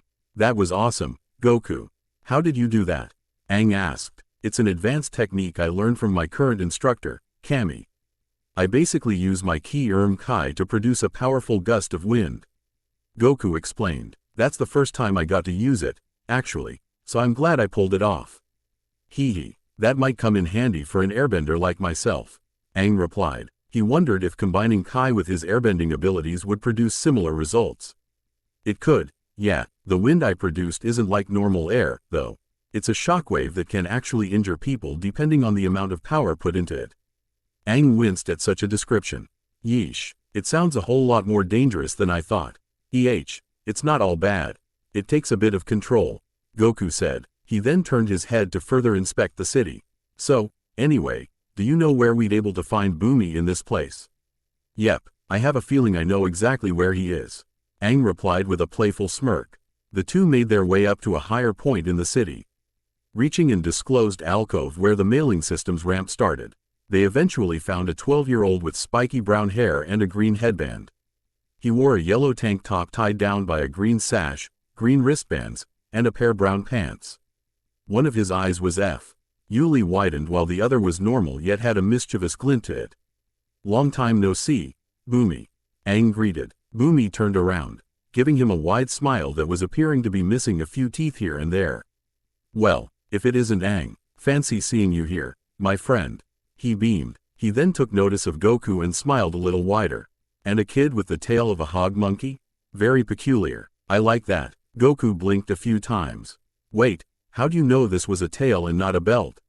Well, I could tell it wasn't a belt just based on the look of it. I should know, I have a few myself. Hi-ya-hey, Bumi snickered. His laugh had a few snorts put into it. Mind if I ask your name, stranger? I'm Goku. It's nice to meet you. He introduced himself. Bumi grabbed his hand and started shaking it wildly. Nice to meet ya too, Goku. Any friend of Aang's is a friend of mine, so don't be shy around me. he said with a near-crazed grin. Goku here is actually teaching me how to use Kai. He's pretty much a master of it back where he comes from. Aang described Goku's reason for being here.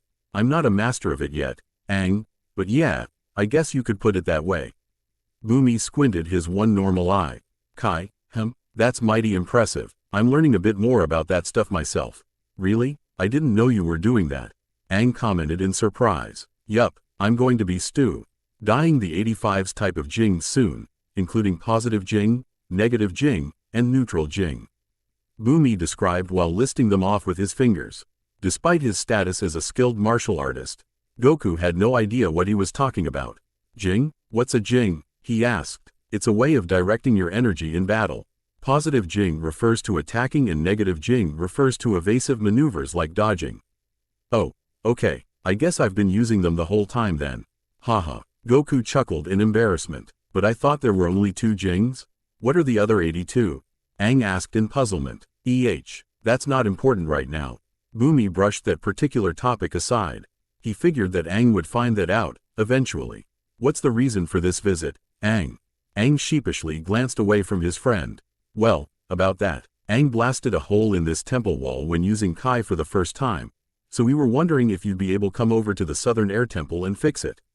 Goku explained. Hey, asking for my help to patch up a hole you caused. Very sneaky, Aang. The Earthbender chuckled. I'm in. I'll help you out. The young avatar wiped some sweat off his brow. That's a relief. Thanks a lot. Let me finish. I'll help you out if... Bumi frowned as held up one single finger in the air. He stood in the same position for a few moments, before gesturing to the mailing system's ramp. You and Goku go with me on this here super slide. What do you say? Bumi requested. Goku looked to where the ramp went. It was pretty steep from he could tell. Super slide? You'll see what he means. Aang whispered to him. He then tapped his staff on the ground as a sign of agreement. You don't even have to ask, Bumi. Let's do it. Then let the super sliding begin, as I always say. Hi-yay. Bumi snorted in excitement. Grabbing a spare cart from nearby, he lifted it in the air with his fist and gently set it down. All aboard, passengers, he cried. The 3 kids then all piled into the cart. Bumi sat in front while Goku and Aang were seated directly behind him. This won't get us into trouble, will it? Goku, in my experience, causing the most trouble leads to having the most fun, Bumi proclaimed. He tapped his head a few times to emphasize his point. You gotta keep your mind open to the possibilities and enjoy the ride. He told me the same thing. Haha. Aang laughed. Goku, although somewhat hesitant, eventually laughed the same way. Then what are we waiting for? Let's have some fun. That's the spirit. Bumi pumped his fist proudly. They inched ever so slightly, causing the stone cart to creak and rock from side to side. Goku looked down to see how high up they were. Most of the buildings descended from above in terms of both size and visibility. From this kind of view, they could definitely tell how high in the air Omashu's mountains were. Ready, get set, Bumi murmured. Finally, the cart slid down the ramp. Goo! It quickly picked up speed and left a trail smoke in its wake. The 3 dashed forward across the track, feeling the wind blow across their faces as they traveled throughout Omashu's extensive package delivery service. Woo-hoo! Aang screamed in delight. This is amazing. Goku whooped. He hung his arms up with a euphoric grin on his face. You haven't seen anything yet, Bumi said. He turned his around to glance at his airbending friend. Aang, let's go a little faster, please. You got it. Aang outstretched his arms and swiped them back, using the surge of wind to make the cart move even faster. At this point, Goku could barely feel his face.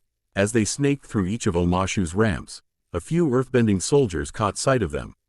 They couldn't afford to let anyone's mail get delayed because of these 3 hooligans.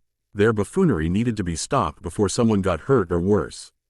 Alright, brats, the party's over. One of them scowled. He motioned for his fellow earthbenders to create pillars of rock that would bar the 3 from sliding down any further.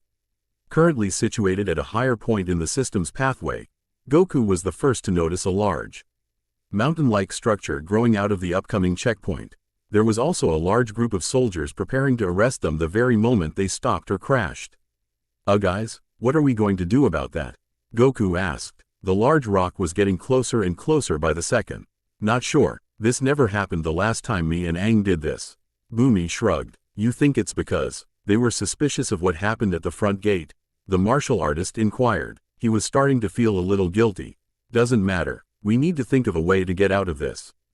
Aang expressed in considerable worry. Seconds away from being detained by Omashu's security or being wounded. Goku looked at his open palms before tightly clenching them. He was adamant that this method, as crazy as it is, would work. I've got one, Goku said. He leaned his body over the back of the cart and cupped his hands together.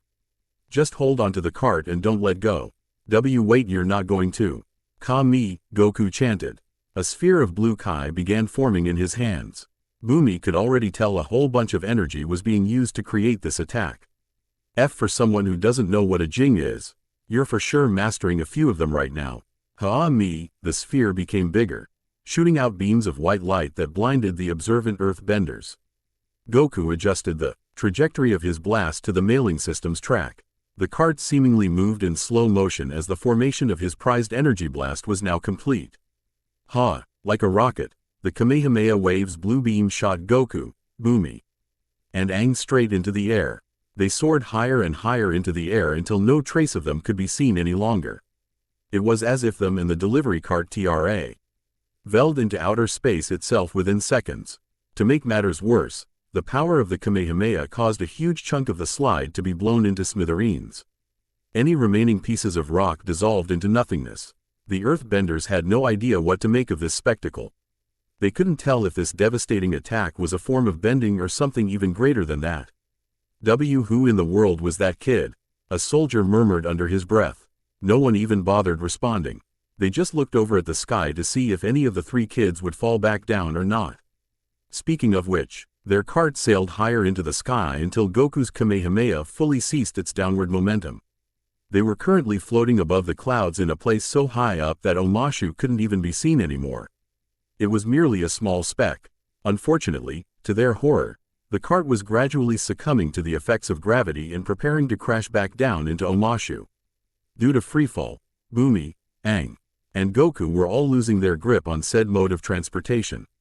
Do something, Goku, Aang yelped. He tried to open up his glider, but unfortunately for him, there wasn't enough time to do so.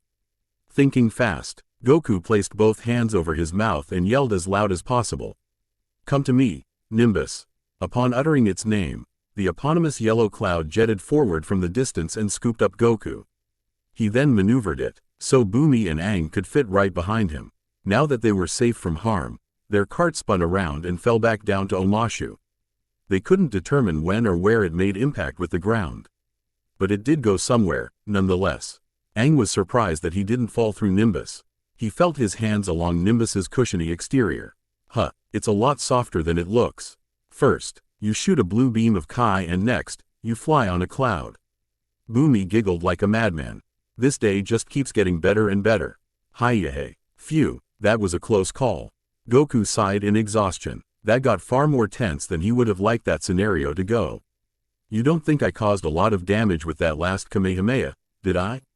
Aang froze. He peeked his head out to see a trail of black smoke coming from where Omashu stood. How about we just find Appa and not think about that? We got a wall to fix, he suggested. I'm alright with that, Goku agreed. Struggling to fit everyone on Nimbus, he hurriedly flew over to the area near Omashu's entrance. Bumi nudged Aang in the side.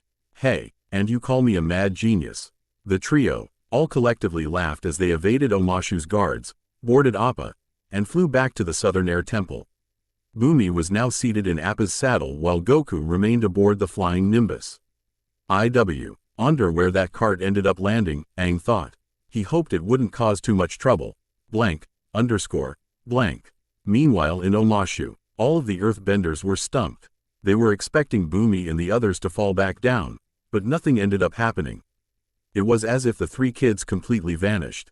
Some soldiers speculated that the blue beam they witnessed as some elaborate portal to the spirit world, but the destruction it caused proved such a theory to be false.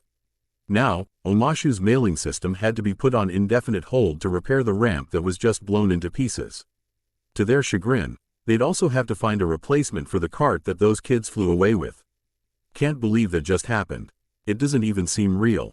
One earthbender shook his head in dismay. No kidding, those carts cost a fortune to construct. How are we going to tell the king that a replacement needs to be made? Suddenly, as if by dumb luck, the cart careened downward from above and slammed into an unfortunate merchant's supply of cabbages. The entire contraption exploded upon impact, causing dozens upon dozens of cabbages to fly all over the place in various directions. He was an old man with a bushy gray mustache and beard. The merchant's outfit comprised of a green shirt and hat, much like an eventual descendant of his would eventually wear. He clutched the sides of his head and screamed, "Ah, my cabbages!" The two soldiers glanced at one another. Apart from a few scratches, the cart was mostly left intact. One of them coughed awkwardly. "At least we got the cart back. Blank. Back at the Southern Air Temple. After approximately an hour of flying past by, Goku and Aang returned to the Southern Air Temple with Bumi in tow. They didn't want to waste any more time, so Appa was kept away from the stables for the time being. Aang fed him some freshly plucked grass in order to keep him preoccupied for an extended period. Bumi looked impressed by the air temple's structure and appearance. He stuck out his tongue and further inspected its most primary characteristics. Could use a few earthy modifications here and there, but not bad. Not bad at all. You can explore the temple later, Bumi. We've gotta move, Aang said in a slightly panicked tone. Yeah, I don't think the Council of Elders is going to be happy with us at all.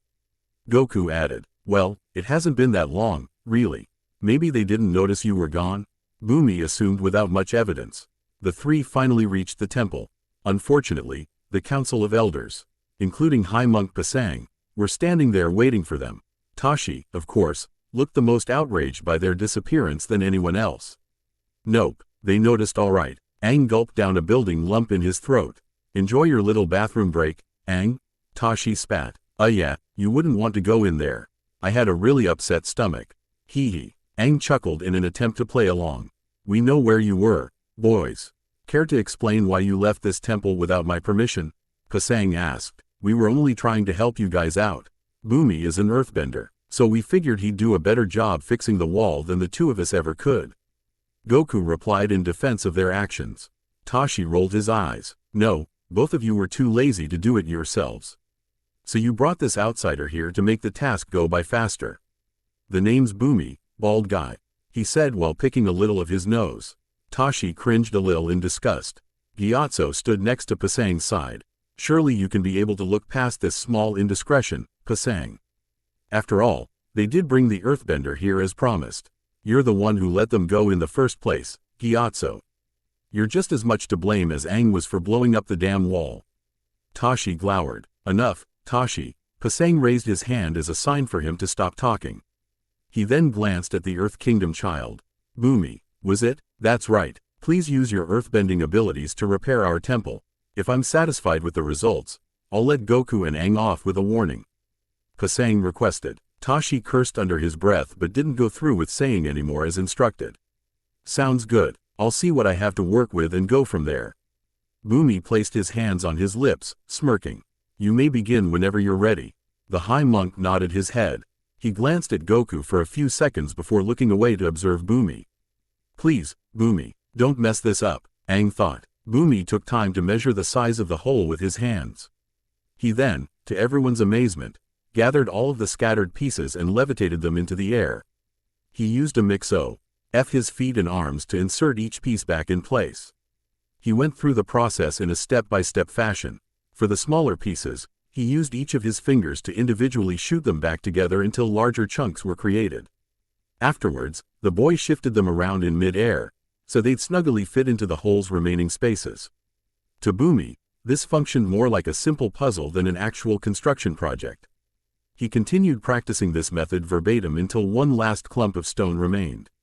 He toothily grinned and, with a small nod of his chin, the rock was thrust into the wall. It appeared that Bumi, surprisingly, could earth bend with all parts of his body, even at such a young age. Such skill in bending was exceedingly rare.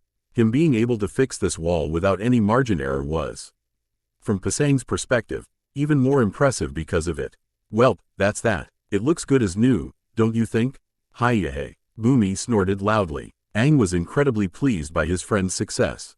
Bumi, you're a mad genius and you always will be, he said while happily patting him on the back. It's good that someone notices my talents. Hee hee. The earthbender chuckled sarcastically. Little he knew, that statement held more truth to it than he assumed. Interesting. This boy has potential to be one of the greatest earthbenders who ever lived. I can feel it, Pasang thought to himself. The Avatar would need to learn earthbending, after all, so this boy seemed like a perfect candidate. Maybe his friendship with Aang could be used to our advantage. Hey, does this mean we're free to go, Pasang? Goku asked, interrupting his train of thought. Pasang sighed and begrudgingly nodded his head. If anything, he was hoping that Goku could be restricted from leaving the air temple again. But as High Monk, being dictatorial was not something he wished to do or become. Yes, I suppose. Aang's training accident is fully amended, so there's nothing left to fix for the time being, he replied. He then stroked a little of his black mustache. And given how good the wall looks now, Bumi can stay here for dinner before he leaves. Seriously? That's great, Aang smiled. I'll say. Bumi sporadically looked around the temple. You have any Genomite growing around here? Genifut? Goku asked. He had never heard of such a thing. Creeping crystal. It's a minute. Arrow that grows really fast when you touch it, but can also serve as rock candy. Bumi explained one of his favorite Earth Kingdom delicacies. Goku rubbed his stomach in intrigue. Never ate a rock before. Sounds tasty. Wait until you get a bite of the green kind. That stuff's to die for literally. Hi-yay. Alright, enough with the talk about rocks, Pasang grumbled while raising his hand. Gyatso, please bring Bumi with you to your quarters. Once he's done eating, have Goku and Aang escort him back to Omashu. Gyatso followed these orders without argument. You heard the man. Let's go, boys. Coming, Gyatso, Aang replied. He, Goku, and Bumi all went up the stairs with Gyatso as they continued their conversation. Tashi burned holes into the backs of their heads as they walked. Something better not have happened back at Omashu. That Goku boy's powers make him far too unpredictable for his own good.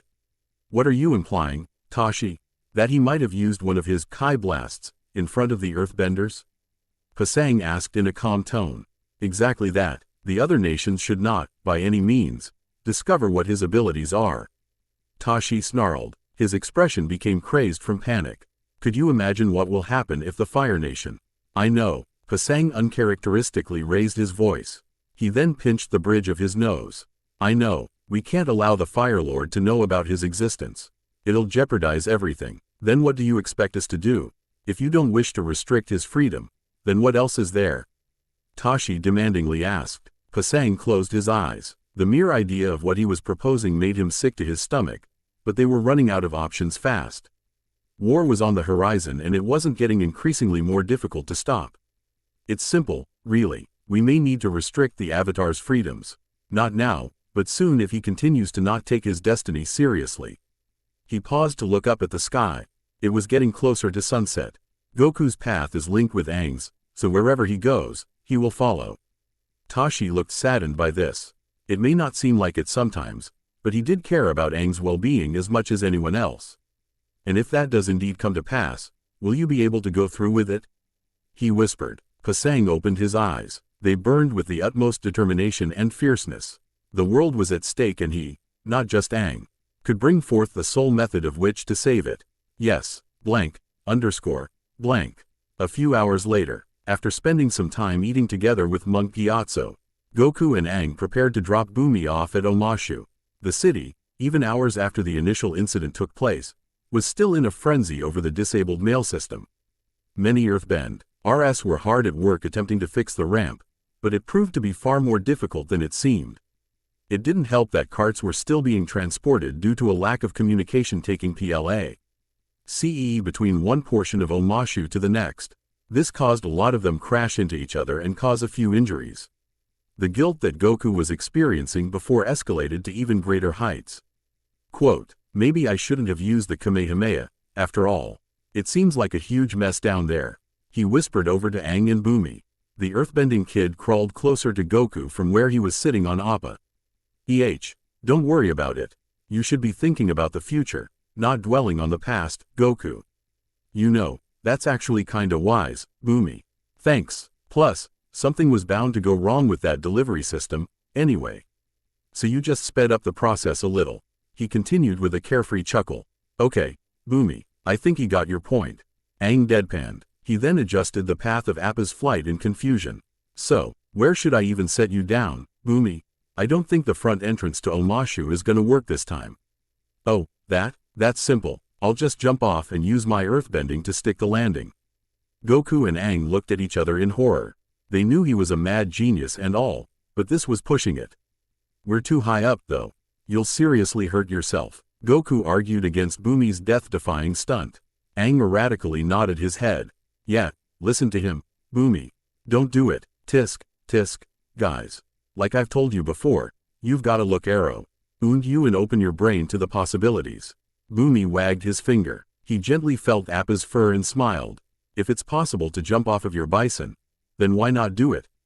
Because you could die, Boomy. Don't you? Say no more, Aang. I've already come to a decision. The earthbender stood on top of Appa's saddle. He then gave the monkey-tailed boy a thumbs up. Pleasure meeting you, Goku. Please help make him a worthwhile avatar. I'd really like to see that happen one day.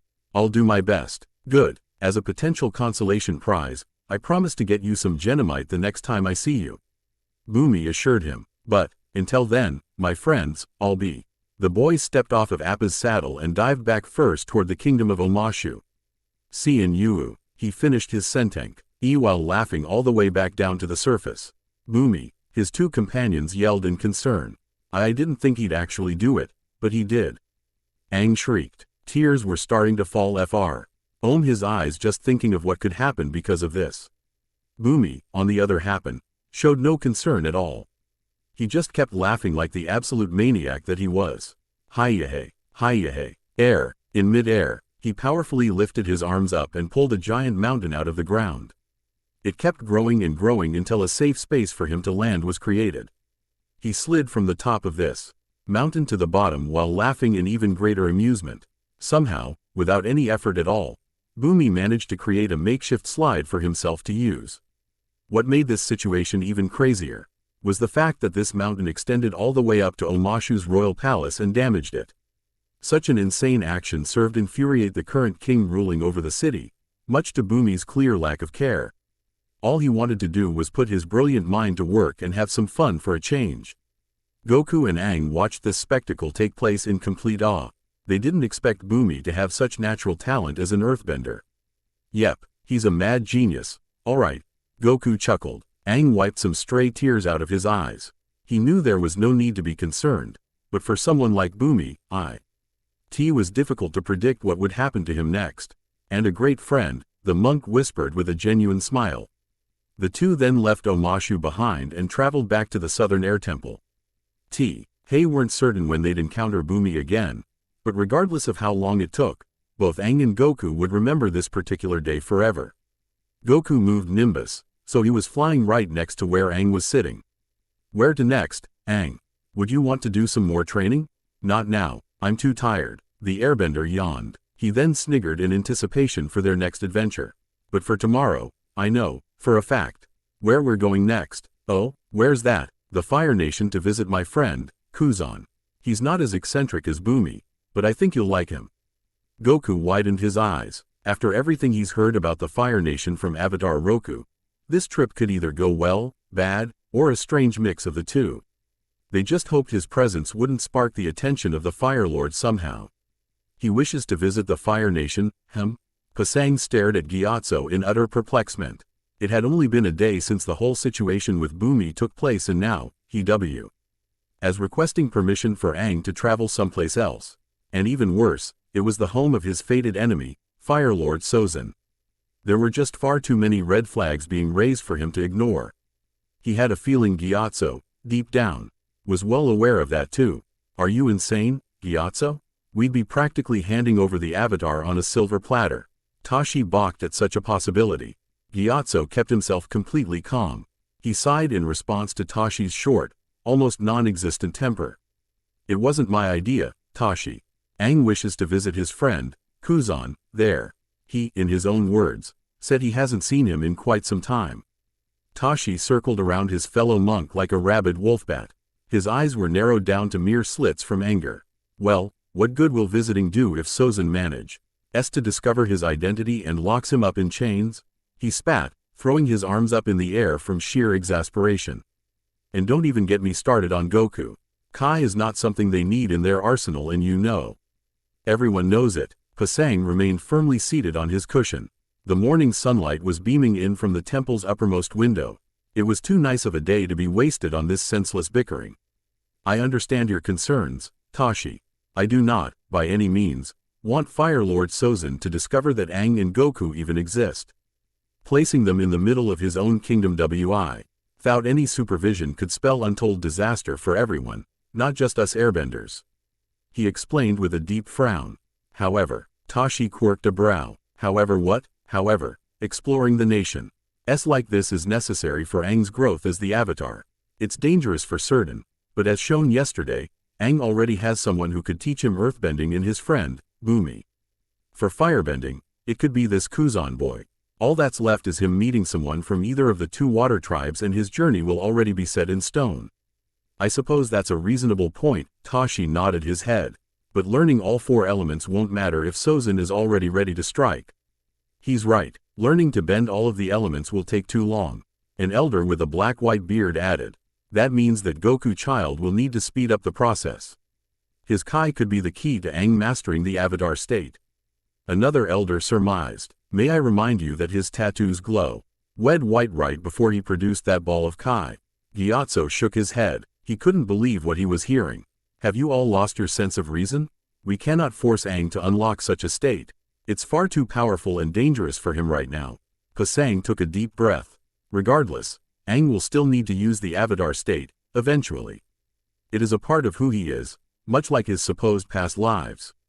Please, Pasang, all I ask is that you allow Aang a chance to visit his friend. Gyatso requested. Besides, it could also serve as a benefit to Goku. He'll be able to garner a BTTER understanding of what life in the Fire Nation is actually like. That is true. He is going by what Avatar Roku told him and not much else, the High Elder muttered under his breath. He then furrowed his eyebrows. Fine, Gyatso. I'll allow this trip to the Fire Nation to take place, but if anything happens that will put this temple in harm's way, there will be severe consequences. Gyatso completely understood the meaning behind his words. He shivered a little before bowing his head in respect. Thank you. I'll let Aang and Goku know right away. Before he could leave, Pasang loudly cleared his throat. Remember, Gyatso, this is your last chance. Don't disregard what I said today. He whispered just loud enough for the entire council to hear him. Gyatso curtly nodded his head. I won't. He then walked away without another word. The temple was left with an awkward, yet dour silence in the process. Tashi sat back down on his cushion. HMPH. What will you do if something does happen there, Pasang? The High Monk didn't respond for a moment or two. He pictured the close bond Aang and Gyatso shared with one another, and began to wonder if that, in of itself, was the problem. Was Gyatso's fatherly connection to the boy holding him back from his responsibilities as the Avatar? He interlocked his fingers together and held them in front of his mouth. If that was the problem at hand, action, no matter how difficult, needed to be taken, and he despised himself for even thinking that way, especially considering how devoted to his caretaker Aang truly was. Let's hope it doesn't come to that. He grunted. Tashi's expression softened a little. He had a good idea what Pasang was thinking about. Blank.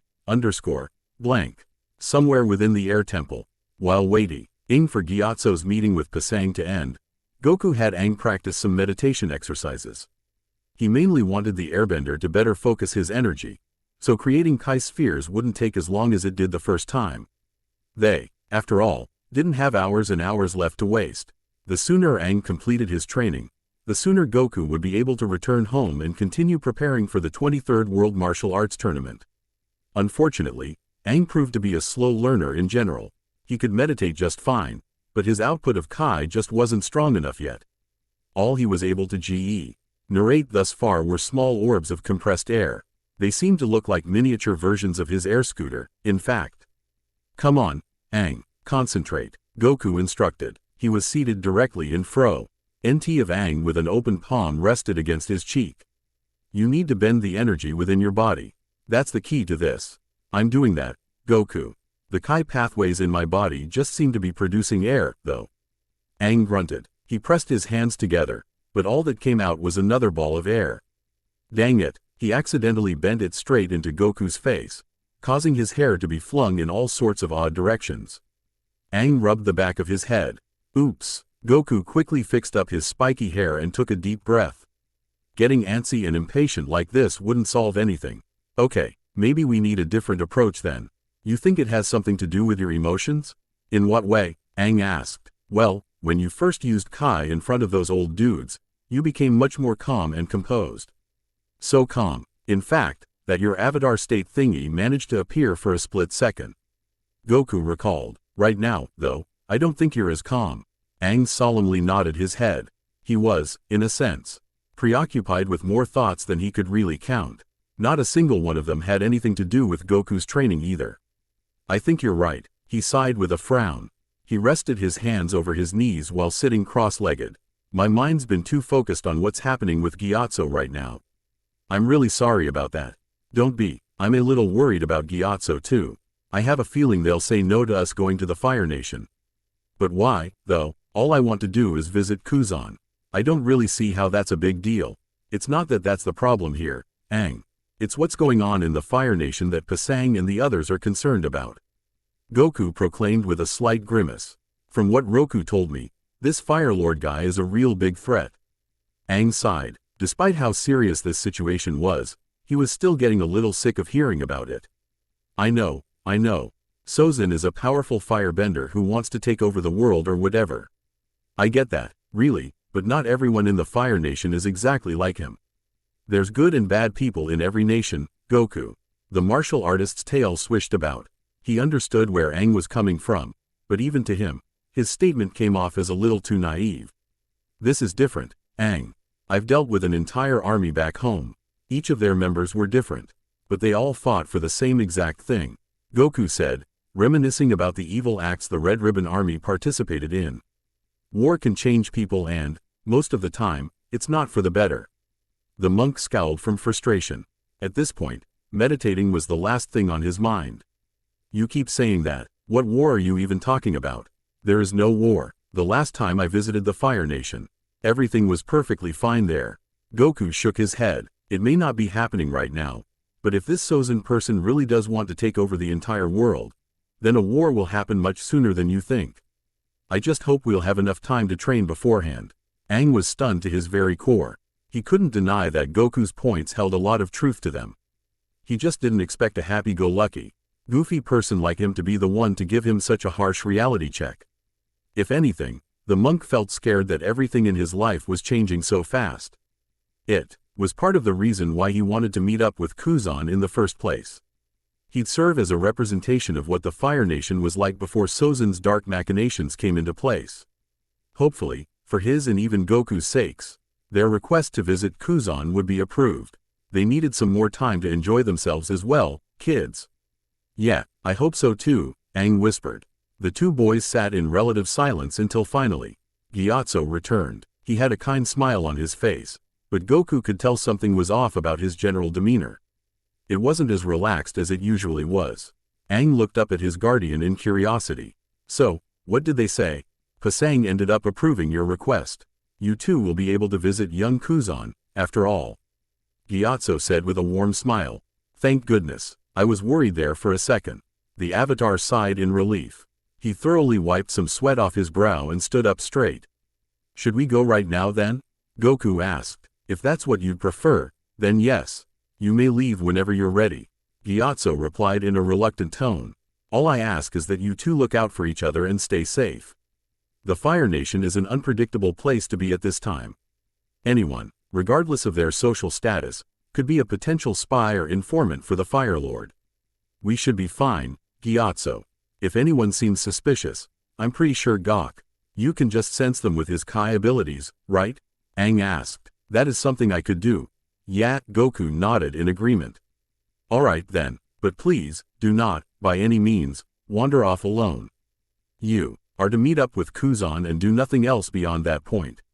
Understand? Aang didn't like seeing Gyatso in such a paranoid, anxious mood.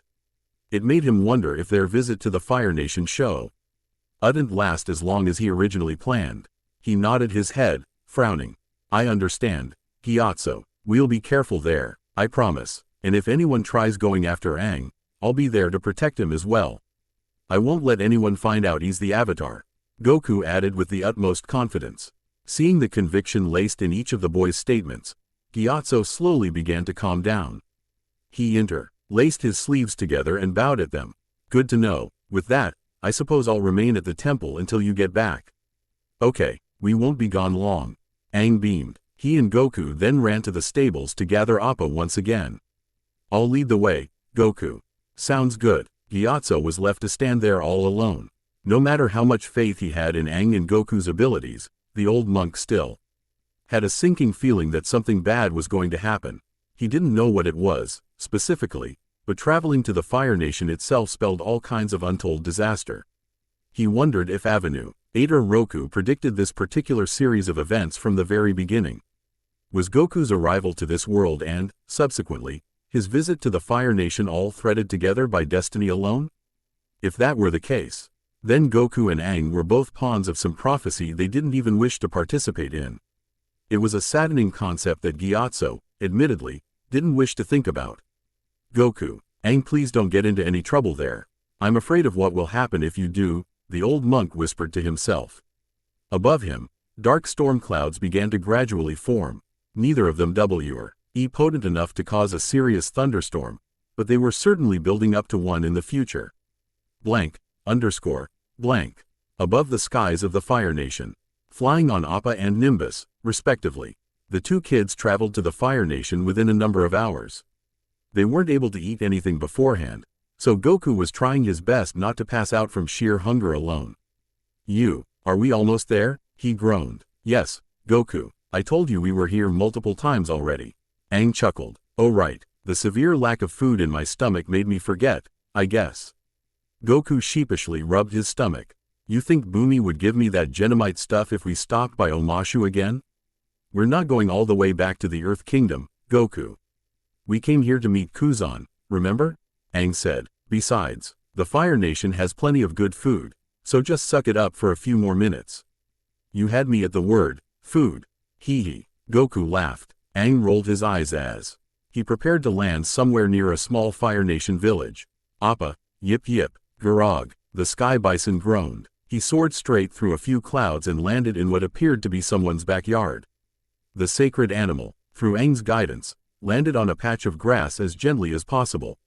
Nothing in the yard moved so much as an inch and, as a result, was kept completely intact. Goku did the same by leaping off of his flying Nimbus and standing right next to them. "What is this place, anyway?" he asked. It was a small, yet reasonably sized house with white walls and a red roof on top. There were a few windows built into each wall and a back door that could be slid open at any time. This door was facing the yard Aang, Goku, and Appa were currently standing in. "This is Kuzan's house. He lives with his parents.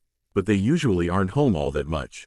"Why's that?" Aang shrugged. "Don't know. He doesn't really talk about them whenever I come to visit." Goku shrugged his shoulders the same way as they both approached Kuzan's back door. He also chose to wear his tail like a belt just to be on the safe side. Bumi may have realized what it was, but others might not. "Hey, Kuzan, you in there?" Aang called as he lightly knocked on the door. A few minutes passed by until a young boy Aang's age walked up to answer it.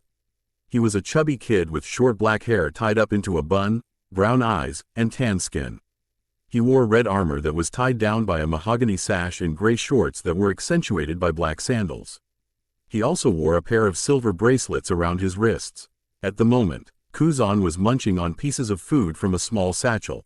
Goku, as expected, couldn't keep his eyes off of the exotic delicacy. "Flamio, Aang, if I would have known you were coming by, I would have gotten up a little earlier," he said. Even though it wasn't morning anymore, it seemed like Kuzan just got up a few minutes ago. Flamio? Goku thought in confusion. He wondered if that was some type of weird greeting exclusive to the Fire Nation. Hee. Sleeping in as usual. "Huh, Kuzan?" Aang joked. "Of course, I can't afford to sleep when there's some flamin' hot dragons to look for." Kuzan beamed while patting a scroll hidden in his pocket. He then noticed the boy with black spiky hair standing next to Aang. "Who's this?" "Oh, this is my new friend, Goku. He's a martial artist helping me learn how to use Kai at the Southern Air Temple," Aang explained. He gestured to Goku, who, to his amusement, was practically drooling over the snack Kuzan was eating. And I think he's a little too interested in the bag of fire flakes you have there. Hey, Kuzan quirked a brow. You want some? Before he could even move a muscle, Goku snatched the bag away from Kuzan and ate flake after flake in quick succession. However, he wasn't expecting it to be so spicy. Gah, hot, hot, hot. He attempted to cool his burning tongue while Aang and Kuzan watched in further amusement. I take it you're not from the Fire Nation then, hot man. Haha, the young firebender chuckled. They are pretty good, though, right? After successfully adapting to the fire flake's spiciness, Goku continued eating from them with a satisfied grin. Oh yeah, they're delicious. A little hot, but delicious. Keep them then. I already had quite a few before you guys got here, so have it. He nodded his head encouragingly. Speaking of which, you actually came here at a really good time, Aang. Really? How so? Kuzan smirked and opened up his scroll. Written on this paper was a small map of the Fire Nation that marked the silhouettes of large dragons wherever they were allegedly located. I found one, Aang. An actual living, breathing dragon is hidden in the mountains near this village. The Airbender proclaimed while pointing directly at a location on the map. I'm one step closer to riding one of them. It's gonna be so flamin' hot. Yeah, it is, though. Goku here has actually met a few dragons before, so it won't be a new experience for him. Kuzan gasped. Seriously? What did they look like? Tell me. He stepped into Goku's personal place and tightly clutched a part of his GI. Well, one of them was red while the other was really, really huge and sorta green with brown antlers. I only rode on the red dragon, but it was still cool to meet both of them. The firebender stepped back in amazement. The fact that Goku was able to meet something as rare and legendary as a red dragon blew him away.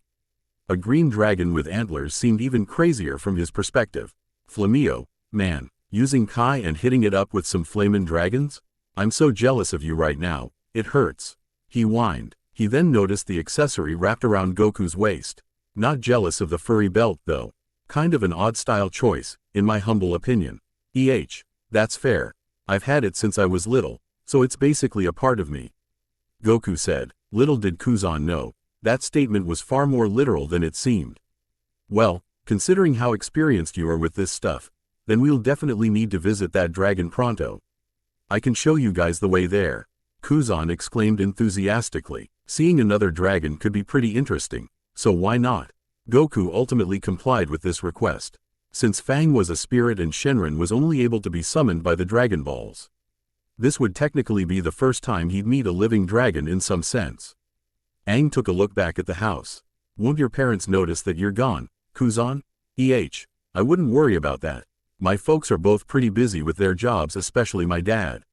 He muttered. Just thinking about his father left a poor taste in his mouth, but he didn't prefer to mention that type of subject matter to his friends. If you say so. Aang nodded his head. Rolling up his map, Kuzan pumped his fists in sheer anticipation for what was to come. He was so excited, in fact, that hot clumps of orange fire were bursting out from his hands. Alright, Flamio, Hotman, let's go get ourselves a dragon. He then hurriedly ran over to Appa. Goku, meanwhile, stood behind to ask Aang a question about him. Why does he keep talking like that? He whispered. That's just a bit of slang that's popular in the Fire Nation. You'll get used to it. Ah, gotcha, Goku muttered. He would why that type of slang was used in the first place, but in the end, it wasn't necessary information to know. The three quickly flew to the mountains on board Appa. Goku chose not to use Nimbus this time, so Kuzan wouldn't have a potential panic attack from witnessing a flying cloud. Upon taking off, however, a middle-aged man appeared from behind the house. He wore the armor of a Fire Nation sold, wire with black and red shoulder pads that were spiked upward along his shoulders. A dark brown tunic was draped over his legs and fastened down with a brown belt. He also had boots with gold plating along its top and bottommost portions. His hairstyle was practically identical to Kuzan's, apart from it being far less scraggly and unkempt. A goatee also grew from the bottom lip to his chin. This was Kuzan's father, Kuzoma, a leading officer for the Fire Nation's domestic forces, or in other words, its police force. As his duty was to maintain order within their village, him and his son rarely eye to eye on quite a number of things.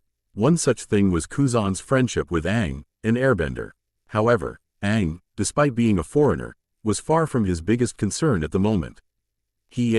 Ad overheard him mention something about him learning how to use Kai from this other child, Goku. Everyone in the Fire Nation military knew, of course, that Kai was the fuel for their firebending, but harnessing Kai itself wasn't something he had ever heard of before. It made him curious if Fire Lord Sozin wasn't privy to this information either. That boy, what kind of Kai could he be referring to? Kuzoma murmured. He paused to glare at the sky bison as it ascended to parts unknown. Kuzan better have a good explanation for this when he gets back. The soldier then reported back to his own duties. While working, he would now need to decide if reporting this news to the Fire Lord was an ideal course of action or not. They, after all, had no idea who this Goku boy was or where he even came from. Blank. In the mountains, following the directions written on Kuzan's map, the three boys arrived at the cliffside of a tall mountain. It was covered with rocks, but still had a rather flat surface to it. Kuzan quickly hopped off of Appa to get a closer look at the dragon's potential location. He tilted his head upward and, sure enough, managed to spot a dark cave near the mountaintop. He smiled from ear to ear, barely containing his excitement. The dragon should be right up there, guys. Let's start climbing. Great, Aang smiled. He then got off of Appa and gently rubbed his ear. You wait there, Appa, so we can be all sneaky-like. The sky bison, loudly groaning in response, plopped down onto the ground to take a well-deserved nap. So, how strong are dragons, anyway? Should we be careful with this? Goku asked. Given Fang's status as a spirit, he didn't really have time to get a complete understanding of his abilities. Well, dragons were the first firebenders, so I'm guessing they're pretty strong. I don't think they'll attack without reason, though. I've heard that they're usually pretty shy around people, Aang explained as he followed Kuzan's lead. That's why they're mostly found living in mountains like this one. First firebenders? Huh, I didn't know that. Goku nodded his head in fascination. Since sky bison like Appa were considered the first airbenders, he wondered if the other two elements had an unusual source as well. Yeah, seeing one is gonna be so flamin'. I can already imagine myself riding it as we speak. Kuzan chuckled. Let's worry about finding one first, Kuzan. We're not even sure if that map is accurate. For all we know, this cave could just be, well, a cave. Aang said while tightly grabbing a hold of his glider. Don't be like that. The guy who sold me this map seemed pretty trustworthy, so I have no reason to deny its authenticity. I've got a good feeling about this one. Trust me, you also had a good feeling about the other three mountaintops we stopped at, the monk grumbled. He looked down from where he was climbing in nervousness. And terrain can be pretty treacherous around here. So risking it all for just one dragon seems like a bit much, Kuzan. Suddenly, Goku felt a nearby Kai signature. It wasn't anywhere near his level of power, of course, but it was still higher than the average bender and non-bender. I wouldn't be so sure, Aang.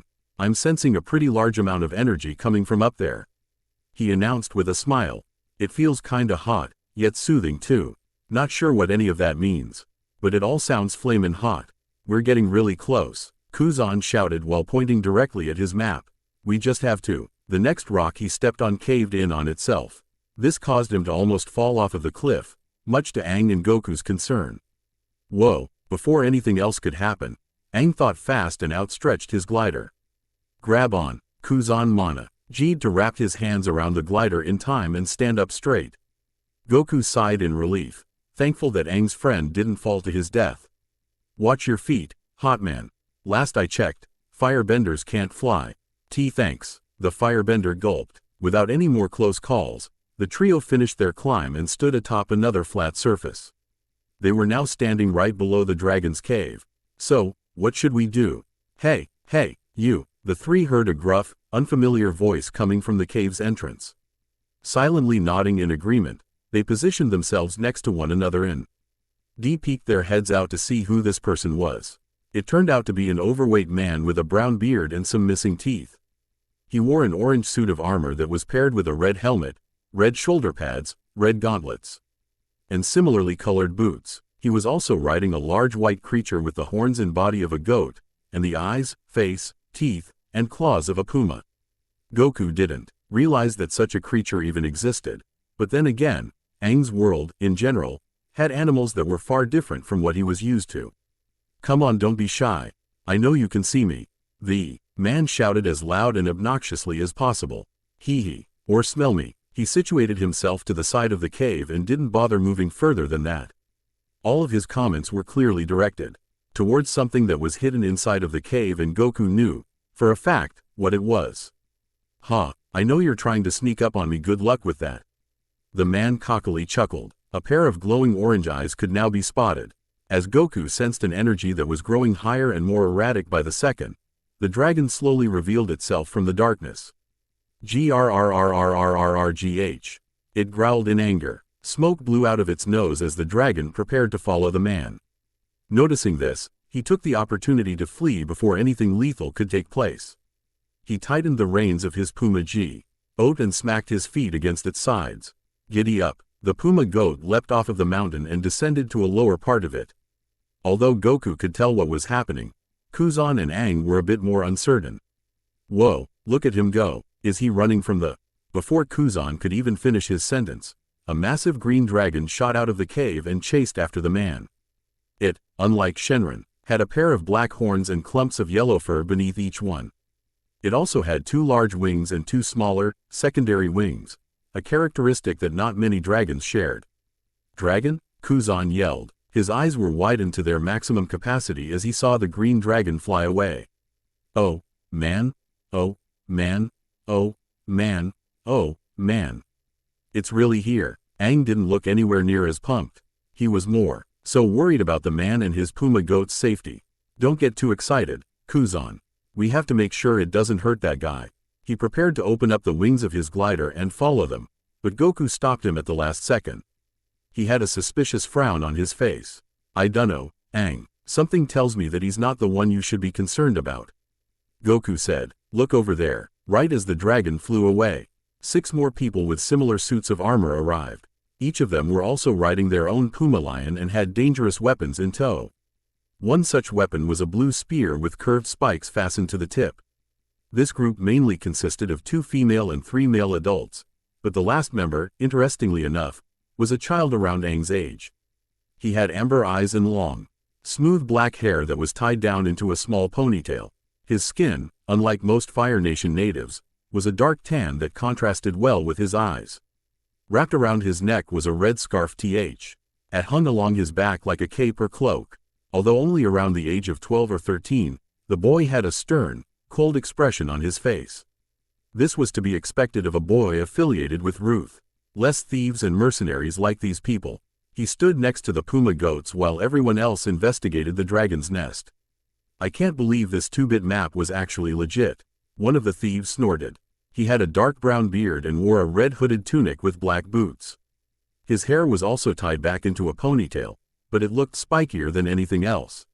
He was looking at a map identical to the one Kuzan used. Seeing this, Firebender gave Aang an "I told you so" look that he chose to ignore. "Told ya, you gotta trust people more," a female member replied. He had long black hair that was covered by a white turban. In front of this turban was a red bandana with the symbol of the Fire Nation placed in its center. The leader of the thieves crouched down to retrieve a purple dragon egg from the nest. He had a thin scar going over his red eye and short black hair with a goatee covering his chin. Similar to the boy, he had a long red cape that was wrapped around his neck and situated between gray armored shoulder pads. "Very nice. This one will fetch quite a price on the black market," he mused while caressing the dragon egg in his hands. "Wouldn't selling the egg to Fire Lord Sozin make more sense? I'm sure he'd appreciate having more dragons in his possession," the young boy asked. The other thieves nodded along in agreement. That kind of deal would earn them the most money by far. "Have to admit, Salik, the kid's got a good point." One thief chuckled. Salik scowled. He narrowly glanced at his young subordinate while still holding onto the egg.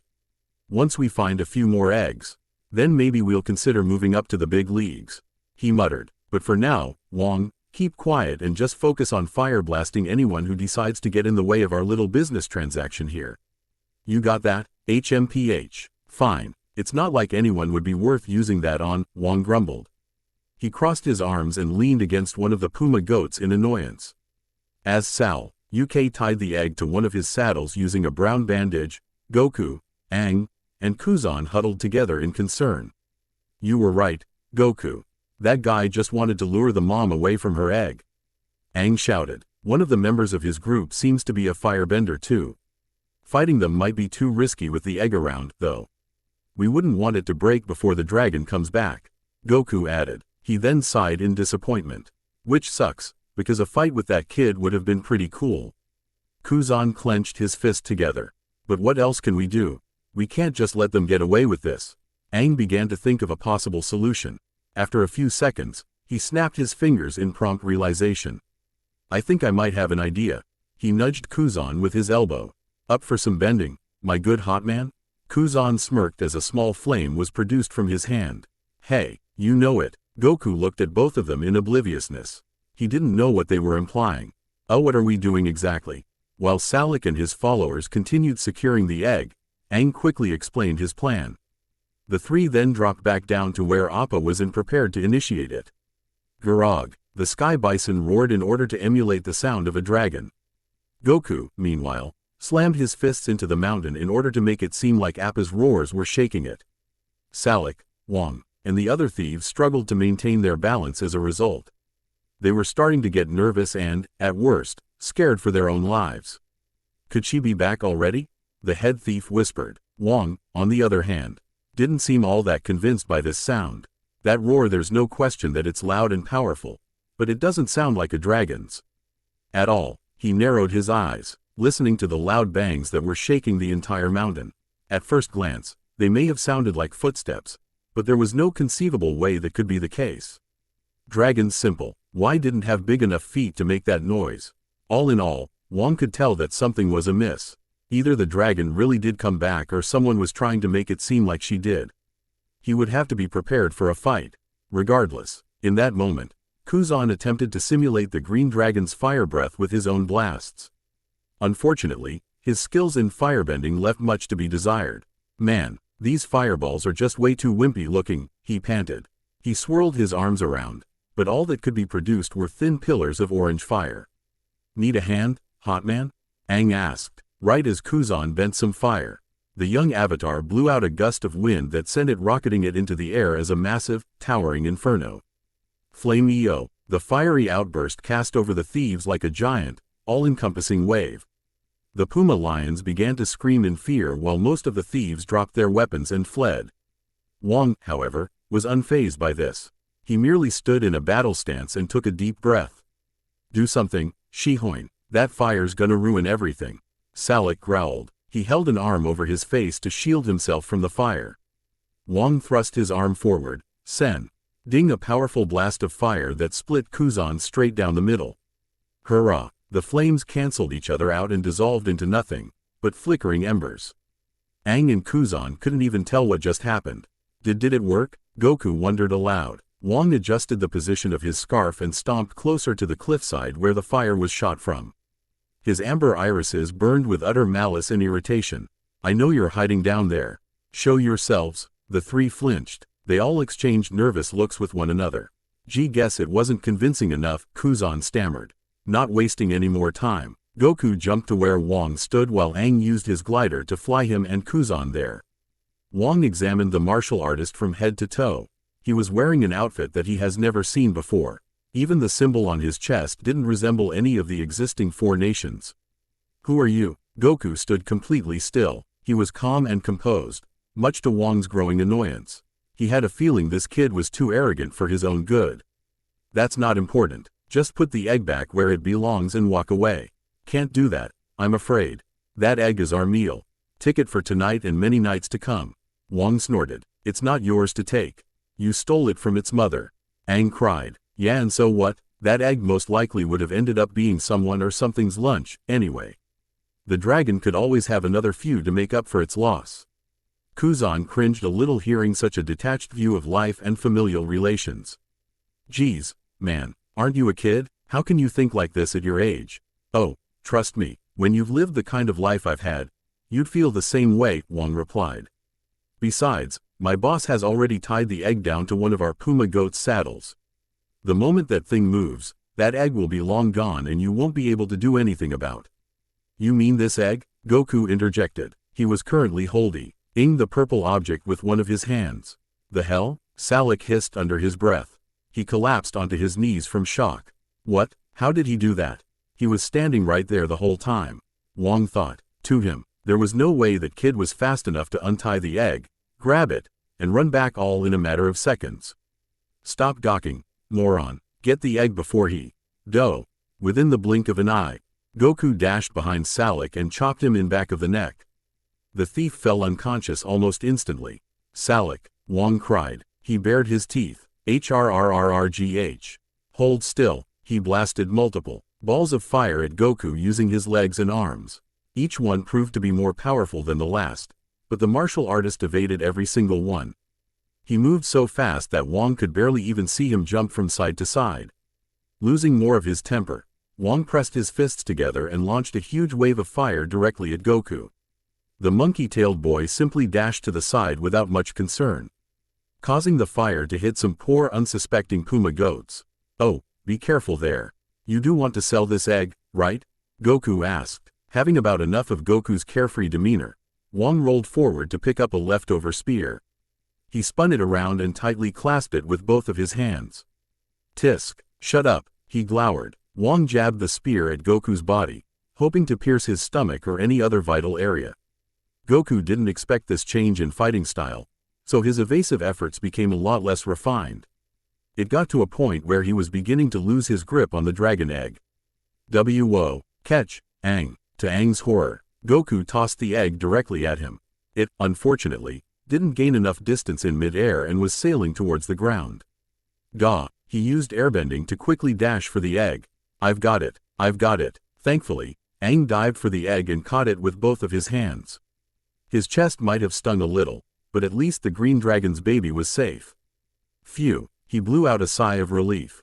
Try to give me a warning next time, Goku. Was kinda too busy for that. Aang.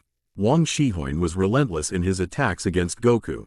He kept jabbing and swiping his spear at the boy, making it so he had no proper room to escape. Kuzan decided to lend a helping hand, rather than stand on the sidelines. Hey, jerk, how about fighting fire with fire for a change? He jumped in the air and sent fireball after fireball at Wong. Although small, they still managed to sting the young thief's skin a little. This distraction served to make Wong drop his spear and give Goku the opportunity to jump away. Wong looked at his burns in irritation. Little pest. He spun around and powerfully swiped one of his arms, sending a semi-circular flare straight at Kuzan's face. The firebender was too shocked to avoid it in time. Aang gasped. Kuzan. Goku furrowed his eyebrows. Focusing his energy, he dashed in front of Kuzan and brought out his own Southern Air Temple-grade staff. He rapidly spun it in around, dispelling Wong's flames with little effort. F. Flamio, Kuzan whispered in awe. He then saw Goku's belt unwind to reveal a brown, bushy monkey tail. That's enough, Goku said lowly. Your friends are gone and you've already lost the egg. There's no reason to fight anymore. Wong stood there in disbelief.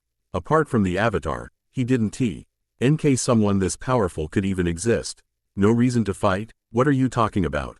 He shakily stood back up and pointed his finger at Goku. Who even are you? What are you? Aang nervously glanced over at his friend. He hoped that Goku would follow his promise to Gyatso and not give away too much information about himself. My name, he paused to stare directly at Wong's face, is Son Goku. And I'm just a martial artist trying to explore the world with my friend, Aang, here. Son Goku. It was a name that sounded so simple, yet powerful at the same time. He couldn't quite wrap his head around it. What's yours? Goku asked. Wang Shihoin. I'm a firebending thief. There's not much else to say beyond that. He muttered. Welp, that's your problem right there, Wong. Avenue no real reason to fight apart from stealing stuff. Wong gave him a funny look. A reason to fight? Fei, does such a thing even need to exist? Like I said, I am a firebender. I fight to assert my dominance and take what I want, he explained. That's how the Fire Nation is and always will be. Kuzan didn't exactly like how Wong described his homeland with that last statement. Sadly, he couldn't deny its legitimacy either. You are pretty strong, I'll admit. Stronger than your buddies were, at least. However, without a proper goal to work towards, you'll never get stronger than you are now. That's just how Kai works. Kai? Is that how he was able to move that fast? By using his own energy? That's utter insanity, Wong thought. I fight to protect my friends and because I love fighting. Aang fights to maintain balance and peace in this world. And Kuzan, well, I guess he fights to find as many dragons as he can. Hee hee. Goku described each of their individual goals with a smile on his face. Unfortunately, Wang was able to focus on the summarization of Aang's goal and keep it to himself for now. Wow, you know me so well. Kuzan beamed. As benders, fighters, and people, I guess, we all have a reason to fight and keep living, even if times can be pretty rough every so often. Goku approached the thief and held out his hand. Aang couldn't tell if this was meant as a potential promise or a sign of goodwill. It was hard to tell with him sometimes. Try to find yours and maybe we'll be able to fight again someday? How does that sound, Wang? The martial artist asked. Wang Lo awked at Goku's hand as if it was from another planet. Fight again someday? After I tried to kill him and his friends? Is he insane, stupid, or a mix of both? He subconsciously inquired. Part of him wanted to agree with his logic, but another part of him wanted vengeance for the humiliation he suffered. Seeing his smiling, carefree face, in fact, was enough to make Wang's blood boil with rage. Grrrrrggh. The four looked to see that the mother dragon had finally returned. She held the overweight man in her mouth, who was currently in a ton of pain. The man turned his head to address his fellow thief. Hey, Wang, could you get me down from here? I'm getting a little scared now, he commented. With the dragon now in his line of sight, Wang slapped Goku's hand away and made a run for her general direction. Sure thing, Ban, I'll bring you both down. How's that sound? Ban gulped. His armor was barely clinging to the dragon's teeth. Eep. Oh, dear, that doesn't sound good at all. Wait, stop, did you not listen to anything I just said? Goku asked in dismay. Oh, I did. I just found a good reason to keep fighting right now. If I can't have the egg, I might as well take the whole flamin' dragon. Wang shouted with supreme conviction. He coated his fists in white-hot flames and prepared to blast the green dragon in the face. Aang, concerned for the dragon's well-being, thou. Back to the discussion he and Goku had about Kai earlier that day. In order to fully unleash his energy, he needed to maintain control of his emotions. Although saving the dragon was his top priority, calming himself down was the only way to properly prevent Wang Shihoin from attacking her. He just needed to think fast. Take the egg, Kuzan. I need to do something real quick, Aang said. He actively shoved the egg into Kuzan's hands and then cupped his hands together. Aang, what are you? Shish, don't worry, I know what I'm doing. He looked up at Goku for a moment. The spiky-haired warrior nodded his head, seemingly giving him approval to use Kai in this way. Alright, focus, bend the energy within my body. I can do this, it needs to work this time. Aang closed his eyes and took deep, gradual breaths. Little by little, a ball of yellow Kai formed in the center of Aang's hands. It was small, yet still incredibly powerful compared to his first one. As Wang ran closer to the green dragon, Aang's Kai sphere grew bigger and bigger until it was finally complete. Goku's instructions proved to be more accurate and effective than he expected.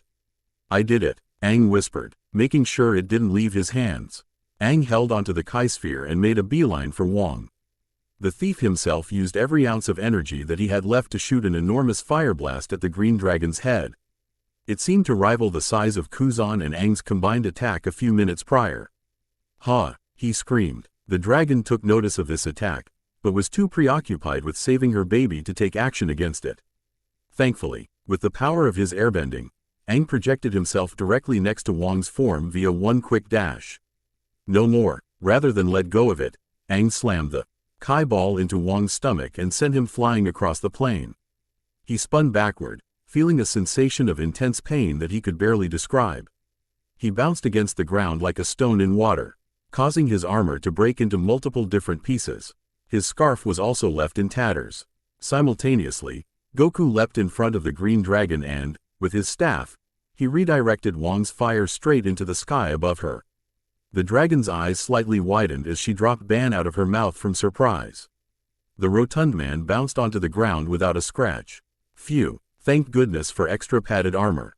He sighed. The man then chose to play dead until the dragon either flew away or went back to the cave. Nearby, Wang was struggling to breath. He looked down to see a large dent in the lower part of his armor. Although Aang's Kai ball didn't pierce through him, it still hurt a lot. So that's what Kai is capable of, huh? I can't wait to use it. The firebending thief then fell unconscious. His final thoughts lingered on what Goku told him earlier before his mind went completely blank. Goku landed back down on the ground and clapped his hands together. Glad that's over with. He then looked over at Aang. The monk was studying his hands to see if the Kai ball left any lingering effects. Great job, Aang. That was a huge improvement from last time, Goku said proudly. Thanks. It's just hard to believe I did that to him. He pointed to Wang Shihuan's currently unconscious form. Aang's Kai definitely messed him up quite a bit, but luckily, none of it was fatal or life-threatening in any way. Yeah, I was hoping it wouldn't have had to come to that, but it did. Goku murmured in a regretful tone. Hopefully, he doesn't ignore what I said to him, though. Aang deadpanned. Considering that guy's personality, Goku, I have a feeling he will. Hee, maybe you're right. Guys, not to interrupt your conversation or anything, but there's still an angry mama dragon we have to deal with. Remember? Kuzan yelled as he pointed up at the green dragon standing before them. Her orange eyes were slightly narrowed. She then folded her wings back and waddled towards the group. Kuzan gently rested the purple egg on the ground. Here's your egg back. Grateful for her baby's safety and their selflessness, the dragon each licked them across the face with her red, forked tongue. You're welcome, haha, Goku chuckled. She then brought the egg into her mouth and set it back in the cave's nest. Although it was difficult to tell, the dragon seemed to be smiling back at them. We wouldn't let anything happen to your baby, Aang assured her. Kuzan then awkwardly cleared his throat. So, maybe you could give us a ride as a reward? The dragon was not pleased by this request. Leaving her baby behind was the last thing she wanted to do. You know, just a couple of laps around the mountain? He continued with a wide, innocent smile. That would be hot, flamin' hot, grrrgh. The dragon growled. She shot fire out of her nostrils in response. Aang patted him on the shoulder. Maybe we shouldn't push our luck, Kuzan. Man. After sharing a few more farewells, the green dragon went back to her cave for some much-needed rest. The trio then made preparations to leave the mountain and head back to Kuzan's village. Kuzan and Aang hurriedly convened with Appa while Goku stayed behind to take one last look at Wang. For such a young boy, he seemed to hold a lot of anger and resentment in his heart. He wasn't sure what happened to make him this way, but apparently, it did wonders for his abilities as a firebender. Who knows, maybe I will get to fight him again someday. Depends on what path he decides to take in life. Goku then shook his head and caught up with the others. Little did he know, Wang was very much awake. He was still in a lot of pain, of course, but far from unconscious. He opened one of his eyes to glare at Goku's retreating form. Everything about him was off from his perspective. His fighting style, hair, outfit, personality, and his monkey tail were all unique to him alone. It made his inhuman levels of strength and speed difficult to digest. It felt as if he didn't belong here at all. What made matters worse was fact that he described the airbender, Aang, as fighting to maintain balance in the world. And, given that he shot a ball of energy straight into his stomach, that meant only one single possibility. Is he the next Avatar? The one Fire Lord Sozin has been searching for? Wang thought. The boy groaned as he looked over at his leader. Salik, having such important information might be the key to escaping this life of crime and thievery. It was all he had known for 12 long years, but now, it was time to move on and look forward to greater prospects. After all, like Goku said, the only way to grow stronger was to have a reason to keep fighting. And now, my reason, Wang stood up. His orange scarf blew in the wind as he glared at the flying sky bison. Is to defeat you, Son Goku. He narrowed his amber eyes and gathered one of the remaining puma goats. He slowly, but surely mounted it, in spite of his severe injuries. The animal simply looked at him and waited for a command. Come on, let's head to the Fire Nation Royal Palace. He grunted. Hiya. The puma goat roared and jumped to lower levels of the mountain. From then on, a new fire would begin to burn throughout the entire world. A fire of death and destruction. The only question remaining was how would Goku and Aang deal with this new, steadily approaching threat, and would they have enough time to stop it? Appa quickly flew back to Kuzan's house and landed in his yard like before. The young firebender was still trying to come to grips with the fact that Goku had a monkey tail growing out of his backside. It was weird even by his standards. Are you sure one of your parents isn't a hog monkey or some similar kind of spirit? He asked. Goku sighed. He really wished his tail hadn't unwound itself like that. Afraid not, Kuzan. If that were the case, wouldn't I look less human than I am now? Well, there has to be some explanation for it. You have a flamin' tail, man. I've never seen anything like that in my whole life. Kuzan shouted. Aang stood on the sidelines with a nervous grin on his face. He could tell Goku was starting to get a little uncomfortable with this conversation. I think the less we say about Nimbus, the better. Kuzan might have a heart attack if he learns about that. He walked up to his friend and patted him on the shoulder. Just simmer down a bit, Kuzan. Goku's an orphan like I am. He's just as in the dark about his tail's origins as we are. Kuzan suddenly looked more apologetic. Oh, sorry about that, Goku. I didn't know. It's okay. Trust me, if I had any idea who my parents were, I'd tell you. Goku shrugged nonchalantly. I just never really thought about them before. The firebender wrung out the collar of his shirt. Now, he was starting to feel a little uncomfortable. Look, since you helped save that mama dragon earlier, I'll choose to ignore your whole tail situation. Consider it a sign of our new friendship, Hot Man. Kuzan promised. He hung out his hand in front of Goku. The martial artist returned this gesture in kind and shook it. Thanks, Kuzan, I mean, Hot Man. Hee. Don't mention it. Kuzan chuckled. He then grew serious and pointed a finger directly at Goku's tail. But make sure to keep that tail hidden around these parts. The Fire Nation isn't exactly the most accepting place these days, especially under his rule. Goku and Aang exchanged cautious looks with one another. Judging by the tone of his voice alone, they knew exactly who Kuzan was referring to. You mean Fire Lord Sozin? Goku grimaced. Kuzan scowled. Who else? That guy has been running this place to the ground for decades. If you so much as say anything bad about him, the Fire Nation soldiers will punish you severely. Some people have even straight up disappeared and never came back. Aang gulped. He never realized how bad the Fire Nation has gotten over the years. Hanging out with Kuzan must have blindsided him a little from its darker aspects. Well, you won't need to worry about that stuff for much longer. Pretty soon, Aang here will be strong enough to fight and beat him. I'm sure of it, Goku proclaimed. Kuzan's jaw dropped. He couldn't believe what he was hearing. Aang fighting the Fire Lord? Flamio, Goku, I understand he's the Avatar and all, but that's flamin' crazy talk. Kuzan shouted in concern. Old Sozin is a kajillion years old and the single strongest firebender in the entire world. Aang can't beat someone like that. There's no way. The Avatar deadpanned. I think he got your point, Kuzan, but I have to agree. There just isn't enough time for me to get that strong. Goku shook his head. You can't think like that, Aang. You manage to knock out that Wong guy with a fully formed Kai ball today. You're already making a ton of progress. Kuzan nodded in agreement. That was pretty impressive, I know, but it's just not enough. Wong was a firebender around my age. Sozin, on the other hand, is in his 80s and has probably mastered all forms of firebending. How can I ever compete with that? Aang sat down on the floor and crossed his arms on top of his knees. His eyes drooped ever so slightly from sadness. I'm just an airbender without any knowledge of the other three elements, Goku. I'm no Avatar. The two kids weren't sure how to comfort their friend. Kuzan, ironically, attempted to break the ice with a possible suggestion. I mean, maybe you could defeat the Fire Lord instead, Goku. You seem strong enough to do that, right? Goku rested a hand on his chin in thought. A fight against that old guy does sound fun, to be honest, but I can't. Defeating the Fire Lord and bringing balance to this world is Aang's job. My job is to make sure he's strong enough to do so. He then crouched down in front of Aang and held out his hand.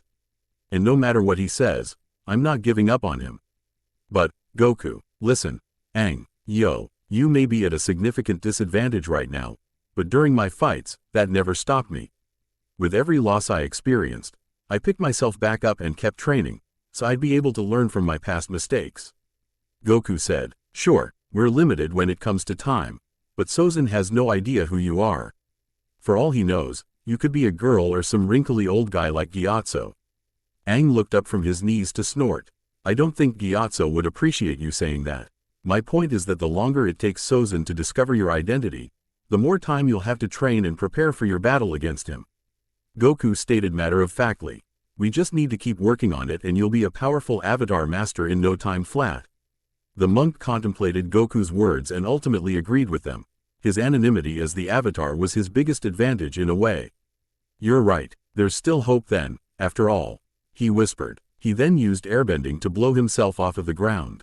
Thanks, Goku. Sorry for getting all mopey like that again. It's no problem. Just try to be more confident in yourself, alright? You really are doing a good job unlocking your Kai. I mean that, Goku replied with a thumbs up. That's good to know. Aang chuckled in relief. Kuzan glanced over at his two friends. He would have been just as happy if it weren't for the sinking feeling that something felt somewhat off about their prior encounter with Wang Shihoin. That was a pretty flamin' hot pep talk and all. But I'd be lying if I said I wasn't a little worried about Aang myself. What do you mean? Goku asked in confusion. Remember that conversation you had with Wang Shihoin?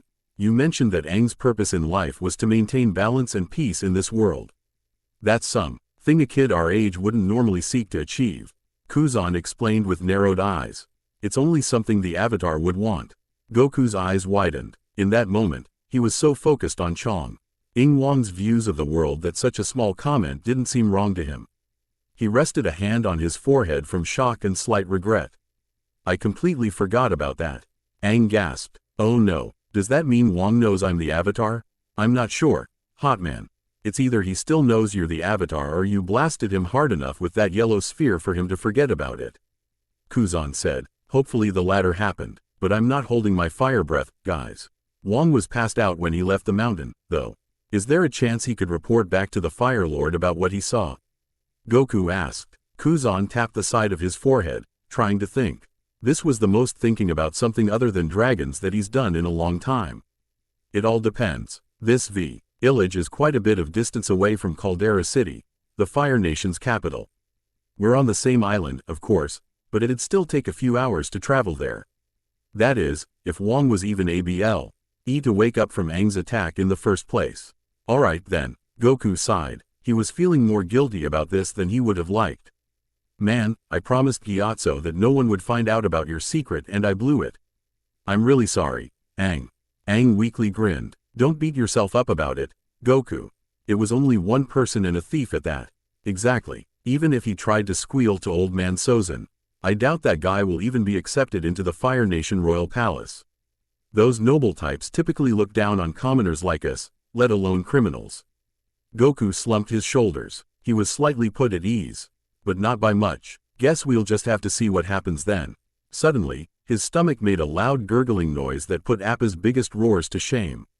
The Sky Bison had to turn his head around just to see what was going on. Once the noise stopped, Goku sheepishly rubbed the back of his head in embarrassment.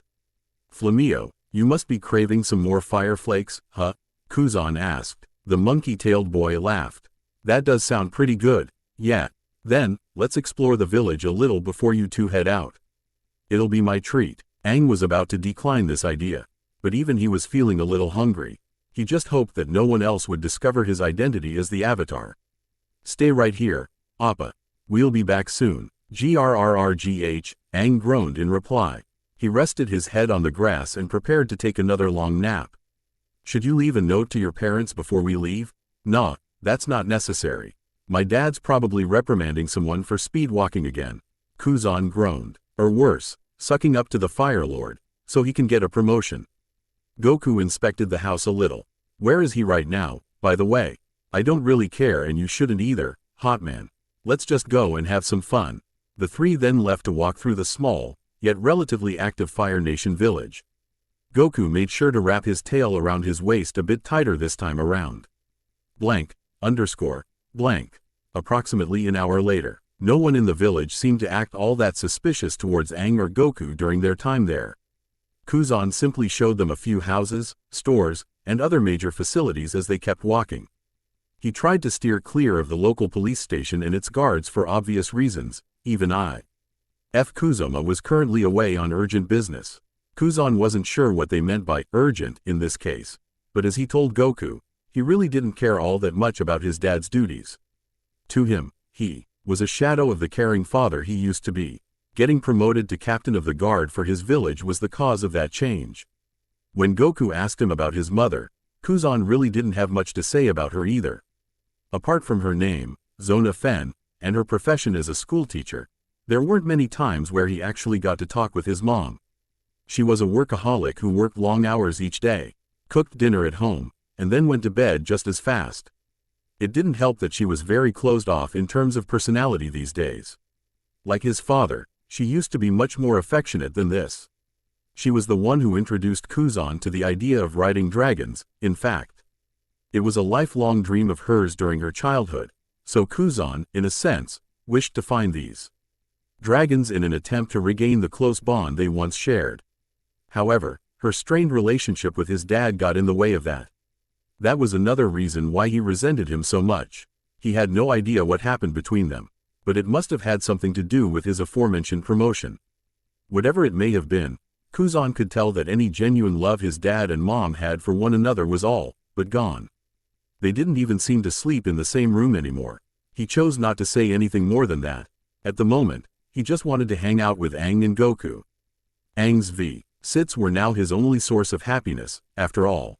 He couldn't let thoughts about his troubled family ruin that. The three were currently munching on individual bags of fire flakes. Kuzan had to say the last of his allowance to purchase them, but it was worth it in his book. Seeing Goku absolutely massacre his bag was worth the price of admission alone. Spicy, yet delicious. Goku beamed. Small crumbs were scattered all over his face, much to Aang's amusement.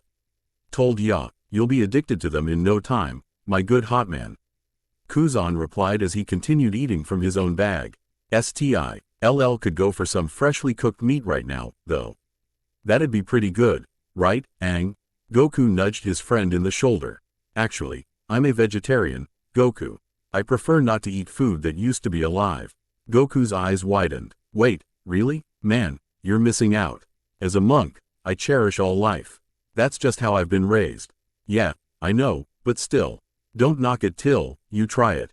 He reached into his bag for more fire flakes, but to his disappointment, it was already empty. Goku then sighed and observed the various townsfolk as they walked by. Some of them appeared to be whispering about his unusual appearance and hairstyle. Their energies weren't anything to write home about, but based on their kai, he could tell which villagers were able to firebend. Strangely enough, the firebenders were more so put off by his furry belt and spiky hair than the non-benders. It might have had something to do with their significant difference in power. He couldn't really tell for certain. While thinking about this, Goku noticed a young girl with a distressed aura to her. She had long, somewhat spiky brown hair that curved around her face and was tied back into a braided ponytail. These braids were placed behind her ear and extended along her right shoulder. She had eyes of the same color and pale, peach skin. The girl was wearing a black-red uniform that extended below her waist like a gown or dress. She wore black boots that perfectly matched this outfit and long sleeves as well. Wrapped around her waist was a red sash with a yellow symbol embedded in its center. It was composed of 3 triangles on the top, right, and left sides. Additionally, short gray sleeves extended along her uniform's arched shoulder pads. She was surrounded by 3 guys with identical uniforms. To her chagrin, they were leering at her in a suggestive manner. Come on, babe, all we want to do is just show you around town. You are new to this place, aren't you? One of them smirked. The girl, holding some books in her hand, frowned in discomfort.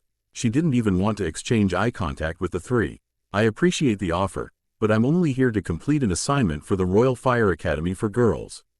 We obviously go to different schools, so if you'll excuse me. Another guy tightly grabbed one of her arms. She gasped in response. Hey, where's the rush?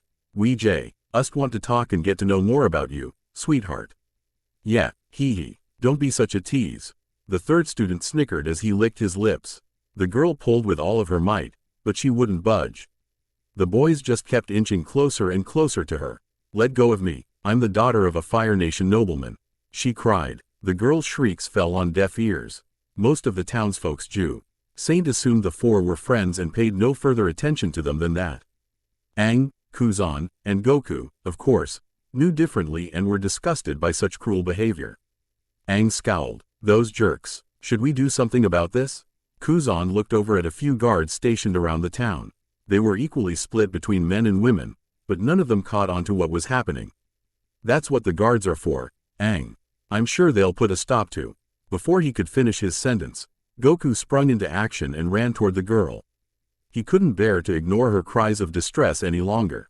Wait, Goku, stop, Aang hissed. The boys completely surrounded the girl on all sides. She could no longer escape their advances, even if she tried.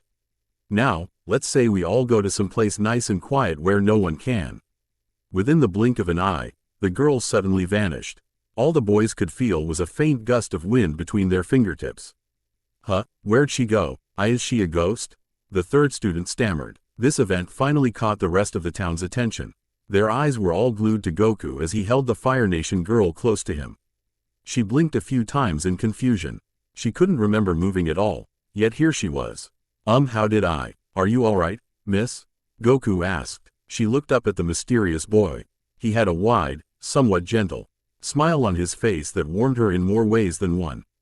What is that feeling? Is this some kind of soothing aura surrounding him? Realizing that she was looking at him a bit too much, the girl shyly glanced to the side. A faint blush adorned her cheeks. Why yeah, thank you so much Son Goku, but you can just call me Goku for short. Goku replied. What's your name, Son Goku? The girl repeated in her mind. It was a strange name to say the least, but very memorable all the same. She was just glad to know the name of her mysterious rescuer. It's, hey, you. Goku and the girl spun around.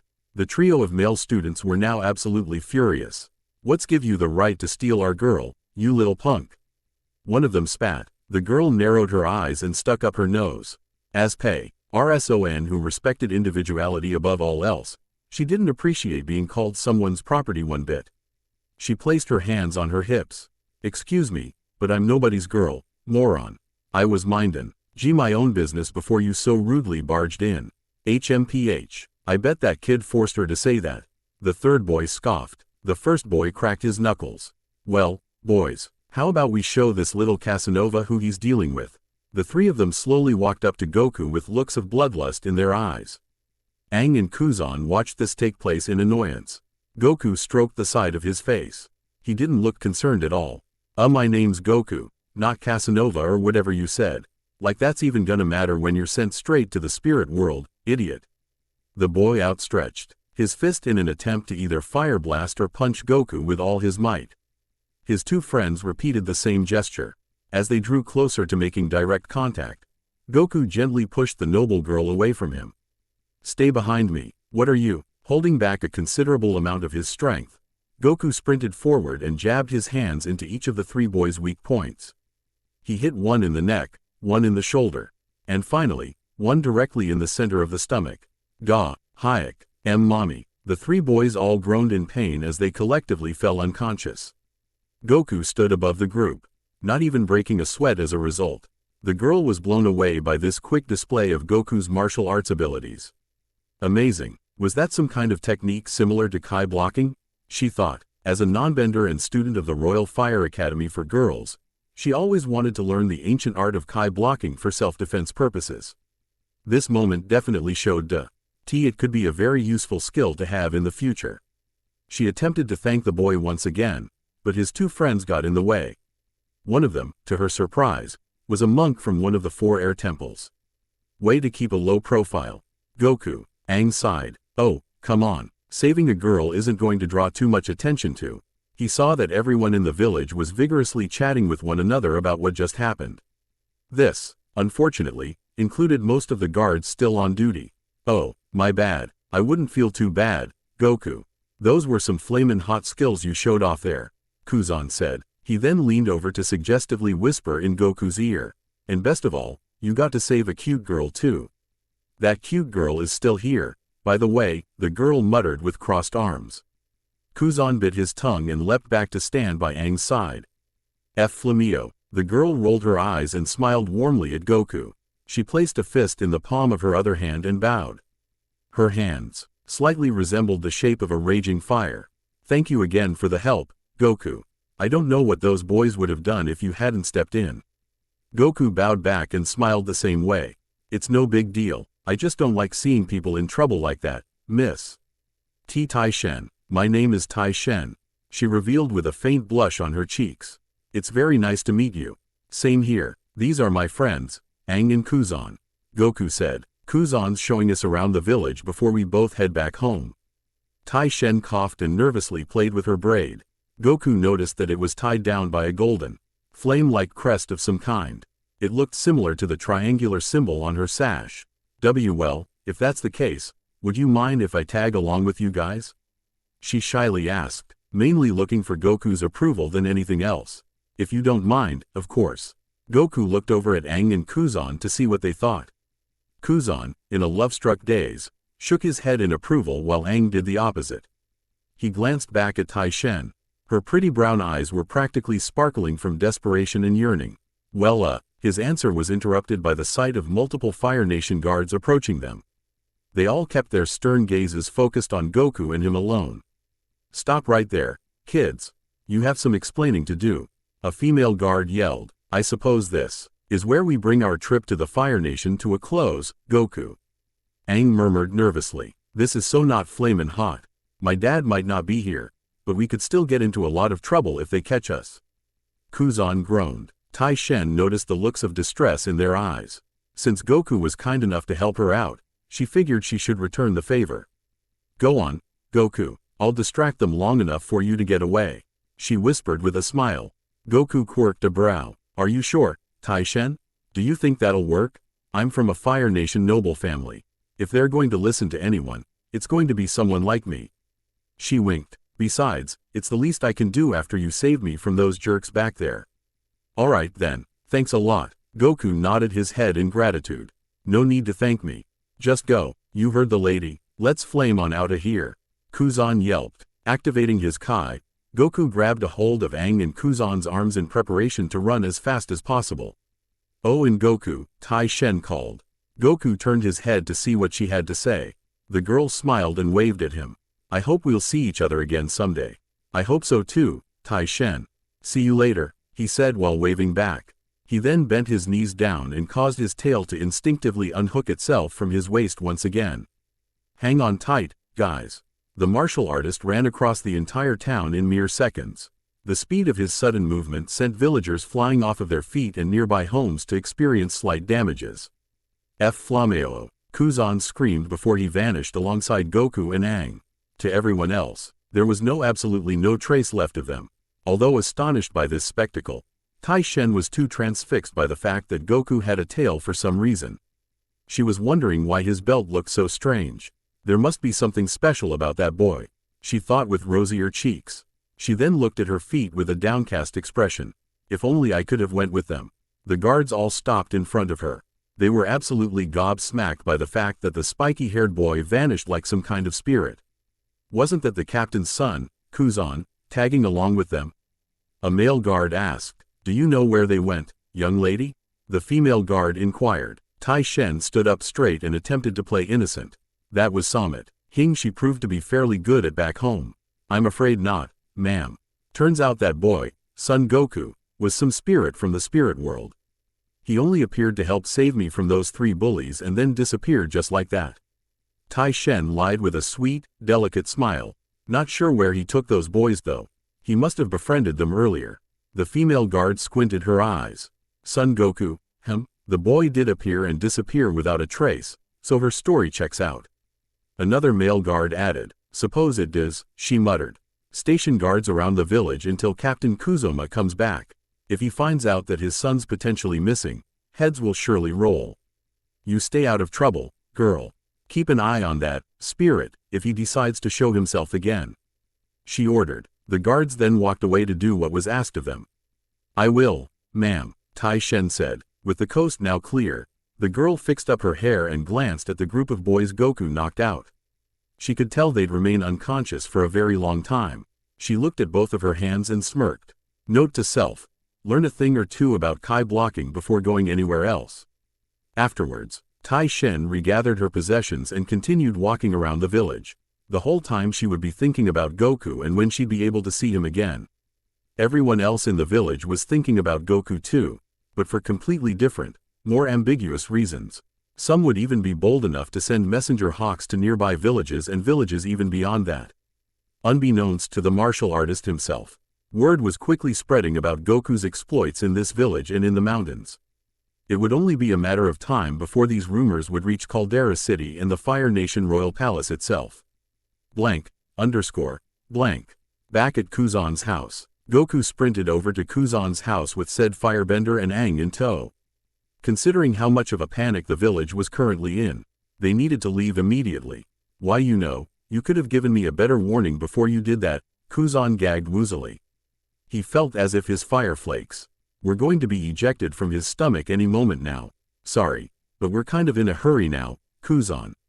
Goku apologized. We're only in a hurry because you decided to both knock out those 3 kids and say your name out loud. Don't you realize how much danger you've put us in, Goku? Aang grunted in frustration. She was in trouble, Aang. I couldn't just stand there and do nothing. Goku sighed. Plus, Tai Shen helped us escape. I'm sure she'll come up with an explanation that will throw the Fire Nation off our trail. I hope you're right, Goku. Because we're treading on very thin ice right now. Aang expressed in worry. But there isn't ice anywhere. It's the Fire Nation, remember? Aang palmed his face in annoyance. Goku could be way too literal about certain things and phrases for his own good. Never mind that. Just climb on board Appa and let's go. Goku did as he was told and waited for Appa to start flying back to the Southern Air Temple. Aang then jumped in front of the Sky Bison's saddle and grabbed the reins. Thanks for everything today, Kuzan. Make sure not to tell your dad or mom about what happened, okay? No prob, hot man. Let's make the next time we meet extra flamin' hot.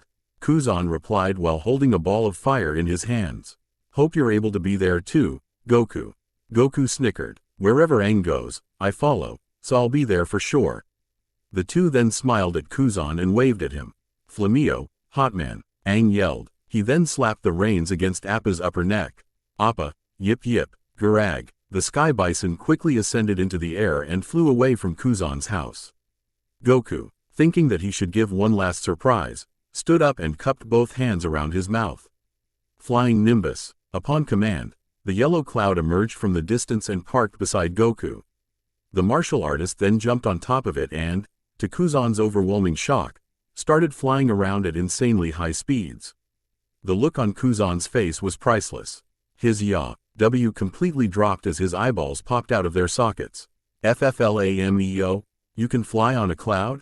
Yup, meet the flying Nimbus, Kuzan. Goku introduced his primary mode of transportation. Catch you later. He rocketed directly in front of Appa, leaving a yellow streak where the cloud once was.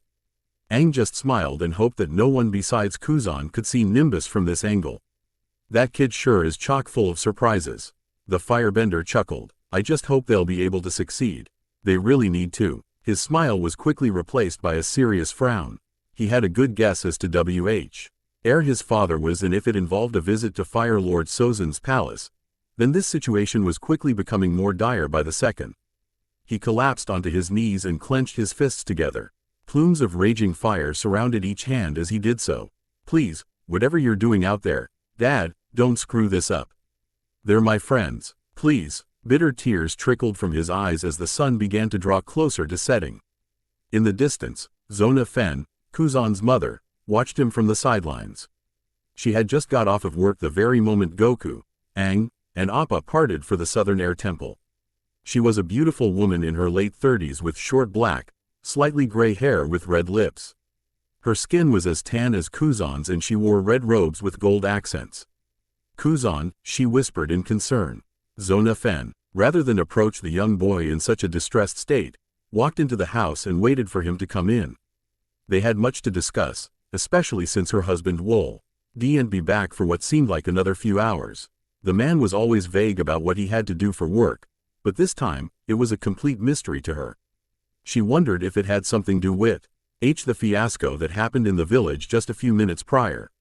The firebending teacher glowered at the sky. She caught a glimpse of a black-haired boy flying on top of a cloud and a large sky bison before they disappeared. But they were the least of her concerns at this point. Her main concern was making sure that Kuzoma and Kuzan didn't make the wedge in their family even greater than it already was. What in the world are you up to, Kuzoma? Zona Fen whispered to herself. Blank. Caldera City, outside the Fire Nation Royal Palace. Located within the crater of a once active volcano on Capital Island, Caldera City was a bustling metropolis widely considered the crown jewel of its entire nation. It was surrounded by the spiked crevices of a large mountain, making it almost impenetrable to any opposing force that sought out the Fire Lord's defeat. The Fire Lord himself lived inside of the Fire Nation Royal Palace, a highly imposing structure consisting of 3 individual wings. The right and left wings were identical to one another. possessing 3 sections that each had golden roofs and stone, trapezoidal platforms built for support. Both of He's smaller portions of the palace connected to a tall red tower that housed a golden, flame-like peak on top of it. It stood at such a height that even some of the clouds could be reached by this part of the palace alone. To potential onlookers, its series of golden, arched extensions below this central spire made the entire royal palace resemble that of a large Fire Navy battleship.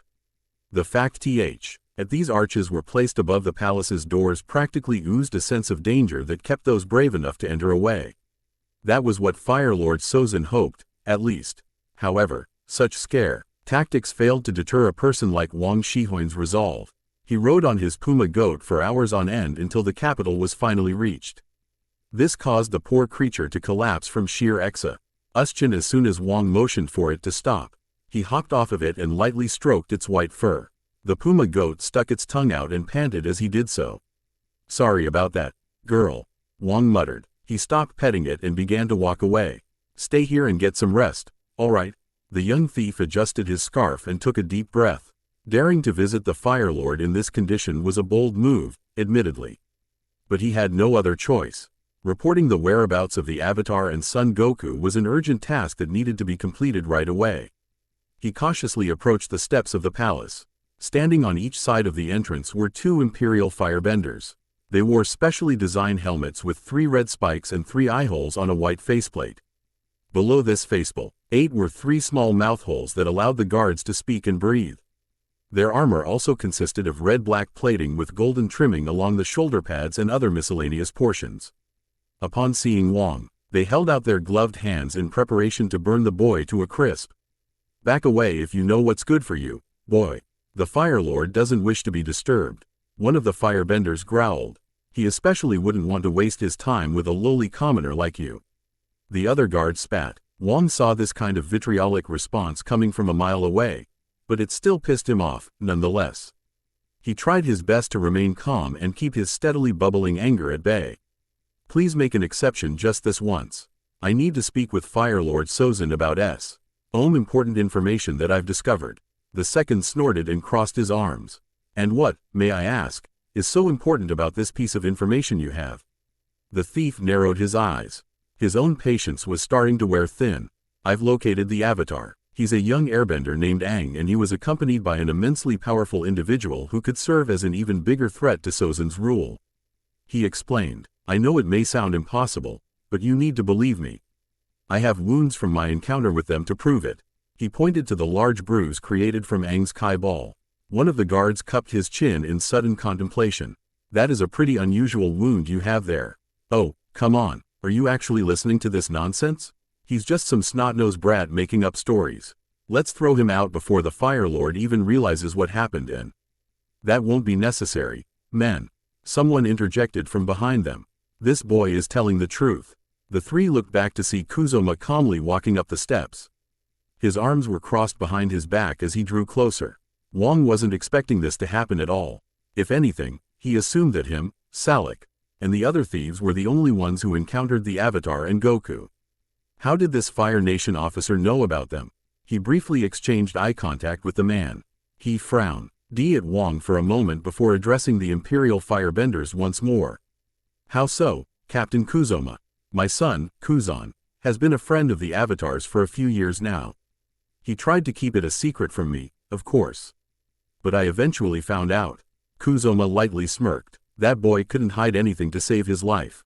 The other child, however, is a mystery to me. Supposedly, he has the ability to harness Kai itself without bending any of the known elements." Both guards looked at each other in disbelief. "You're bluffing. Our Kai is what gives us our ability to bend fire in the first place. Why would this kid know how to unleash it by itself?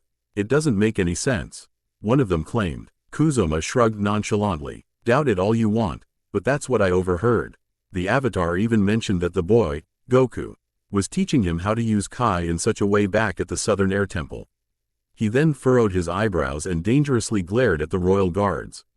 "And how you suppose Fire Lord Sozin would respond to his worst enemy acquiring such incredible power, Now heeding the captain's dark words, both Imperial Firebenders quickly opened up the palace's massive doors. All right, We'll lead you to the throne room, immediately. Follow us. They walked through the entrance and signaled for the two visitors to follow after them. Wang was a bit stunned by this. As much as he hated to admit it, he probably wouldn't have obtained the same privilege on his own. I appreciate the help, sir, but I didn't really need it. I have my own reasons for telling Sozin about those two. Kuzoma walked to the boy's side and nodded his head. Quite understandable. I was merely looking out for my son, whom I assume you've already been acquainted with, correct? Wang flinched. He looked over at the two burn marks Kuzan's fireballs left on his body in annoyance. Fei, no offense, but I'm surprised that you're even related. None taken. I get that same comment more often than you'd think. Kuzoma awkwardly chuckled. Perhaps this audience with Fire Lord Sozin will be the proper wake-up that boy so desperately needs. Wang tilted his head to the side. He couldn't exactly tell what the man was referring to with that statement. Its intentional vagueness unnerved him a little. What do you mean by that? You'll see soon enough, Kuzoma whispered. Say, emmingly distracted by his own thoughts and feelings, Captain Kuzoma went on ahead while Wang trailed behind.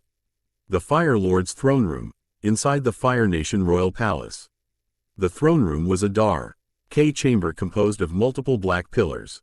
Each pillar was contained within gold bases that contrasted well with the floor's black tiles. The only source of light was the wall of orange flame that adorned Fire Lord Sozin's throne. Behind it was the likeness of an enormous, highly intimidating dragon that some of the fire was shooting out from. It was a setup that instilled the utmost fear and power to anyone who dared to enter. Sozin himself was seated in the ornate platform that served as his throne.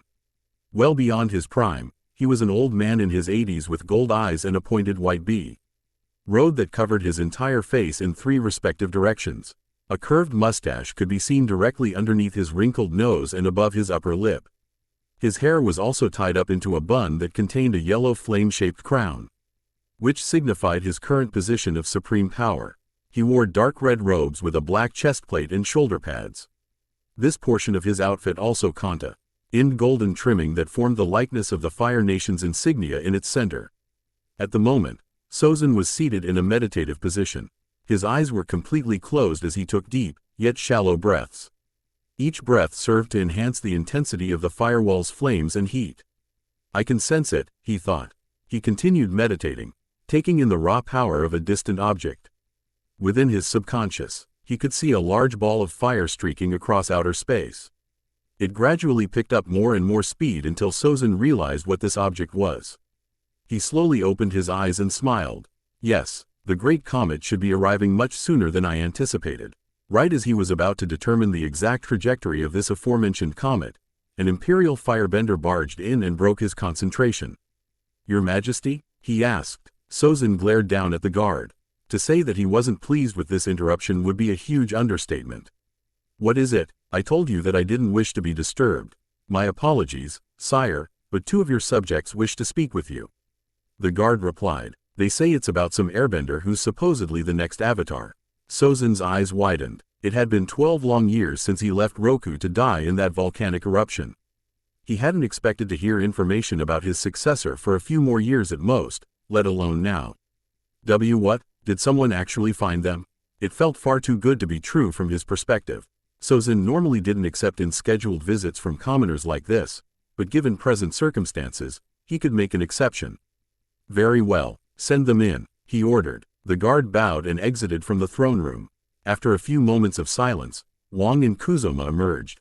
They stood in front of the Fire Lord as he patiently waited for them to introduce themselves. Captain Kuzoma of the Domestic Forces, my lord. It is an honor to be in your presence. Kuzan's dad greeted with a respectable bow of his head. Wang, in contrast, didn't exactly know how to address such a powerful individual. He never even dreamed of getting this far into the royal palace, in fact. All he could do was awkwardly bob his head in acknowledgement. Wang Shihoin, I was once a common thief and firebender, your majesty. Sozin clearly wasn't all that impressed by either of them. He rested a hand against his chin in growing impatience. An unlikely combination, I'd say. He grumbled. What can you tell me about the Avatar? Have you really managed to make contact with him as claimed? Yes, we have. He was a 12-year-old airbender flying on what looked to be a sky bison. Kuzoma described. Based on the blue tattoos located on his head and arms, he already seems to have mastered airbending as well. Sozin lightly stroked his beard. HMPH. Not surprising for someone like the Avatar, but still a bit concerning. That's not all, Fire Lord, Wong said. Go on. The Avatar was also accompanied by a boy who had black spiky hair and, oddly enough, the tail of a hog monkey. He was able to manipulate his own energy in such a way that he could move at superhuman speeds and dissolve my firebending with a single spin of his bow staff. Quote, the old man grimaced. Everything this boy just described was completely preposterous. The only beings known to bend energy apart from the four elements were on turtles, and they had been hunted to extinction centuries ago. There was no way this insignificant child, whoever he was, could be capable of accessing such a powerful ability. Superhuman speeds? Why? Or sure he wasn't just another airbender like the Avatar? Sozin asked. Kuzoma shook his head in response. He would have assumed the same thing if he hadn't seen Goku up close. Certainly not, my liege. This boy, Son Goku, has apparently been tasked with teaching the Avatar how to master the control of his inner Kai. They've supposedly been training at the Southern Air Temple for some time now. And as a result, Wong gestured to the injury Aang caused him. He was able to create a sphere of yellow energy that did this to me. Sozin widened his eyes. No simple gust of wind could cause that type of damage. The sheer severity of such a wound only backed up Kuzoma and Wong's accounts with even more evidence. Knowing that the Avatar could do this with a small ball of energy terrified him greatly.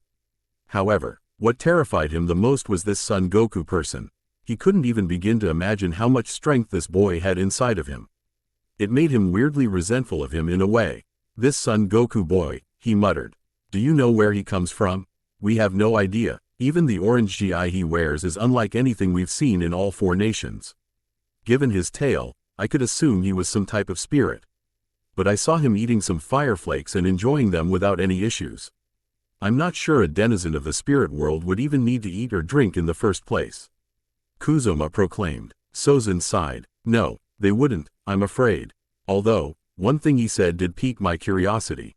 The captain said while raising his finger. Wong and Sozin paused to hear what else he had to say. Kuzoma darted his eyes from left to right, choosing to refrain from mentioning his son's involvement in this scenario. If Sozin discovered that Kuzan was a friend of the Avatar's, the Lord would most likely try to use him as bait to lure Aang back here. He may have been loyal to the Fire Nation above all else, but keeping his family safe was far more important to him.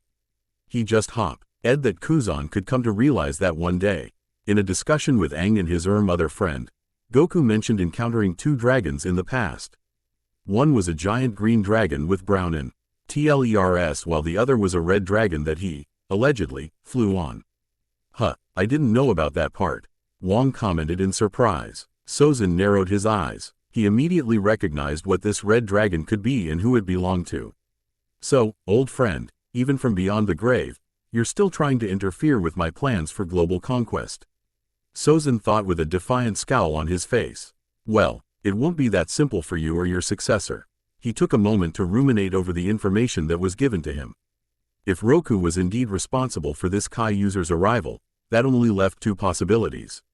One was that Son Goku came from some distant part of the spirit world, and the other was that he came from an alternate world beyond theirs. He didn't like believing such nonsense, but there was no other way to properly explain Goku's supposed clothing, abilities, and physical characteristics.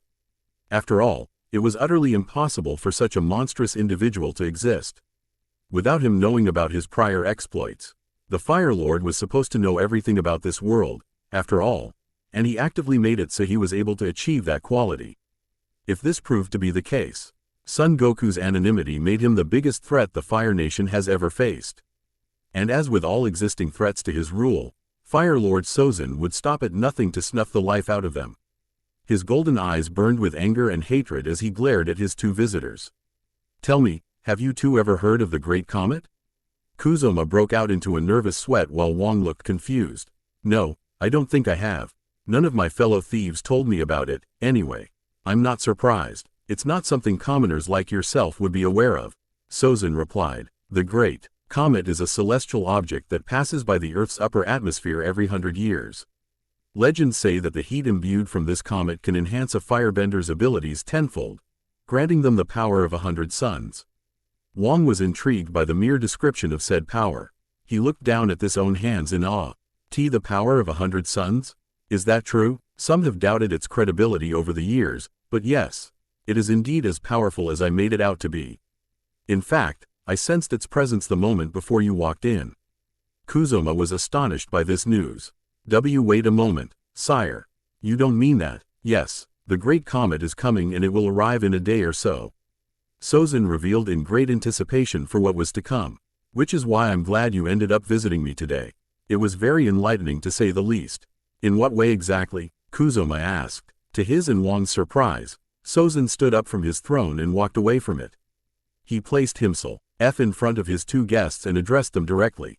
For many years, I've known the next avatar would be born an air nomad. I was planning to wait another few years before confronting the boy, Now that I'm aware of his rapidly growing strength, I believe it is time to halt that progress indefinitely. He tightly clenched his fist and held it in front of him. The moment that comet arrives, I will send my forces to all 4 air temples and wipe them out. There won't be any place for the avatar to hide once his entire nation and people are completely burned to ashes. Fire burst forth from Sozin's palm and surrounded his fist. Then, at the same time, I will orchestrate attacks on the Earth Kingdom and Water Tribes. No one will expect it and my long-deserved path to global domination will finally begin. Captain Kuzoma didn't dare say a word. He knew Sozin wished to defeat the Avatar, but he never expected him to go this far. What he was suggesting was absolute genocide on the highest level. He couldn't even begin to think how Kuzan would react to this news. To the man's dismay, Wang seemed to be fully on board with this idea. He must have been consumed by vengeance for what Aang did to him or something like that. Regardless, it was disturbing how much violent thoughts ran through this young boy's head.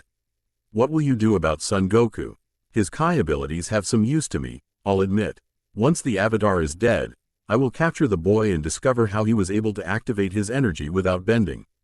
Then, I will amass an entire army of Kai manipulators that no one could even begin to surpass in strength.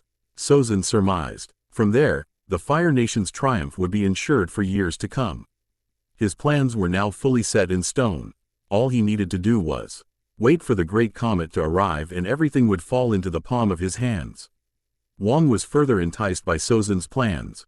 If he were to use Kai like Goku someday, his chances of beating the monkey-tailed martial artist could be greatly increased. He just needed the opportunity to grow stronger than before. Out of desperation, he knelt down and bowed before Sozin's feet. What are you doing, boy? The Fire Lord sniffed. Please take me with you, Fire Lord Sozin. My skills as a firebender aren't the best, but I could definitely benefit from the comet's powers as well. Wang pleaded. Please, I need a chance to fight Son Goku again. He titled his head up to stare at the old monarch. Sozin quirked a brow in slight interest. He does have a lot of fire in those eyes of his.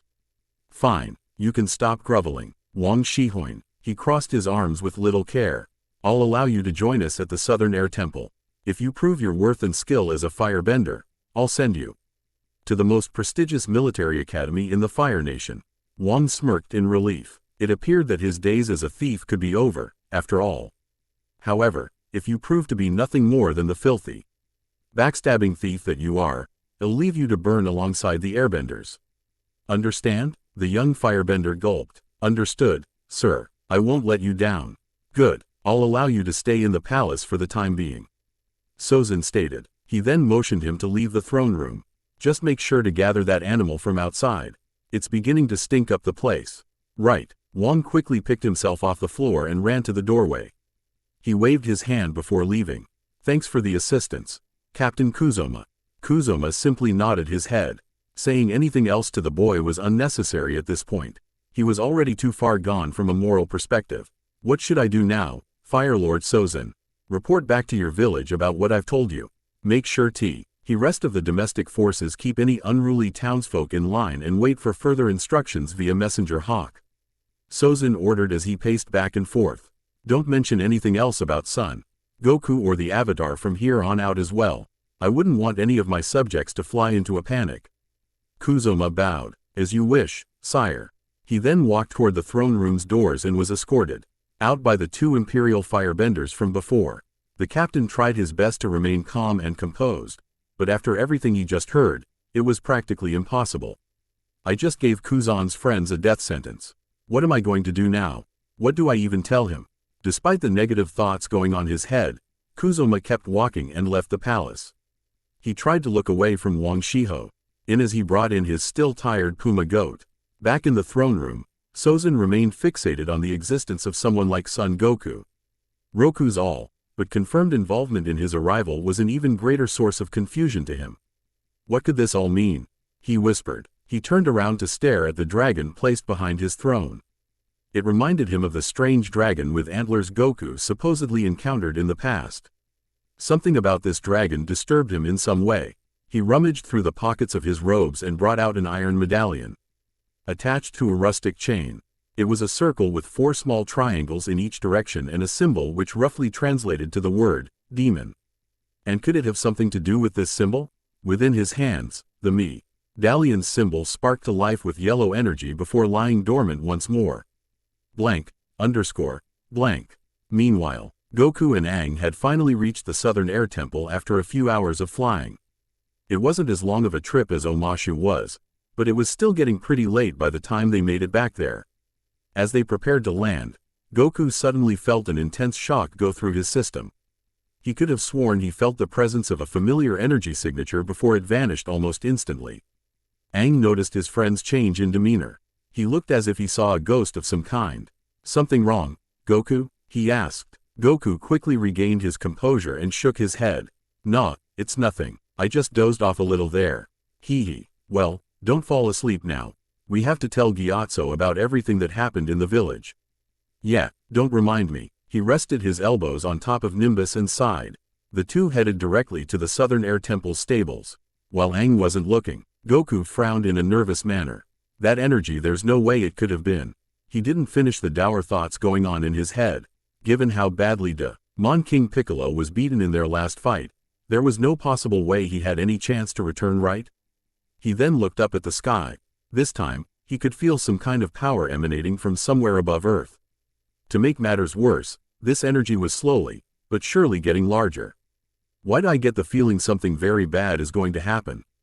Goku thought. For the time being, he shook off his worries and focused on visiting Monk Gyatso like Aang said. We will continue in next part.